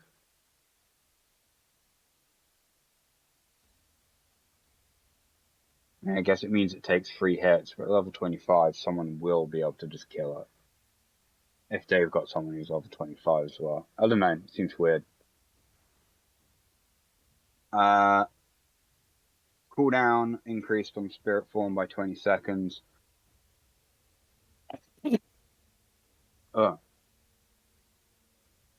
Buff to the Illuminate heal whilst he's in Spirit Form. And -2 second Illuminate cooldown. Instead of 20 movement speed.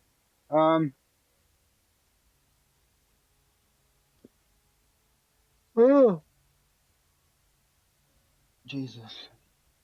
I'm very tired. Which isn't really a surprise. Cottle needed nerfing anyway, and it doesn't even feel like a nerf, it just feels like a tweak or a balance. Kunkka! Damage increased for Torrent, movement speed, early game is increased by just making it 40% regardless of level. So that means the value point is more beneficial, just for the 40% slow. Hello again. Level 10 talents. Who are we looking at? Tidebringer applying a 60% slow for 1 second is insane. Yeah, plus 30 damage is nice, but like, Are you at Kunker already? Holy shit. Tidebringer slow is disgusting. Yep, pretty basic And you get stuff. 45 damage, or a 30% extra stun at level 15. Kind of upset they removed the 100 torrent damage talent, though. I mean, I guess it does happen. Like the torrent Are damage you was nice, back? but it was too good with the shot. It was too good with the Ags. Because I can't hear you. I was muted myself Oh. there. Sorry, there we go. Okay. I had myself muted in Discord just to make sure I wasn't making any painful sounds. That's fine. But yeah, no, I was saying that 100 damage talent being removed is a bit of a shame because it removes a lot of the potency that the Ags had. Yeah. I mean, the Uh, axe is still hilarious, but Yeah. So, Legion Commander. Yep. Minor improvement to Shard. It's still a shit Shard, but who gives a damn. Improvement to cast range at all levels. Really nice. No cast range talent at 10, but is replaced with 8 bonus dual damage. So, it's kind of a no-brainer to take it, because overwhelming odds radius is shite. And they gave her a new 25 talent, which is 50% bonus moment to Courage Lifesteal or Spell Immunity Press the Attack. Now, that's a pretty hard choice, depending on how far ahead in the game you are. And how much you're playing more of an offlaner or the main damage dealer. I'm just going to say, yeah. Of course you would take the bonus dual damage, because there's literally no reason not to. Yeah. It doesn't matter what the other talent was, but 100 overwhelming odd radius is actually really good. Yeah, it's 200 diameter, which is not bad. But at the same time, it's not really consequential. Like 8 bonus dual damage is pretty good. Yeah, and as I said, you would take the bonus dual damage, but like you'd take that regardless of what the other level 10 talent was. Yeah, exactly. It's a bit. I wish it was like plus 10, but hey ho, I don't know. Lesh base damage increased by 2, so minor bonus in laning, and mana cost now starts ticking 1 second after casting, so you don't get sort of double punished for the Pulse Nova anymore, which is nice, and a minor nerf to Diabolic Edict Explosions. You're going to be completely broken in ability draft. Oh yeah, definitely. Sinister Gaze, improvement at rescale, so worse at level 1 and better at level 4. Mana cost decreased significantly, and the mana drain rescaled has just been 10% of a hero's mana per second. So I do kind of want to try this. The mana drain's been fucked, basically. Well, we'll see. Let me have a look quickly.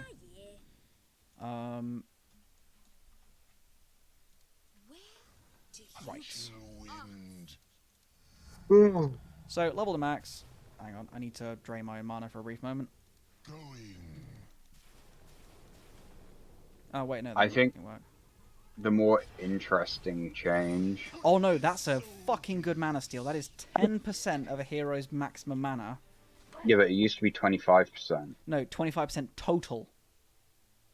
So now, if you increase the duration with anything... So I don't know if there's a talent to increase... Yeah, there is. So there is a 15 talent to increase Sinister Gaze duration, plus you can also get Timeless Relic. So now it increases the amount of mana stolen. So that's really good now. That's a lot better, yeah. Yeah. I thought they meant it just did 10% total. No, it's 10% per second. So yeah. It's good. That's good. So they just buffed it. And I can now be healed with Frost Shield. Yep, which is really nice. And also requiring 5 hero hits and making it Tombstone-esque. Really good, because it was just too-shottable before. Lifestealer. They reworked his attack speed a bit. Lifestealer is a character.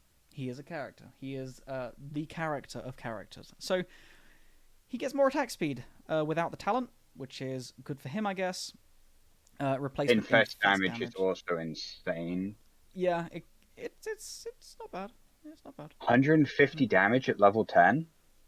Yeah, but you're not really using Infest 4 damage. You're mostly using it for escape at that point. And 30 attack speed. You have not on- seen how people use that Bro. shit in ability draft. Oh yeah, true. Ability draft, yes, I can understand that. But as in base game, you also It's have Scary ass 12% move. bonus movement speed. It adds up. I don't know. The Infest damage is nice. There's ways to use it. I'm so glad his evasion talent has been removed though. Yeah. Infest target movement speed health. That's That decent. level 10 talent, just put into perspective, at level 10, doubles the infest explosion damage. That's actually pretty good. That is actually pretty good. Because level 1 has 150 damage. Yeah, you're right. It does a lot of damage now. Well, actually, no, it more than doubles it. It takes it over the 300, so make it, yeah, like 425 damage nuke at level 12, so that's good. Although, what was the thing that it said?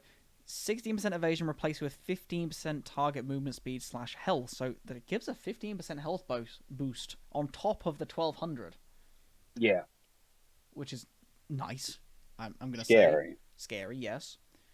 But they did buff the Ghoul Frenzy slow, so it would be Which a is 40%. also quite good. So both his 20 talents are nice. Lena has a new scepter.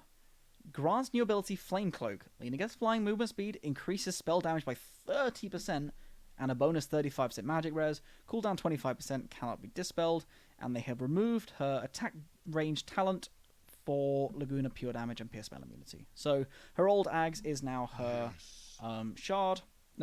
talent, and she loses the bonus damage bonus from it. I'm interested to see what ability Flame Cloak is connected to yet again for what kind of damage it's going to do in ability draft.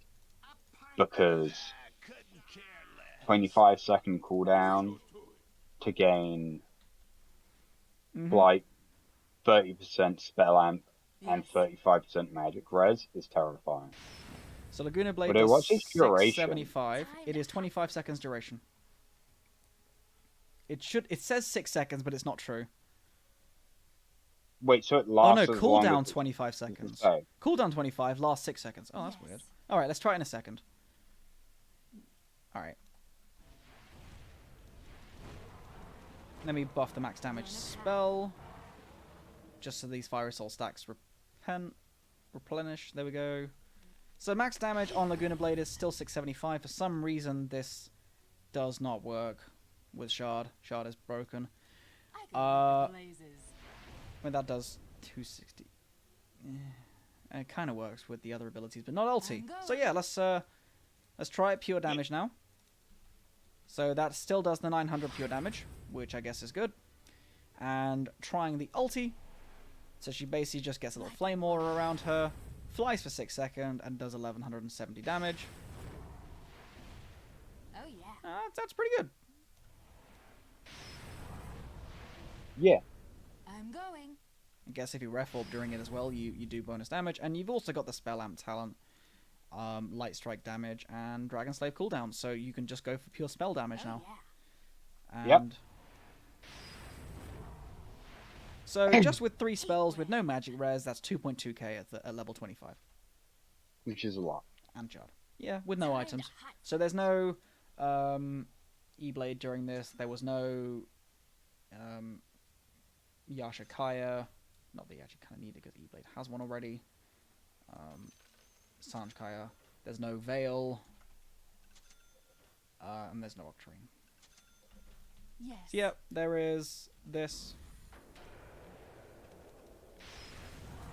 Quick. 3.1k damage. I'm pretty certain E-Blade doesn't increase the damage Yes. of... Oh, no, it does. E-Blade does increase the damage of E-Blade, of Laguna. Huh, weird. Like a wildfire. So 1143. On it. And then, let's try it again.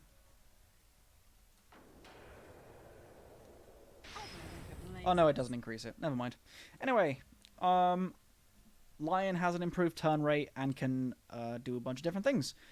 Lion can do damage with mana drain. Lion is wacky. So yeah, please go ahead and read whilst I am. So he finding- loses his 60 right click damage. Boo-hoo, I don't care. 65 Earth Spike damage is kind of nice.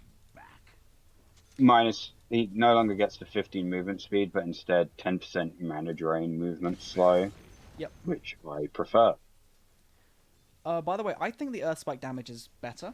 Not because I think the Earth Spike, the mana drain slow isn't cool, but because you one-shot range creeps with it. Oh yeah. Because look, It's... and that's it. It's just wave clear, and that's something that the 60 damage was nice, but at the same time, you didn't need it, and it never really was anything useful bar getting a couple of pot shots on range creeps. But this is now a 325 damage mini nuke. And also it was annoying in ability draft. Now, in ability draft, both his level 10s will be money if you don't have his abilities. Yes. In fact, all of his abilities. Shit! What the fuck? Oh, did you just see the damage that his mana drain does? Yeah, it's fucking bonkers. Alright, enemy brew. Hello, Also, you have mana. Suck. Also, look at how many times it ticked. I know. Sticky napalm. Sticky napalm. No.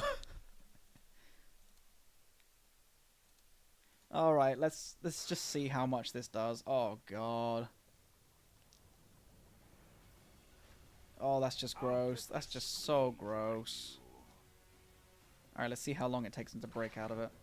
He's so slowed.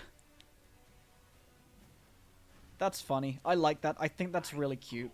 I wish it just kind of healed you a little bit, though, as well. And that's what lifesteal's for, isn't it? Wait, spell lifesteal affects this? I would assume so. Oh, wait, I'm just going to have this guy beat the shit out of me briefly. Hang on.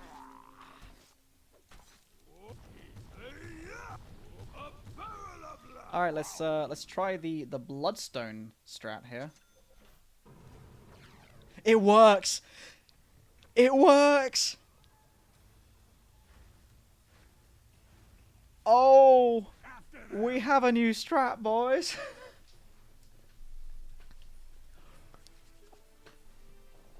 I like this! So, with Shard and Bloodstone and 3 enemies, I pretty much fully healed. Yeah, so let me just go beat the shit out of myself again.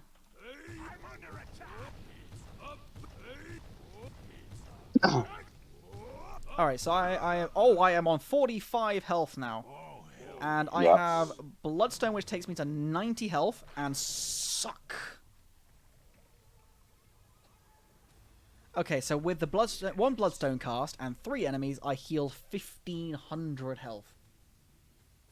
Yep. Now the question is, can I cast Bloodstone during it? Okay, never mind. I actually, he has no mana, so that doesn't even really change anything. Bloodstone has an internal cooldown, which is annoying. So can I suck, then cast Bloodstone? No, I cannot. To hell and back. So I have to cast it first, then suck. Other than that, that's still really fucking cool. Mm-hmm. It's scary. I like it a lot. Lone Druid, reduced duration in Savage or early levels. Yeah. Luna reworked Shard oh, by the way, we're over halfway. Wait. Every time an enemy hero is hit by Lucent Beam, Luna's attack damage is increased by 15 for 12 seconds. I guess that works well with her ult if they count as Lucent Beams. I guess? Let's have a look. Could you read more out? Yeah.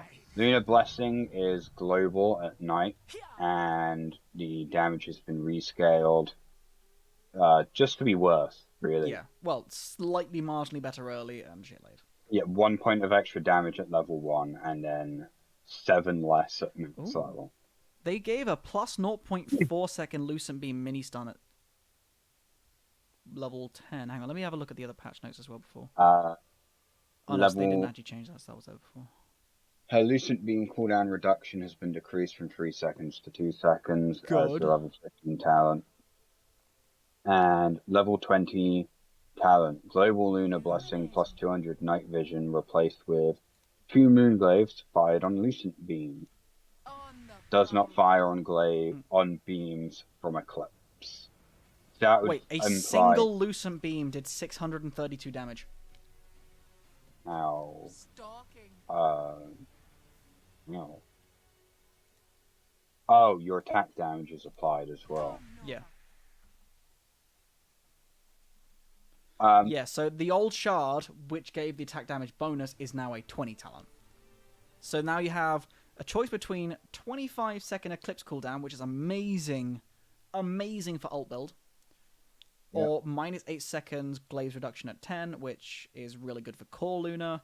Lucent Beam mini stun is really nice just in general, so I would think if you're going sort of right-clicky, I might actually go with the Lucent Beam mini stun.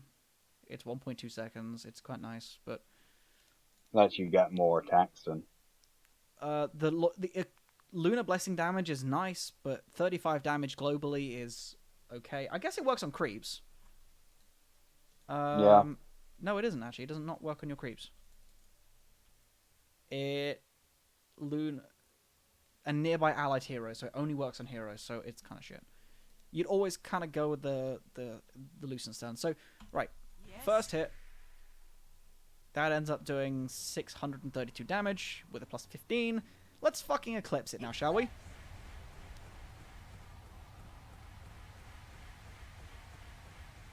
That is 270 bonus damage, everybody. Let's buy a Refresher Orb. Eclipse, blessed be the night. Yes. No. Let's go. And now you have a free Divine Rapier. Oh dear god, back. this shard is broken. Sees all. First blood for Salamene. Actually, if you go the Moonglaze reduction, that applies to the glaze from the Lucent Beam, doesn't it? I would assume so. Right, this is the power of 2 Eclipses, point blank next to each other. You gain 540 attack damage. Quickly now. Beautiful. So let's see how much the damage does. Oh no, you lose a lot of damage pretty damn quickly. Damn. Let's go. Well, I think Luna is pretty fucking nasty. The rest seem to be kind of... Oh god, we're gonna get to Marcy. Marcy's got a huge change. Lycan, Cripple now stacked, I think is the main thing. And also Howler's Global and Cast at Night. Don't know what his level 25 talent means. How reduces total attack damage. So, instead of Howl base. used to only reduce base damage, and now reduces all attack damage. That's good. So any sort of like major added damage from someone like Sven, that's gone. At least from Magnus got buffed. Yep, Just minor improvement to all around. RP. Horntoss slow is now significantly better because Horntoss was kind of shit. And 12 strength is now changed to 12 strength per hero when they are RP'd. So if you RP multiple heroes, you gain a shed load of strength. Yep, So which is let's always have a good. quick look. Well done. Level max and... Do you want me to keep reading? Yep. Yes, you gain reverse Marcy. polarity strength bonus, and you can see it as a little bonus tag there. Dispose now slows for 20, 30, 40, 50% for 3 seconds instead of stunning. Throw distance is decreased from 300 to 275. Rebound now stuns enemies in the final area for 0.1 to, at max level, 2.1 seconds. Yep. Ally movement speed decreased from 45% to 25, 30, 35, 40. Much needed. That was the most broken part about her. She gave like near Landing perma haste to everyone. damage decreased, so early game it is weaker, but at max level it is still 300. Mm-hmm. And landing effect decreased to 250. Good, because that shit was an entire creep wave. Yeah. So pulse. Okay. No longer slows, but each strike of Unleash now slows movement speed of type by 30% to 2 seconds. Each strike now slows base attack speed of the target by up to 100 for 2 seconds. No longer dispels Marcy. Scepter, however, does allow it to dispel when cast, and Scepter cooldown reduction increased from 10 seconds to 20 seconds. That's good. Much She needed. has a bunch of talents, but none of them are interesting. Well, you could say that, but minus 3-second rebound cooldown, which is now a stun, is I really didn't good. say they weren't good. I said they're not interesting. Yeah. Now, the big takeaway from this is that you can now jump on people and stun them. Yeah. So rebound can be set to autocast a throw off the targeted unit. So if somebody is attacking another, let's just say these two Brewmasters are beating the shit out of each other, and I go for Shard. And let's say rebound can be set to autocast. Hang on, let me just try it without first. Yeah, so it now stuns on jump down. If I throw them, they can still move around, but they are slowed pretty heavily. 50% movement slow is quite nasty. Almost actually a little better than the original spell, especially early, because it's 3-second duration. Yeah. But it also kind of incentivizes you to level it up earlier. I think she's a little worse earlier now. I honestly kind of prefer just still maxing out rebound because it's stun. But you do get a bonus bit of rebound jump range at 10, or a significant bonus damage to dispose. Improvement to rebound cooldown. Rebound stun duration goes to 2.8, or movement speed during unleash. And yeah, 25 does not change. So the Shard, from what I've seen, is pretty fucking good now. Oh wait, no, I hadn't targeted it there. So if you auto-target it, you swap places, and normally that was shite. But now... Yeah. Oh wait, hang on. So if they're in the middle, and I then target them to go over there, I basically kick them. Beautiful. And then if I get the cast range talent now, and I get Ether Lens, which you normally buy on her anyway, I can now cast them from such a distance away that they're like, oh yeah, alright, go into the fight now. I kick them like a fucking football, and they stun people. And she has a rebound stun talent and a rebound cooldown talent. So then you now have this person that kicks their allies into people and stuns them like Grandma's cookie on 1,000 range. Yep. I can see this being really dumb if used properly. Because look at the distance that covers. Or you're like, oh no, I want to get off the cliff. Fuck off.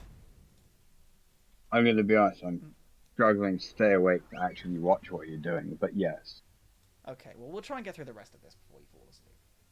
Yeah. Sound good? Spirit of Mars. Mana cost reduction decrease. Good. Slow increase on God's Rebuke. Good. Bulwark has been sort of awkwardly changed to try and deflect more stuff to it. Spear Arena of Blood has been worse early, better later. Fixed flying units sometimes being able to escape from the arena. Let's test that out, shall we, Mars? Level 10 talent. He no longer reduces the movement speed penalty. He instead gains a 30% active redirect chance with Bulwark, bonus 30%, or he can get plus 100 God's Rebuke distance instead of the slow being increased. That's really good. Yep, nope, Zeus can still jump out of arena. Nothing to it. That's a jump, not a flight. Yeah, but normally you can't normally jump out of it. So for example, if you were to put the arena down now and jump, see it bounces you. But you just take a bit of damage and then you jump over it. It's a bug. Weird. Yep, so they didn't fix it. Zeus can still jump out of the arena. So can Slark and so can Mars. Mars. Possibly Marcy even as well, but Marana. Stone Gaze is now better at max level, but slightly weaker at first. Attack It's speed, just yeah, it's just basic Medusa stuff. Yeah, I mean, she's kind of had her Ags build buffed a bit. I like Right. it. Meepo was one we wanted to try out. So Meepo's strength gain improved. Very good, because that's shared across everybody. Earthbind cooldown rescaled, so better early, shit later. Reduction of ransack heal on creeps. A little awkward for farming, but oh well. Dig now has no channeling time and applies instantly, so it's basically a visage self-stun. Or stone form. And reduction in health healing. But it's basically stone form for Meepos. Now, Pack Rat. You cannot put Divine Rapier. Oh, don't break my heart when I haven't even tested it. Come on. Does mean, however, you can instead have a Battle Fury or a Daedalus. All right, let me just try this, okay? Main Meepo, and I'm gonna get myself a Havoc Hammer. So does this mean I can give another Meepo stuff? Oh no, wait. So I can only have one neutral item, but if I have, let's just say Hex, and then I put that in my neutral. Oh god, I could put Hex in my neutral? And my other Meepos can't use it. Okay, so it's only just on the base hero, but Jesus fucking Christ. What the fuck? 7 items! You can't put Rapier in there, you said, right? Yeah. I think that's the only thing that you can't put. I'm guessing you can't put Gem in there either. That's No, you the point. can't. No, you can't. So any So non-droppable on death items. Can you put Aeon Disc in there? I guess you could. Yeah. I guess it's. If you say so. I guess it's a thing. That's so dumb. That's actually so dumb that you can do that. Holy crap! Wow, Meepo is dummy strong now. Legit the only hero in the game that can be 7 slotted. Wow. Yep. Right, Marana. Shard is actually useful now. It increases the duration of the charge leap, improves the shard distance projectile speed. Still meh. And she doesn't have a mana break talent anymore. And they've improved the search range of Starstorm's secondary target, but she's had decrease in agility, so her overall damage output and armor has been decreased. Now, Monkey King has a pretty interesting ability. Rework Shard can be put to auto-cast and quickly leap to the opposing end of the staff as it hits the ground. It's good because his previous Shard was a very, very, very, very, very niche cheese gimmick, and it was nigh on unusable. It affected Mischief, didn't it? Yeah, it basically made it a 0.5 second invulnerability, and there was one very brief patch where you could cheese it by using it to dodge false promise damage. You could become invulnerable. Beautiful. But the problem is, all it does is just extend any delay damage onto you. They changed it. They hotfixed it. Yep. So, Monkey King. Hey. Right. Level 2 max. Give me the shard, and I'm going to have a quick look in the trees. So, if I auto-toggle this... That's janky, but it works, I guess. So it immediately just yeets you in front of your opponent. Pretty much. You still get really Interesting. low vision in the trees now with that talent being reduced. It's a Yeah. I think it's a nice little quality of life thing, because you can actually just do jump down into the trees, Boundless Strike over, jump down into the trees again. lets you use Boundless Strike as an escape as well if need be. Yeah, so jump in, jump to another tree, jump out, jump to another tree, Boundless Strike into somewhere else, jump down, jump into another tree. Like, that's a lot of mobility. I like it. I think that's quite a nice way to play Monkey King now. Don't rush me. Taking the high ground. You know, just jump down, jump into another tree. Where do you think You can even, like, leap off of somebody, technically. It also is thematically fitting for him. Yeah. Keeps him very mobile. Even into the fucking trees there. Like, you can jump over ledges, I'm pretty certain. Look. Yeah. Jump over ledges. I like it. I think this is a very interesting and unique ability, and I think it definitely fits with him, and it definitely sort of turns him into the next Puck. But at least you know where he's going, Yeah. which is the difference. I'll be ready in a second. Yeah. Yeah. And at least he's putting himself right next to you, so like you can just hit him. Yeah, exactly. Morphling. Morphling. Shard rework. You can use attribute shift while stun. Increases bonus agility and strength by 6. That shift per second has been rescaled for both, and mana cost per second has been rescaled, so it is cheaper at level 1, but more expensive at the max levels. His scepter has been buffed, and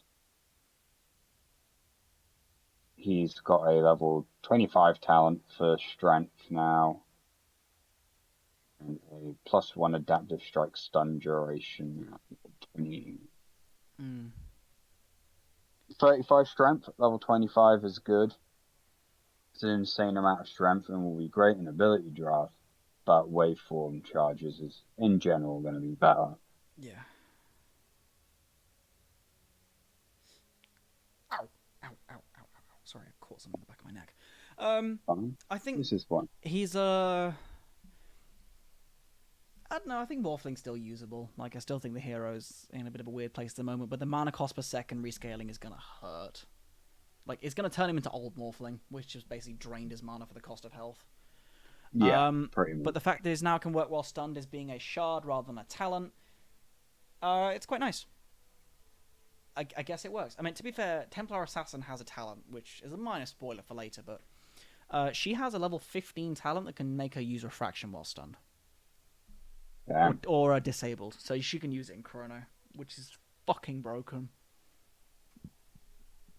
But yeah. Naga Siren has Ensnare changes, so cooldown reduction by 2 at all levels. Scepter no longer decreases Ensnare cooldown, but still allows to target spell immune and sleeping units. Riptide Shard no longer slows enemies, and she has a new scepter called Reel In. So I'm guessing this gives the ability and the buff to Ensnare. Yeah. Naga Siren channels up to 5 seconds, pulling all units affected by Ensnare in a 1400 range toward her at a speed of 150. Wait, what the fuck? This sounds really bad. It is. It's a channel as well. Yeah, but like, you can only target one person with a snare and you just pull them towards you. Like, what the fuck is the point? Why not just walk to them? Yes. Okay. Trouble. It's Here bad. they come. Naga Siren. I just tested that. It's not worth the price of a scepter. God no, it sounds awful. Okay, so I'm pulling this in. I've ensnared you. What? The sea What? calls. Unless, hear me out. Hear me out. You slice it. You can do it while songing. So you say, Okay, Yeah. hear but- me out. That has a very niche use in Roche. Yeah. Because if you song in, or somebody's like really, maybe like you're going for a high ground push and you see the enemy course out on the high ground, you song You can them, you net pull them, them and then out you of pull them position. off the high ground. Yeah. I think this is a 60-minute purchase to win a game late game. I think Potentially. it's very awkward. I hate the fact that it's a channel. It should be a shorter channel duration with a much longer distance, much quicker pull range to make it actually a viable thing. I also feel like the cooldown reduction on Riptide should be there, or at least make Riptide an AoE. Not Riptide, like Ensnare an AoE. To make this good. I think this Ags isn't the most useless one in the game I've ever seen, because of course it's a reposition, and we've always said that repositions are busted. But the problem is this reposition is so conditional to make it useful that it's definitely bad. Like, if you want to see something really dumb, I don't know, maybe have ally techies, right? Mm. Ally techies, and he's just gone level max, and I just put some bombs down, you know, and I'm gonna song net and pull in.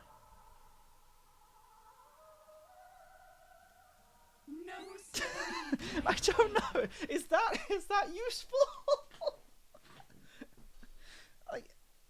I wanna think this is not as bad as I think it is, and in reality, it's not.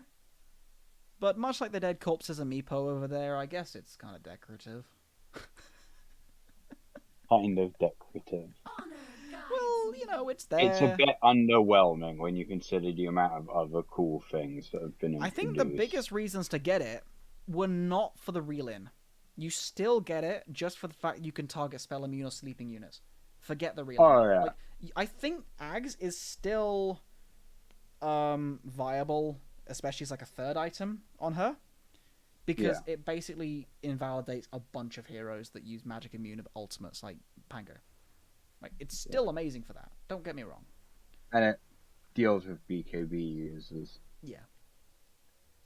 But at the same time, it's still an interestingly unique ability, but it's not exactly great.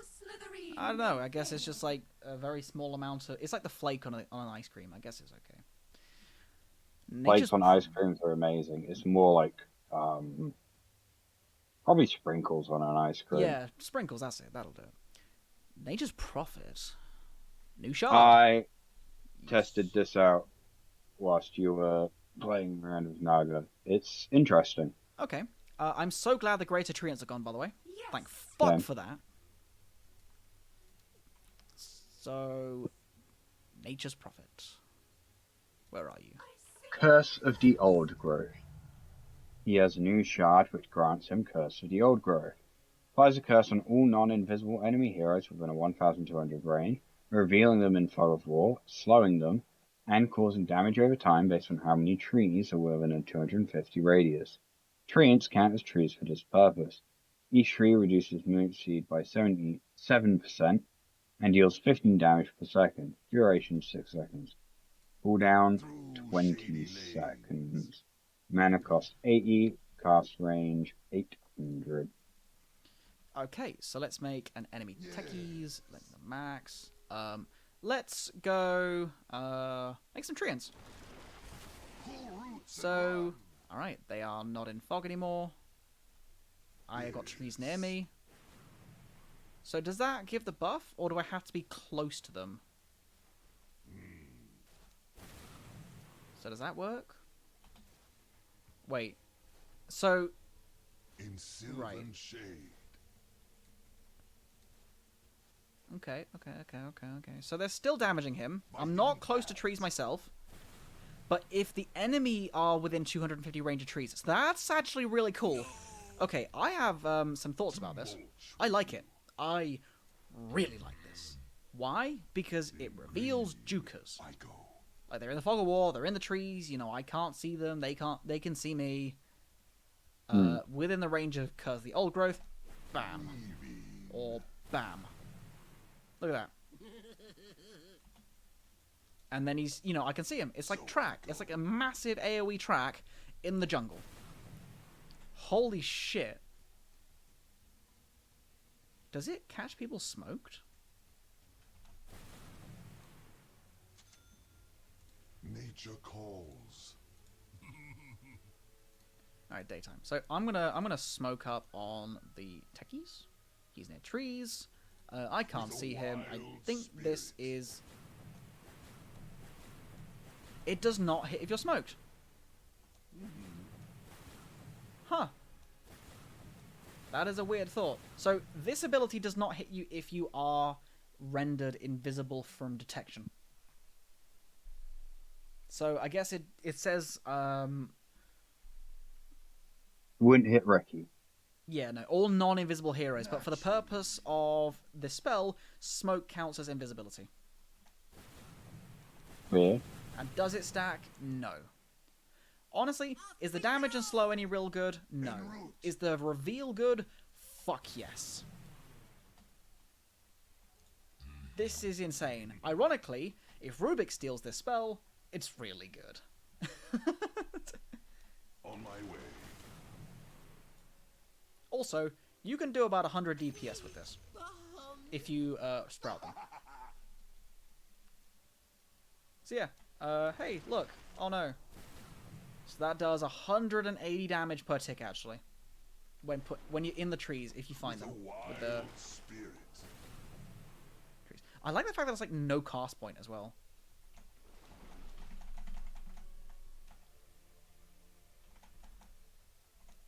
By my Yeah, shaggy that's good. bar. I like it.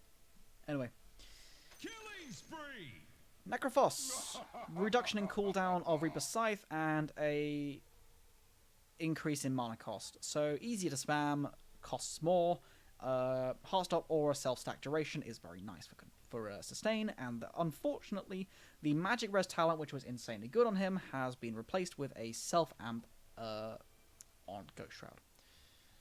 Meh. I prefer the magic res. Night Stalker. Set the stun duration improved from 0.8 to 1 second. Nice. Ags is actually potentially viable again.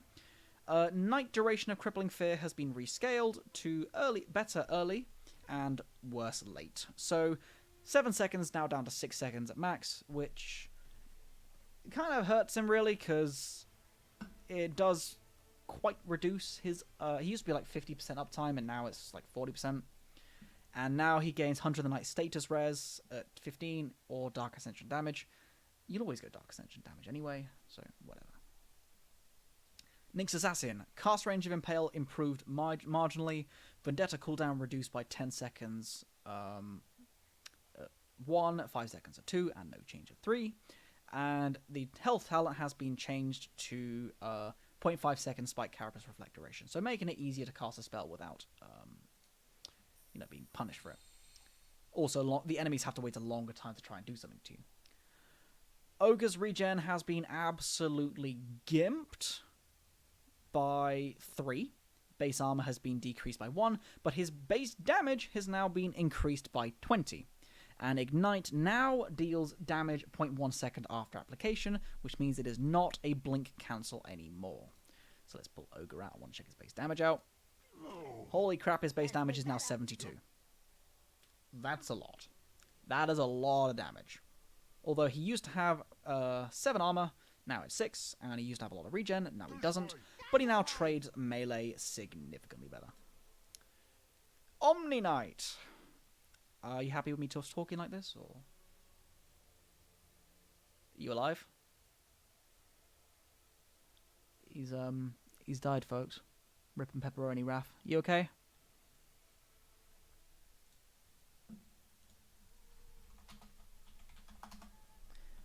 I think it might have been a bit tiring, this patch. We'll try and get through it relatively quickly. Although in saying that, it has been 5 hours. Omni Knight, a much-needed buff. He has now dispelled... he now dispels himself whenever he casts Heavenly Grace on somebody else, which is a big problem with him before, where you get the strength bonus, but you wouldn't get the self-dispel, so you have to make this decision between somebody like you or your ally. Mana cost of Hammer of Purity has been significantly decreased, which is a massive buff. And the bonus-based damage has been improved at all levels, and a massive buff at level 4, with a 20% increase. Guardian Angel duration has been decreased at level 2 and level 3, but the Aghanim's still, I believe, is pretty potent. Heavenly Grace strength debuff per debuff has been reduced, but to be fair, I don't give a shit. I'm going to take Hammer Purity cooldown. Oracle. Purifying Flames mana cost reduction mana cost has been reduced. False Promise cooldown has been reduced to all levels bar 3. Reign of Destiny has, which is Aghanims, which is the Reigns from Africa, have been improved to be 60 heal and damage per second. It was already a really good ability, but now it's even better. Fortune's End duration has been improved at level talent 10. The 12 intelligence talent has been removed and replaced with 10 false promise armor. And level 15 has had the armor talent removed and replaced with Fortune's End damage. So very nice for wave clear and general combos. Talents. Level 15 Mana Talent has been replaced with 100 Astral Imprisonment cast range. Dear God, fuck this. And the Spell Lifesteal Talent at 25 has been changed with 60 seconds Sanity's Eclipse cooldown, which turns the cooldown down from 130 down to 70 seconds. So, pretty damn potent. Pango. Now, Pango has been a bit awkward. Raph touched upon him earlier, so I'm not going to cover him too much. 75 mana cost now, and 90 at max, so a significant buff to mana cost on Swashbuckle. The shield crash duration has decreased significantly all the way down to 5, but the damage reduction is now 20 at all levels, so use it once, get a short buff, and get it potent. Proc chance has decreased to 15% instead of 1 in 6, or 17%, and now can proc on any instance of damage dealt by Pango's abilities. Mana Regen talent has been replaced with Lucky Shot armor reduction, turning it to -11, which is potent. The 20 strength talent has been replaced with plus 5% shield crash damage reduction per hero, so up to, up from 80% to 100% damage reduction if you hit 4 people. And the 25 Rolling Thunder cooldown talent has been decreased by 5 seconds, which reduces the overall uptime significantly with Octarine Core. Phantom Assassin now grants 25% lifesteal for its duration at maximum, which is phenomenal for her sustain. Honestly, like non-talent, that's just gross. And her talents are being reworked to make her actually a good hero, in my opinion. The Lifesteal talent, which was never taken, has now changed to Blur Evasion, so if you are getting absolutely physically railed, you can now take that instead of cast range, and you now have built-in lifesteal of 25%, so you don't even need to worry about that. Although it is only for 3 seconds, you do have the Phantom Strike duration talent to combo it with. And the 60 Phantom Strike attack speed takes it to 210 attack speed, which is a fantastic boost. It's basically a free Hyperstone. PL, minor health regen buff, and a health talent reduction, and a Spirit Lance damage increase, which is pretty good with this shard. Regen increase for 1 on Phoenix, and rescaled damage, or buffed damage on Fire Spirits by 5 at all levels. Fire Spirits damage per second also decreased, so the talent, so it's only 20, not 25. So they've basically given more to the base ability and less to the talent. Now, Primal Beast is a fun one. Improvement on the base regen, and has added the Scepter, which Uproar releases 3 waves of 2 projectiles per stack, which split very much like it did in the Labyrinth. Projectiles deal 100 damage to enemies and apply Break on them, and can now be used whilst channeling. Now, question is, can you use it whilst TP? Now splits into 3 additional rocks, smaller fragments, 600 units behind the first one. So Rock Throw seems pretty interesting, and nice bit of wave clear. The Mana Regen talent has been replaced with Onslaught damage, and Magic Res talent has been replaced with 20% Magic Res during Trample. Nice quality of life there. So it's a pretty significant Onslaught boost at 10. So, nice.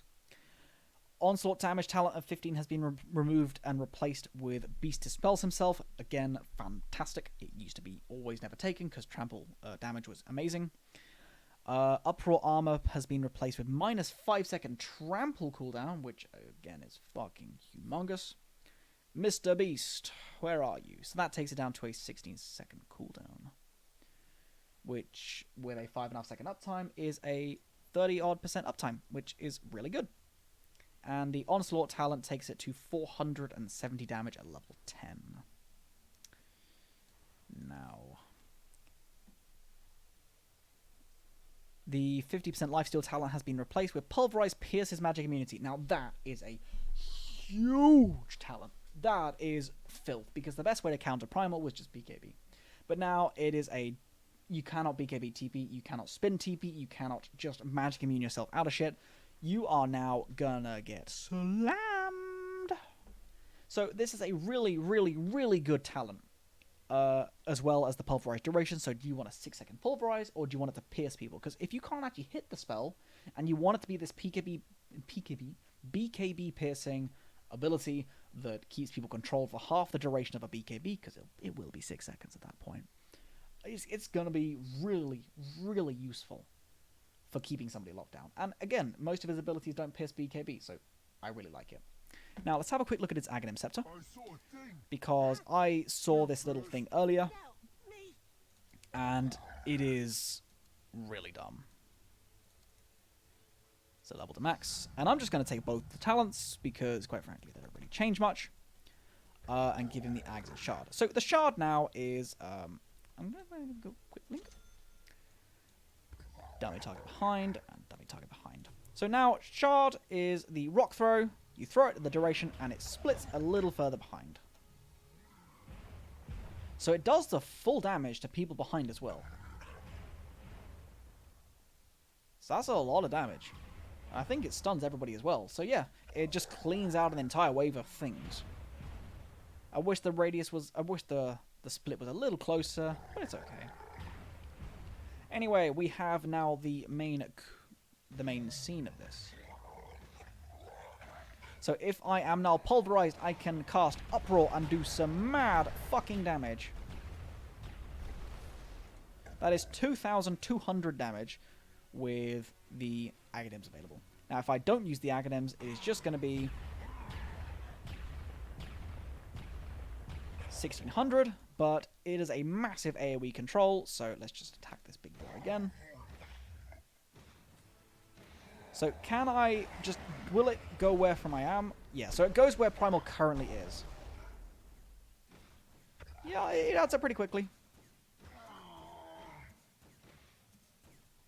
Now...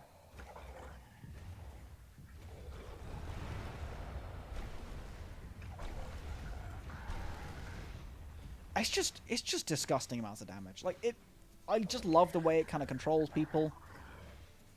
And I love the fact that you can cast it whilst channeling now. It's just constant breaks and a massive AoE.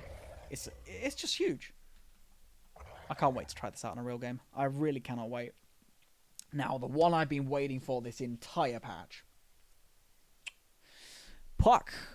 Cooldown reduction has been removed, so Illusory Orb is nowhere near as illusory. Replaced with extra damage, which is pretty potent, but either way, less juking and jiving.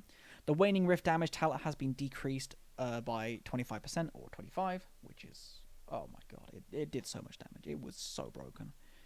The 20 Waning Rift cooldown has been decreased from 6 to 4 seconds, and the 1 second Dream Coil stun has been replaced with break damage and initial damage.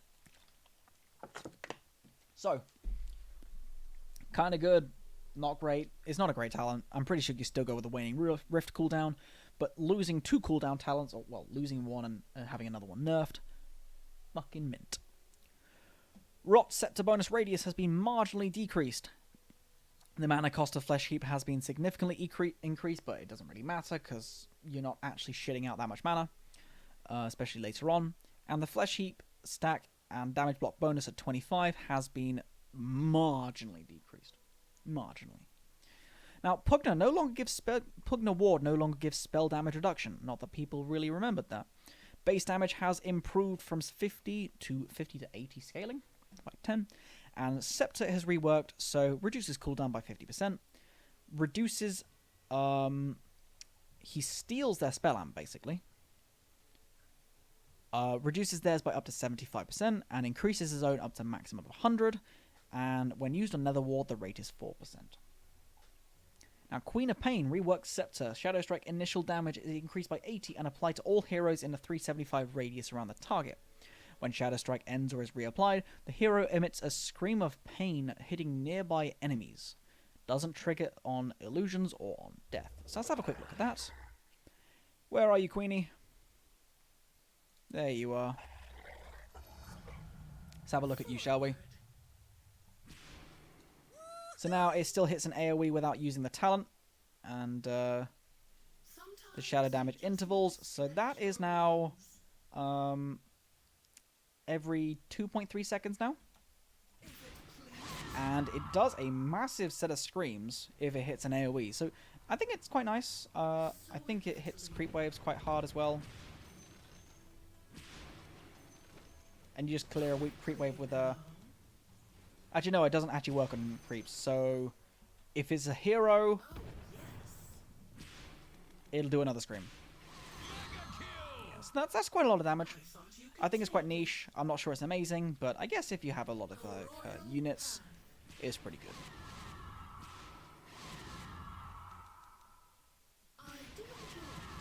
And if you have the Scream of Pain damage talent, I think it's nice.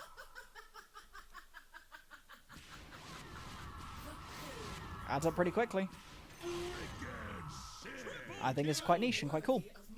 Razor, base movement speed has been decreased further by 10.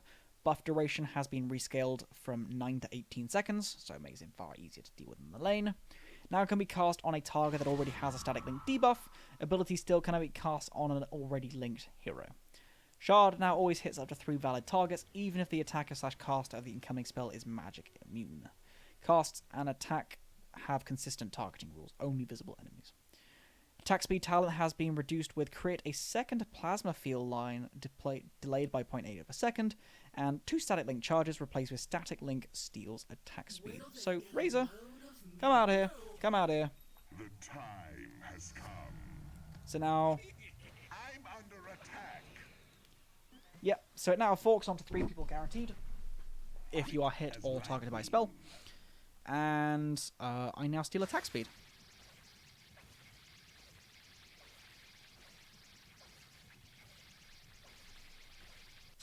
I go.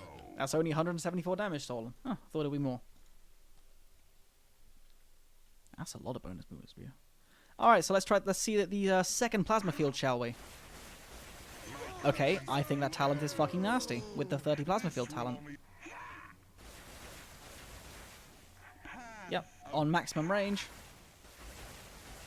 I just think that's really nasty.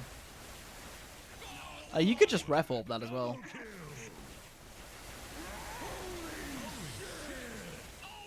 God damn.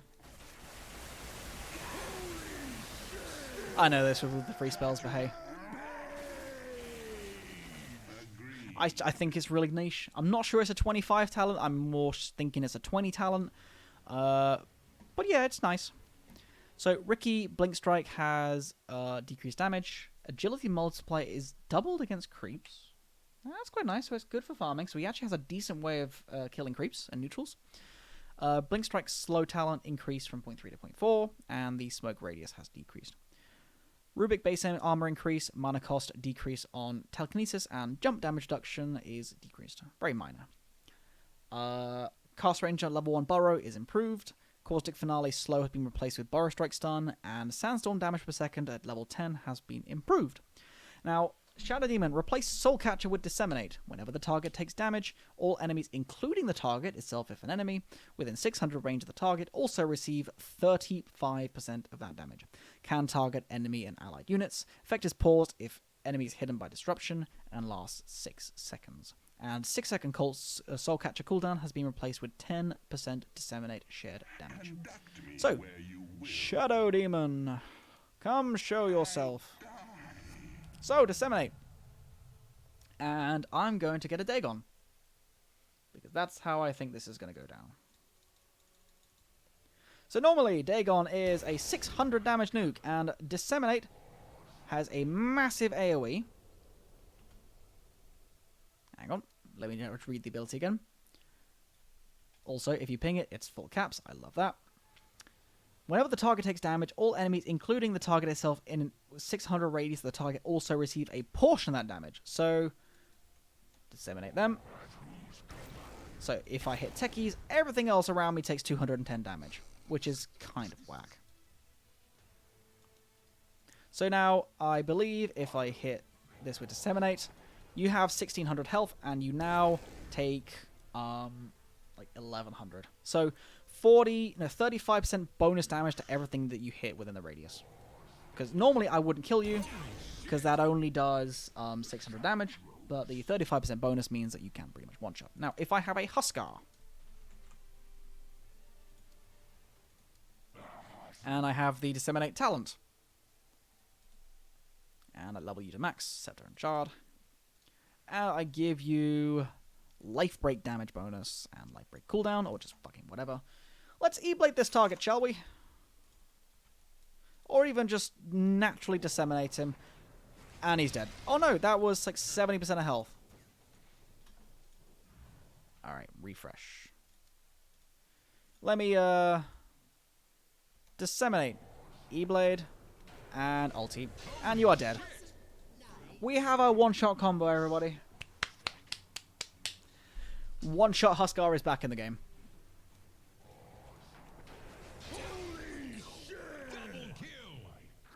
What a balanced hero. What a balanced ability. Let's go. Shadow Fiend, base damage increased by 2. Debuff. Now applies a stackable 30% turn speed slow and 15% movement speed slow. So up to 60% and 30% movement slow. Scepter now reduces cooldown by 30 seconds, and the cooldown talent at 25 has been replaced with Shadow Rays applies attack damage, and -4 presence armor has been replaced with -5 seconds Shadow Rays cooldown. So, pretty good. I think both of them are nice. I think Shadow Rays applying attack damage gives viability to the physical damage, merging with the magic. It's nice. I like it. Base damage on Shadow Shaman has been absolutely gimped into the ground. -6 at highest and lowest. And cast range has... however, cast range is marginally increased on base. And the Shard cast range has decreased by 50. So, all in all, a minor buff to Shackles. And turn rate has improved on Serpent Wards. Oh, wait, unless that is... it takes 1 second to turn around rather than half. So, maybe that's a nerf to Serpent Wards. Anyway... Silencer, base attack time, attack speed decreased from 115 to 100. Base attack time has been improved, so I'm guessing it's leveling out.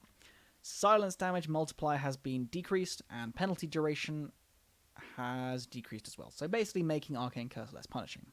Shard now has been reworked. Every 4th glaive now silences the enemy, which is disgustingly powerful, going in conjunction with Arcane Curse. Increases int stolen on attack by and on kill by 2, so the int stolen goes up to 5. Bloody hell. Intelligence multiplier has been decreased by 0.5 at all levels and now works on units that don't have int, so you can now farm with Ag's Last Word. So really nice little tweak to that. Shame the multiplier has decreased. Attack range reduction has been attack range increase has been changed to -25 second global cooldown at 15. And the 8% Arcane Curse slow has been removed and changed to 0.8 multiplier, so that brings it up to 3.2 actually. 20 second global silence cooldown, 20 has been replaced with plus 10% glaives damage. And the other 20 talent has changed 1.2 times the last word multiplier to Arcane Curses Undispellable. Now that, my friends, has uses. That can be really cool. I think on heroes like Bristleback, they just want to BKB, get Lotused. They're going to get punished. They are going to consistently feel this, and they can never get rid of it. Now, Glaive's Wisdom damage has been replaced with Glaive's Bounces, so that makes it a triple bounce. I think it's cool.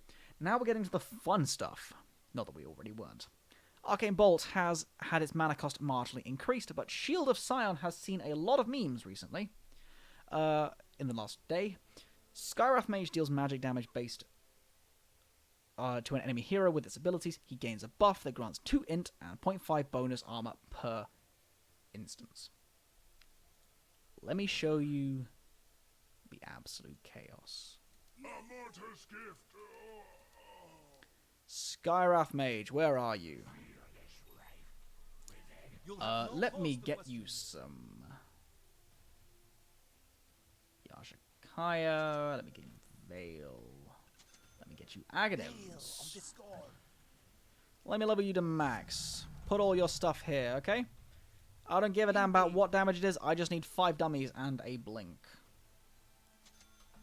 My purpose unblinking. So here we have 2 ultimates I will cast, and you will see Skywrath Mage's mana absolutely skyrocket. 3, 2, 1, go. Mystic Flare. Congratulations, you now have 12,855 mana, which means that these bolts now do a ridiculous amount of damage. And this lasts for fucking ever, and you now have 221 armor.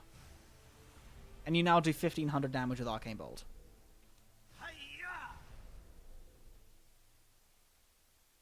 Yes. These buffs last for 35 seconds. Now let's just bring a single dummy out. And, you know... Never mind, that still targets multiple people, so I kind of need it not to be Ags. Be it thus. Yeah, okay, let's try and find a target dummy over here, shall we? So, 1, 2, 3, 4. Hang on, I've got to reset this hero. There we go. Let Max Scepter Shard, all the talents, and... I don't need daggers, actually. I can just sell that. So, 1, 2, 3, and ulti.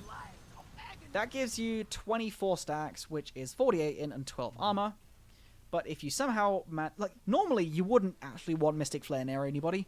But if you RP and Mystic Flare twice, you're gaining 12,000 in and 200 armor. We're trying it. It's going to work. And we're going to get right-click Skywrath. You want to see this? Come have a look. Look at this shit. Look at this shit. Yeah, look at this. Remove you. I'm going to go get a Moonshard. And a Daedalus, and a Satanic, and a Skyly, and a Refresher Orb, and probably a Hex. Okay, so I have a bit of damage now. That may well be. The light of pain upon you. I now have 1200 right-click damage, with 2.8k damage crits. Share the light of agony. And that's with a Refresher Shard as well. As it is in my power. I'm doing 3k crits, My power and I have summoned. 300 armor, so I now have like 95% physical damage reduction. Just so. So I now have so much armor, I'm going to give this guy a bunch of rapiers, and he's not going to damage me. I'm under attack. Gorkara! Mystic Flare!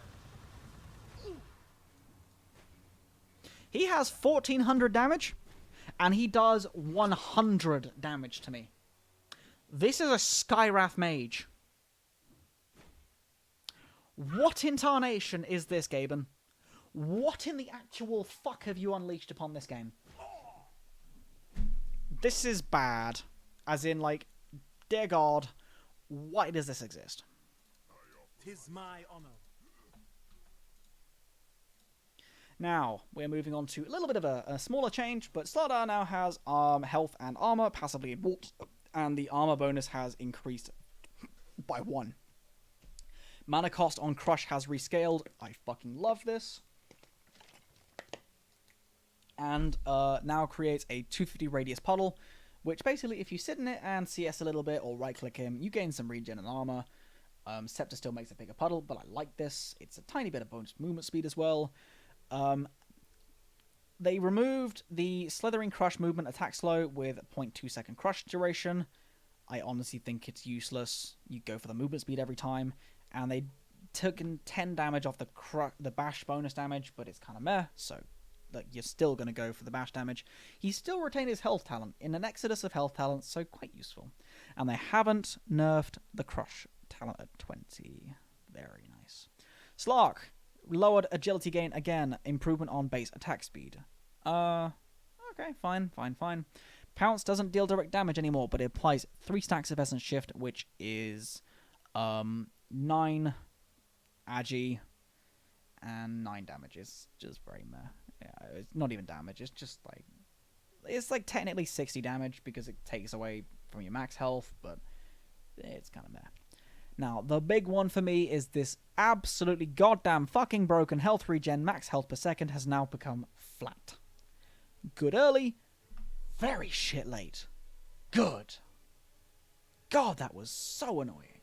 For fucking years. I hate this hero. I loathe him with a vile passion. I wish he would be removed from the game. But now, he's a dead hero. So good. That's the equivalent for me. Now, the shard on Snapfire has been reworked. No more point-blank cookie stun. Fire Snap Cookie has increased hop range and launches a glob along with the targeted unit. Improved projectile speed and improved stun duration. So they merged the talent into her base kit and replaced the level 10 talent with 60 Scatterblast damage, which is bonkers. To answer your question, I'm pretty sure I fell asleep. Yep, there we go. I am now at Snapfire. So I did message you on Discord. So yeah, you fell asleep. We're nearly done. We're nearly done. We're at S. We're like notably into S. Yeah, last I was at was Nature Prophet. Yeah, no, we've gone pretty far since then. Skywrath Mage, by the way, can consistently with RP get 12,800 mana. Yeah. And It's terrifying. 1,500 attack damage and 220 armor. Okay. Yes, and I have a build currently on Skywrath, which is... Let me just get 5 dummy targets up again. Would you like to look at this? Sure. One ulti. Another ulti. Oh no, I kind of missed that last one. It is right. Oh no. Oh no, I only lost a little bit of damage. I only do 2,500 damage crits. Beautiful. Very well then. I had so much damage, a quad rapier enemy dealing 100 damage to me. In fact, there's so much armor Wow. that if I go like any more than this, I only gain like 3% bonus res. You've thought this through? Oh. The light of pain upon you! Yeah, so that is 12,463 int. And I'm going to make an enemy anti-mage and see how much that burns. By my wings. How much mana does he burn per hit? He burns 600 mana per hit. But he does fuck all for damage on me because it's all physical and it's all based on my armor. Look at this. Although Beautiful. I did give him 153,000 gold. Oof. How much damage was that? All...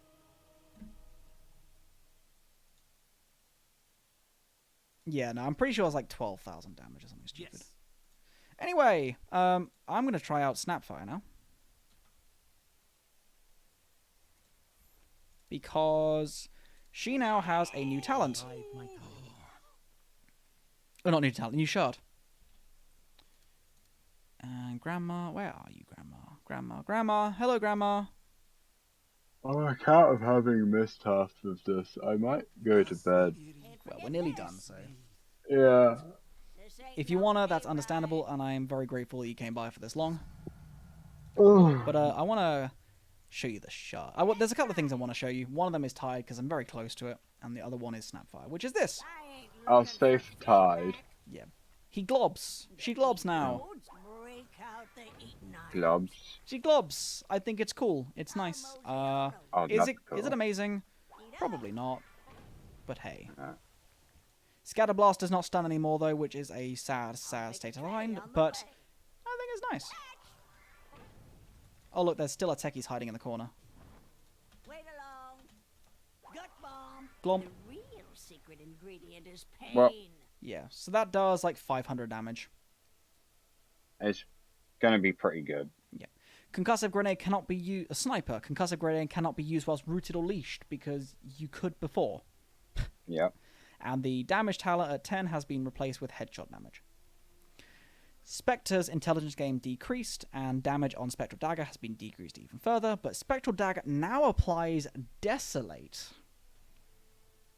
which is cool. Interesting. Now, Spirit Breaker has improved base mana regen, which is up to 30 mana per minute, which is nice. Improvement to Charge of Darkness base stun duration, and now he gains a new shard called Planar Rocket. Barathum distorts the fabric of space, increasing its own magic res by 25%, and redirecting the first enemy spell target and allied hero within 900 radius towards him. Magic res is removed after the redirected spell has hit.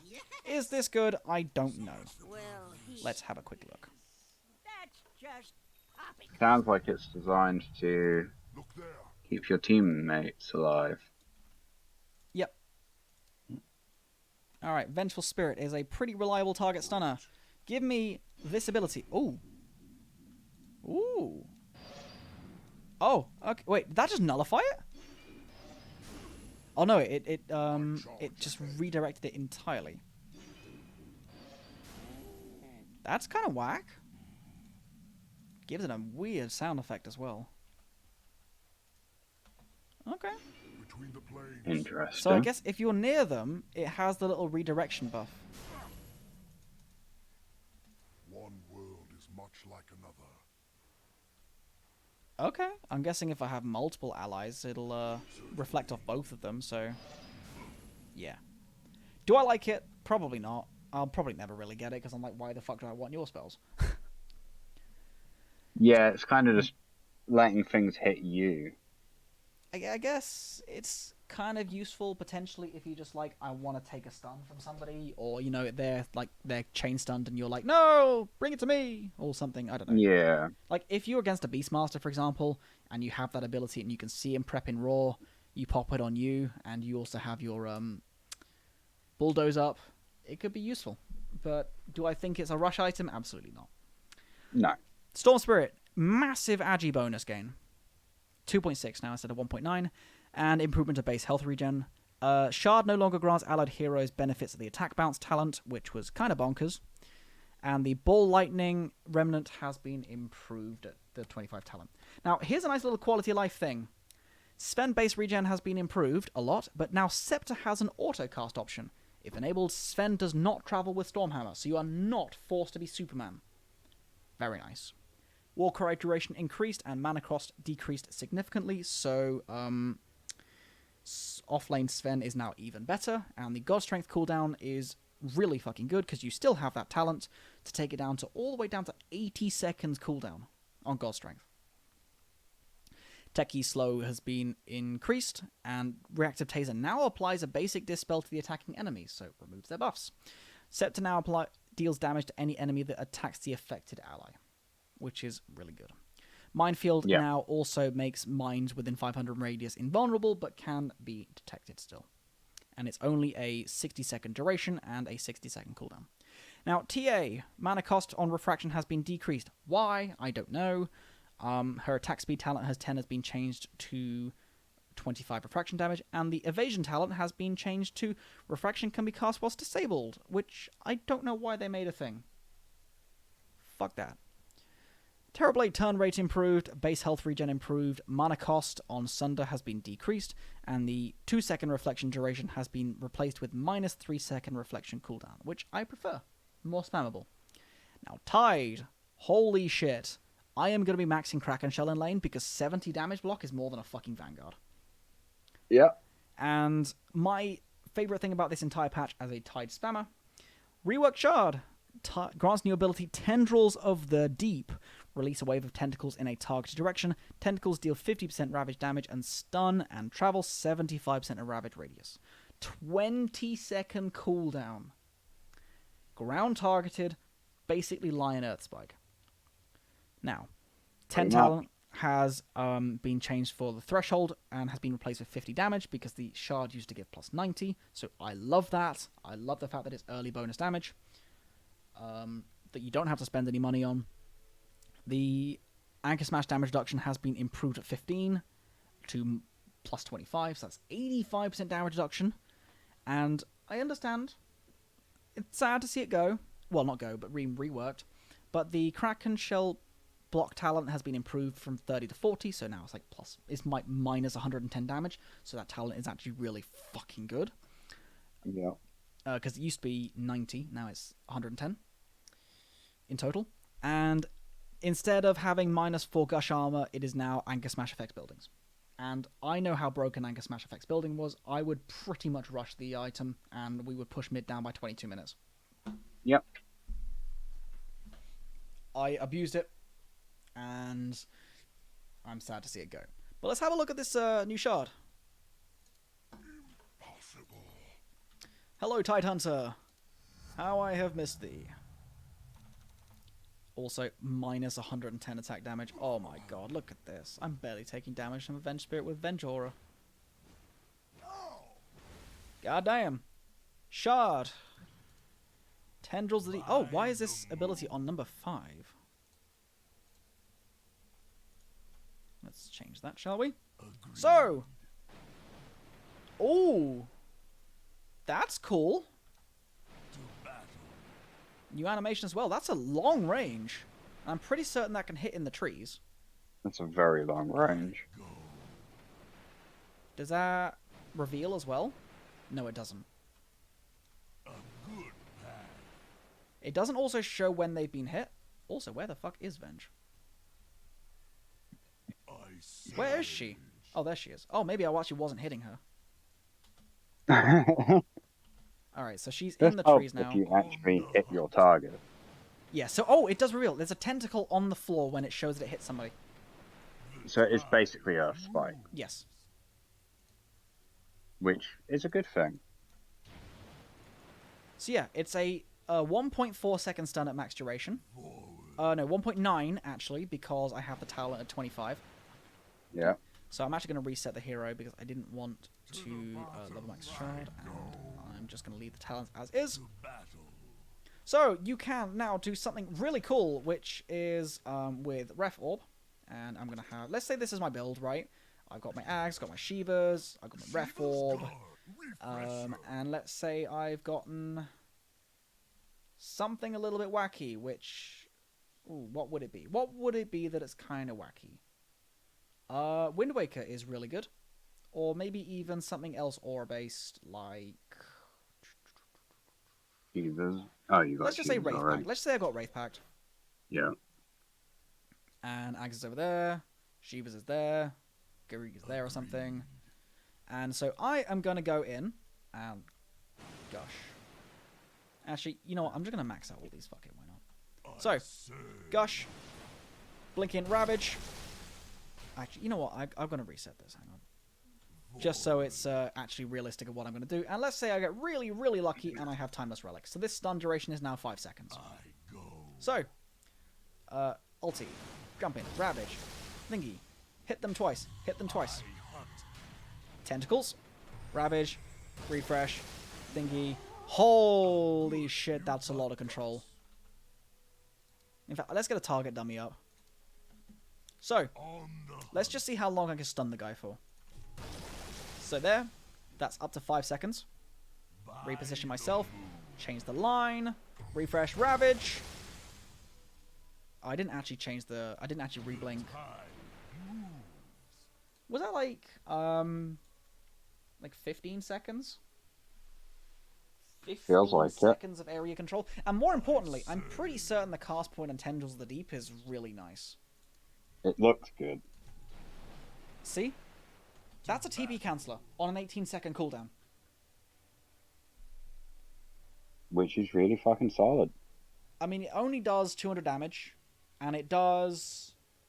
travel Doesn't need to do damage though, does it? No, it's just another way to blink in. Like, it is a non-targeted spell. Which, it's like a slightly inferior version of Earth Spike. Yeah. But... Tidehunter a hero which has been very much sort of dogged by the relevant by the meta of cause after cause, like Viper and Razor, they're all dumpster Tide. Now that they are kind of reworked a little bit, and Tide now has this shard, people say it's underwhelming. I don't. I say this is something Tide has desperately needed. It's definitely something that Tidehunter needed. He needed something to help him out. And it's not the most amazing thing in the world, but it's good. Like, it's not revolutionary. No. It's just what he needs. I hang a coral wreath on your It's simple. It doesn't need to be revolutionary. No. And it's the best thing that's happened to him in a very long time. He has needed another form of control. Like, if you want to be truly fucking disgusting, you buy Abyssal Blade. Yep. It's not Oh, hang on. Refresh this. So, Ravaging! Gushing! Wait, what? Why can't I fucking... Oh. Oh, apparently I don't have Ags. Apparently I didn't actually enable the passive Ags. That's weird. So, jump in. Ravage! Gush. Anger Smash. Shivas. Use the new stun. Refresh. Blink. Ravage. Q. 3. Use the other stun. Hit them again. And Anger Smash. You have so much control on Tidehunter with this build. Mm-hmm. And you are unkillable. You have 37 armor and 110 damage block. And you have Guardian Greaves to purge. Yep. You're gonna have fun. I am excited. This game, this patch, because this at 15, if you're having a shit time, you can buy the shard. Mm-hmm. And it'll help you make a lot more impact. Yeah, you can now fight outside of Ravage. Yeah. You can do team fights without having to ravage all the time. Yeah. Join and gangs. You and can such. TP cancel without Ravage. You can channel cancel without Ravage. You can do all these things that Tidehunter would have this massive dilemma of, which is, do I cast Ravage now? Or do I save it for some potential group fight? No, you have a low committal early CC ability, and it is so fucking good. And I cannot understress how needed it is for a hero like Tide to have. Centaur has cheap stun. Magnus has cheap control with Skewer and Horn Toss. What did Tide have? A single target slow? Yeah. And a massive AoE ulti.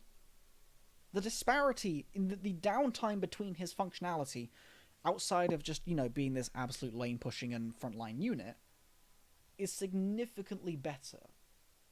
Because now, you now have up to 110 damage block. The 70 damage block is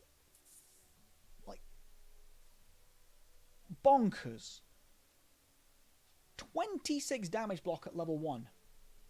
That's half of most people's base damage. And I'm pretty certain that also stacks with the 16 base damage block as well. This hero is done now. He's gone up so much, and I'm so glad that he's better. The rest of them really don't have much of a change, but I'll go through them quickly. Timbersaw improves strength gain, and reactive stacks have basically been made more stacks. Hero attacks grant 2 stacks. And the regen has been adjusted accordingly, so actually slightly less armor and regen overall. Chakram mana cost has been decreased, and apparently it's been spammed twice. And I'm guessing mana cost decrease per second has been improved. Now, Tinker, laser mana cost has been decreased. Fine. Rearm time has been improved at 0.25. Mana cost has been decreased significantly. But rearm now has a 6-second cooldown. Now, I do believe you refresh the rearm cooldown when you rearm. Yeah, but it means if it gets interrupted, it's on a cooldown. So you now have a 6-second window to fuck with Tinker. Yeah. And now he loses his spell amp talent, and he gains defense matrix grants 25% CDR. Whilst you go over to rest, I am going to head to bed. Understandable, and would you like to play some games tomorrow? We'll see. I mean, to be honest, it's not actually that late. Oh my god, it's still going 6 hours in. Yes, it is Fathom Orc, and we are at T. We are still going. This is the first chat in 2 hours, so welcome back. And I told you, we're in it for the long haul. You kicked Purge's ass, and I'm back for a bit more. How did you kick his ass? Holy shit. Did you fight him? Did you actually scrim with him? Or, find him in a pub match or something? That would be sick. Good night. Good night, Raph. Yeah, Raph has been a proper trooper, sticking in for nearly 6 hours. 21-4 on Ember against him in about. Fucking hell, dude. Fucking hell. That is impressive. Goddamn. Woo, spicy. How does the new Ember feel with the 0.5 second cast point cooldown on the Remnants? Did you find much of a change, or did you never really do the triple remnant spam anyway?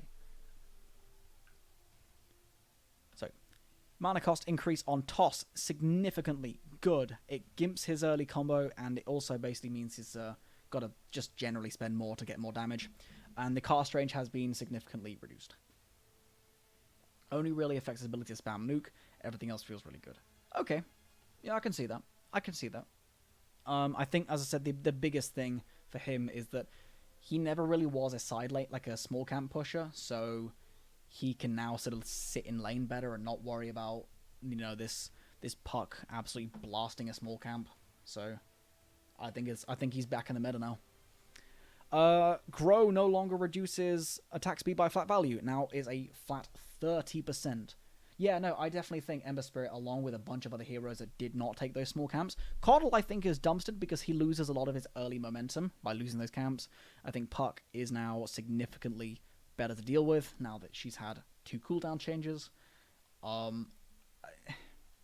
think the mid lane game is going to define a lot of this meta. But for those, we tried Tidehunter out as well.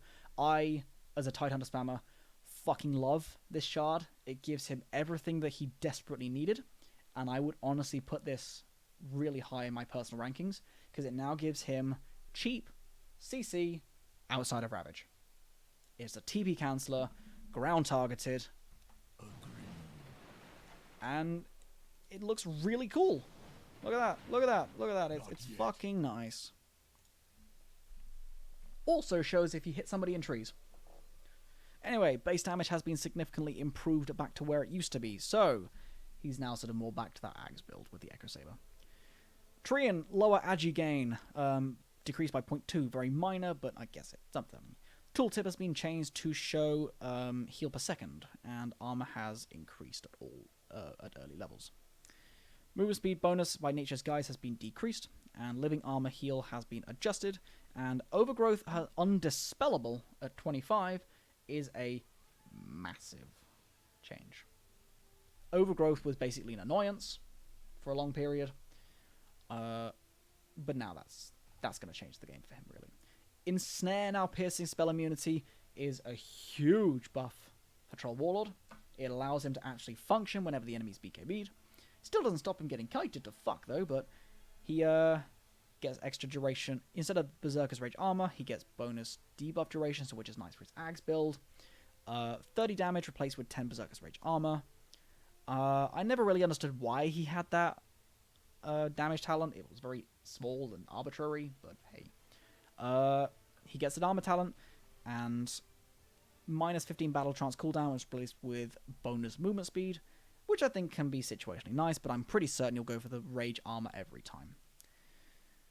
Regen and mana regen on Tusk improved, and Snowball stun duration significantly improved at early levels, and Walrus Kick is now blocked by Lincoln Sphere. I'm pretty certain that was an unintentional bug, but hey ho. Now, Underlord. Oh god. Hang on. Underlord. Burn damage has been made slightly stronger earlier, but gimped later. Cooldown has been increased a lot. Cooldown on Gate has significantly decreased early, so making it far more usable for early fighting. And incoming damage reduction has improved a lot early. Now, Decay. This is a huge improvement to this hero. Strength gain decreased from 2.8 to 2.4 seconds. That's not the bit I'm talking about. Debuff no longer modifies your health, because the biggest problem with Decay was you get like 20, 25 stacks, 20, like 40 stacks or something, right? And then you lose your health as your strength goes down, and then you go down to fucking 1 health, and you can't play. It was really dumb, and it's kind of the reason I didn't play Undying for a long time, so I'm going to try him again. Improved cast point feels amazing as well, because it makes the ability so much more spammable. And the damage has been rescaled, so it doesn't do damage at level 1, so you can't just sort of zone out a lane and skill Tombstone. You've got to max it out. But it's really good for lane pushing anyway, so I like it. Improved cast point on Soul Rip, and a bit of a nerf to Tombstone, so make it a bit harder to cast and cost more. Decay damage improvement. I always went for the decay damage anyway, because it's always double damage, so you now one-shot creeps. You now one-shot range creeps with Decay. That's big. That's really big. That's a good ability. Tombstone's damage, zombie damage decreased. Fine. Decay cooldown improvement. Oh, I want a nut. That is so good. That is so good. Decay offlane is just good. Now, Earthshock has had some interesting changes.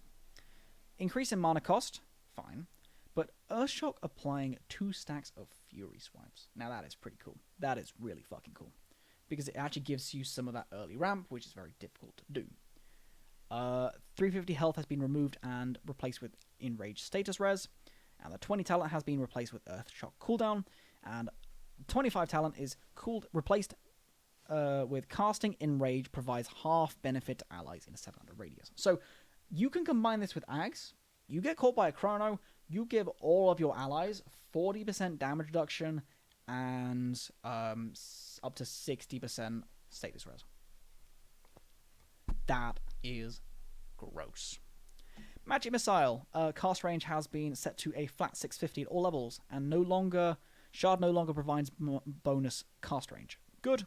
Shard bounce range now mirrors current cast range. So I guess now that if you buy cast range ability items, or have them, it works that way. Wave of Terror improvement, damage improvement at early levels, and she loses her magic res talent and gains nether swap enemy damage, so it's a double blink canceller, or so like damage canceller. So I guess you can't blink out immediately after swap, which is really nice.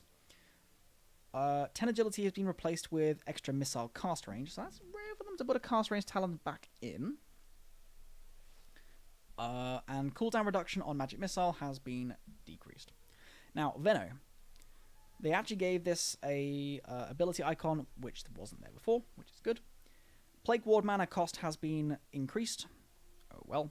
Now, Latent Toxicity applies a weak poison, which is a new shard ability, that slows by 10% and deals 20 DPS.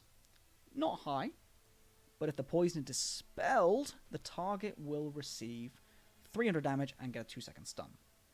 I think this is very cool. I think that, you know, I want to try something actually. I think there's a weird interaction with Yules potentially, but basically it decreases the desire for your allies to dispel you, because you will take damage and get stunned. So I think it's very engaging. Now, here we go. Let's say Venge is a support player and she has a Lotus Orb. You know, she's a good support player. She's good to herself. And this guy is a hero that has Yules. Now, I am going to give him this little bit of a latent poison. I take 225 damage immediately, but don't get stunned. So be it. But now, if I latent poison this guy as well, and I Lotus him, he gets instantly stunned for 2 seconds and takes a big burst of damage. So, like, if you're running away and you're like, oh no, I'm going to dispel myself with BKB, I'm pretty certain this pierces BKB. Agitation. Yep, you get stunned at the started duration of BKB. I think this is cool. I think this is really cool, because it's a way to discourage people from dispelling Venno's ability. Do you tough it out or do you get stunned? Think about it. Think about it. Think about it. Think about it. Now, Viper. He's had a rework. He's got a new scepter. But let's talk about the other ones. Mana cost at all levels of poison attack has been set to 24. Good, because he could just spam the shit out of it in the lane. Duration of Nether Toxin has been decreased by 0.5 at all levels, up until max. Scepter now doubles damage dealt, and slows enemies within 500 distance of Viper. Or for enemies within him. Additionally, allows Corrosive Skin to deal the first instance of damage the moment a debuff is applied, so it is a blink canceller now. Reworked Scepter grants Nosedive. Viper slams into the ground, disarming enemies in a 500 radius for 4 seconds and splattering everyone in the 1200 AoE with the effect of Corrosive Skin. So it is a massive area blink cancel, and I'm going to try it in a second. Attack speed talent has been changed with poison attack magic res reduction on a poison attack, so that is up to 15%. 300 health has been replaced with Corrosive Skin magic res, and 20 talent is 8% poison attack magic res reduction has been changed with poison attack damage / slow improvement, and the 25 talent of 2 times Corrosive Skin / attack speed, slowest attack, has been replaced with minus 50% Viper Strike cooldown / mana cost. Really nice. Yeah. Let's try out the other poison, shall we? My venom sacks run empty. Oh no. Well, max up to shard. So, if I hit somebody with the poison, she is now slowed by a little bit. Oh no, it's attack slow. So the damage is 64 DPS, which is pretty potent. But do I nosedive randomly on the floor? So that is a huge disarm radius. That's pretty cool. It's really close range though. One, two. That's a 4-second disarm, but can it be dispelled? Yes, you can dispel it immediately, so I guess it's not brilliant. It also completely just gets ignored by BKB. But yeah, I'm pretty sure it's cool. I don't think it's bad. So just the full combo on not really hitting anybody. It does a lot. I think Nosedive in itself is not an awful ability. But let's just have a look at the full damage. Sorry, I really should have reset that. Alright, let's wait 1 second. There we go. Alright, let's look at the total damage whilst you are next to this guy. 240. Okay, that's no good. That's not really good. I think people are mostly going to use it for the disarm. And it also, I believe, would go over cliffs. So it's just a little bit of a very minor disjoint. See, oh, that is a lot of spray. Yeah, no, it's interesting. I definitely think it needs cast range, though. That is marginally better with some cast range. Let's just get you the telescope, and let's get you what's the other one? Psychic headband. Oh, no, let's get the Seer Stone now. Let's go for maximum range, okay? That is a very janky looking ass ability with a bonus cast range. Whee! That does not look right. That does not look right at all. It takes so long. Just hopping around. Okay. What a weird ass ability. Visage. Mana cost of Soul Assumption has increased. Familiar's attack range, however, has been increased, so nerf buff. Stun radius of Stone Form improved, and bonus attack damage has been nerfed from the Ags. Familiar attack damage has been decreased from the level 10 talent. The 15 Armor Corruption talent has been nerfed by 0.5. Which, as some people would know, that do play Visage is pretty nasty. And the movement speed buff talent at 20 for Visage and Familiars has been decreased by 5. Now, Void Spirit Shard, I'm not really going to go into this one because I don't care about Void Spirit so much, but reduces cooldown by 2, increases watch range by 150, and changes Remnant to persist through creeps. So, it just makes the ability usable in group. Now affects the closest unit. So, you don't have to go over the trip line. It's basically a hazard to walk into now, and no longer messes up your allies, pulverizes the lassos. Now, the resonant pulse damage at 15 has been removed. Replaced with Outer Dissimulate Ring, which was the shard. And 12% Spell Amp has been replaced with resonant pulse damage. So this isn't just like a flat Spell Amp anymore for your character. You now get to choose between resonant pulse damage or restore time on ult. And Dissimulate Stun has now been replaced with a root. I think the stun was always broken from day one. Now as a root, I think it's reasonable. Now, Warlock. Heal damage has been decreased a little bit early, and Shard no longer provides movement speed. Good. Slow per second decreased has been decreased by 2%. Sure. Now deals an increasing amount of damage. So this ability now damages up to 90 DPS. It's a lot. I get to see max upheaval builds. And cast range has decreased a lot. Shadow Word duration at level 10 talent has been replaced with upheaval radius. Anyway, Shikuchi's got a new shard. Rework shard. Shikuchi puts a mark on enemies. It damages within 6 seconds, kind of like a target on its back. When Geminate attack procs, enemies with a mark within 1200 range will also be attacked by a secondary attack. Pretty bog standard. Wind Ranger's strength gain has been nerfed by 0.4. Scepter no longer makes Wind Run undispellable, and Scepter now grants invisibility that doesn't break attacking/casting spells. Okay. I suppose you and Mortimer can play together. Light Wind Run effect is created around the Wind Runner. Slow/blind no longer lingers when the event becomes magic move. So 25 talent is now Windrun undispellable. Okay, that's fucked up. Oh, I hate that. I hate that. Oh, it should be dispellable. I never understand why it isn't. Okay. Alright, Windrunner. Windranger. What are you doing? So, the Ags is Windrun enemy has a increased slow. Blind enemies grants invisibility that is not broken by casting. So I can run around and focus fire and Windrun. My purpose set. Did that work?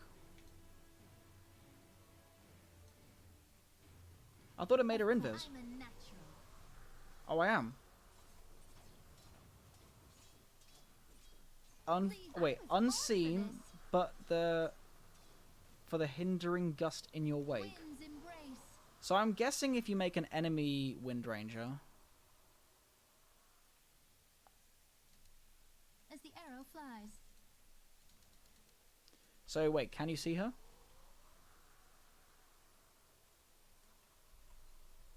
Where the fuck is she? There she is. Okay, I did not see her.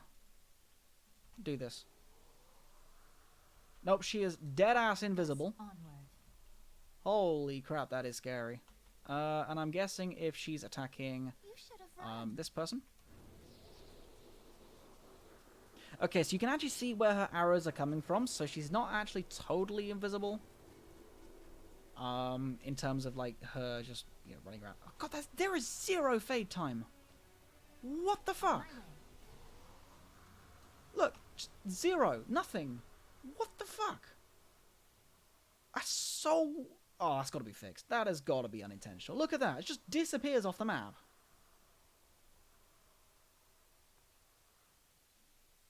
It's like, oh yeah, poof. That's gotta be broken. That's gotta be changed. That's not right. That's no good. Whew, okay. Other talents are pretty minor, but hey. I'm glad the 15-second, the level 15 cooldown reduction talent has been decreased. Anyway, Winter Wyvern, strength decrease on base and per level. Flight duration has been decreased from flat 10 to 7, 8, 9, 10. And Cold Embrace cast range has been decreased at all levels. Witch Doctor, base attack range has been decreased. Fine. Worse for lane harass. Initial cast projectile speed has been improved and cast range has been decreased. So, a little bit awkward, but mostly nerfs. Radius has been increased and the heal has been decreased. Now deals damage to enemies for the same amount as healing. So that could be pretty cool. Now has 50% bonus accuracy on Death Ward without Aghanims. Also affects Voodoo Switcheroo. So Aghanim still gives True Strike, I believe, but it now still has a chance to pierce evasion, which is good. And the duration of Voodoo Switcheroo is now 3 seconds, which is fucking huge. Like, that ability is so good, because it's just like a free disjoint / more damage. I love it. And the 1.5% max health Voodoo Restoration is replaced with 1.5% max health Voodoo Restoration heal / damage. So, like a Heartstop Aura. Now, Wraith King, minor changes. Regen increased by 0.25, and Skeleton duration has been decreased, whereas the 10 talent, 15 attack speed has been replaced with 25% Skeleton duration and minus 25 second cooldown. So, yeah, kind of mandatory, or you take the lifesteal. Lifesteal is pretty big, actually. Trying to party queue.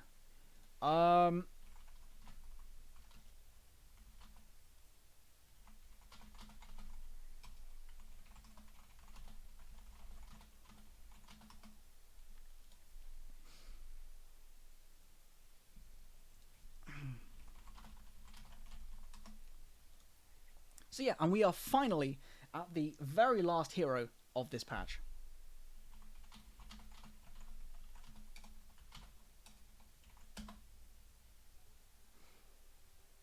So yeah, Zeus, much needed nerfs. Heavenly Jump cooldown has been increased at all levels and significantly level 4, which makes it 14 seconds instead of 10 seconds. Slow duration has been improved, improved for the recipient. 100% to 80%. reduction, and the slow duration has been decreased from 1.6 to 2.5 to just flat 1.6. So yes, this spell was dumb. Now, static field percent damage has been decreased by 8%, but it is a good nerf, much needed. And the level 10 movement speed talent has been replaced with health, which is interesting, because I thought they were removing them. Although, I suppose Heavenly Jump cooldown, which is now the new other 10 talent, instead of mana regen, it's a pretty hard decision to make sometimes. Are you dying a lot, or do you want to escape? And the 15 health talent has been replaced with 30 movement speed after Heavenly Jump. So, wow. That was one of the longest streams I've done in a very long time. Whew. Wow. So, I am guessing most of you guys that have been watching are either asleep or lurking, and I understand. It is a long one. I hope you guys enjoy the VOD. This one will be going on YouTube. I'll like to get around to it in the next few days, so it'll be the first video on my channel. I don't think I'll upload with a thumbnail, but I'll just put it on there. It is going to be the 7.32 patch review, possibly with a really, really, really poorly paint-pictured version of my face with my little profile picture down in the corner. I am really excited to see how this affects the meta and my normal games. I'm really excited to see how this affects my in-houses. I cannot wait to play Tidehunter again. I've been holding off on him for quite some time now, because he's been pretty bad. Not because the hero itself is bad, but because everyone else in the game that deals with him was way too good. And now that they've been nerfed, and Tidehunter has been given something he desperately needs, which is like easy CC, you know I understand. Let's have a quick look at the list that Fathermorg sent me, which is a winners and losers of the patch. So, Clinks, PA, Tinker, Legion, Slark. Apparently Slark has had a buff rate. What the fuck? Why has Slark been improved? Holy shit. I don't know. Ember's had a buff. Anti-Mage has had a big buff, win rate buff. Undying's had a win rate buff. AA and Omni. And the losers are apparently Marcy, which is interesting. I thought Marcy was actually pretty good now. Brew, understandably. Brood Mother. I thought Brew would have been pretty good. Maybe it's just because people are spamming her now. Venno, Bristle, Morphling, Enchantress, Centaur, Keeper, and Juggernaut. Although I suspect some of them are because people are trying out new mechanics, rather than them being bad. So hey. I am looking forward to Friday to see how it is. I pretty much lost my voice from doing this, from speaking for 6 hours straight. And I will see you guys for the in-house. The first in-house with this patch. Peace. Also, oh, hey, Possy's been lurking this entire time. Hi, lovely to see you. Yeah, so once again, before I go as well, thank you very much to Raph, my best friend, for doing this with me. This is something we've done in the past a lot of the time, which is just these massive patch breakdowns. We'll just go through it for hours and hours and hours and hours and hours and test it, and I think it's reflected in the 6-hour patch notes. So, yeah. Thank you so much for watching. I'll see you guys on Friday. Peace.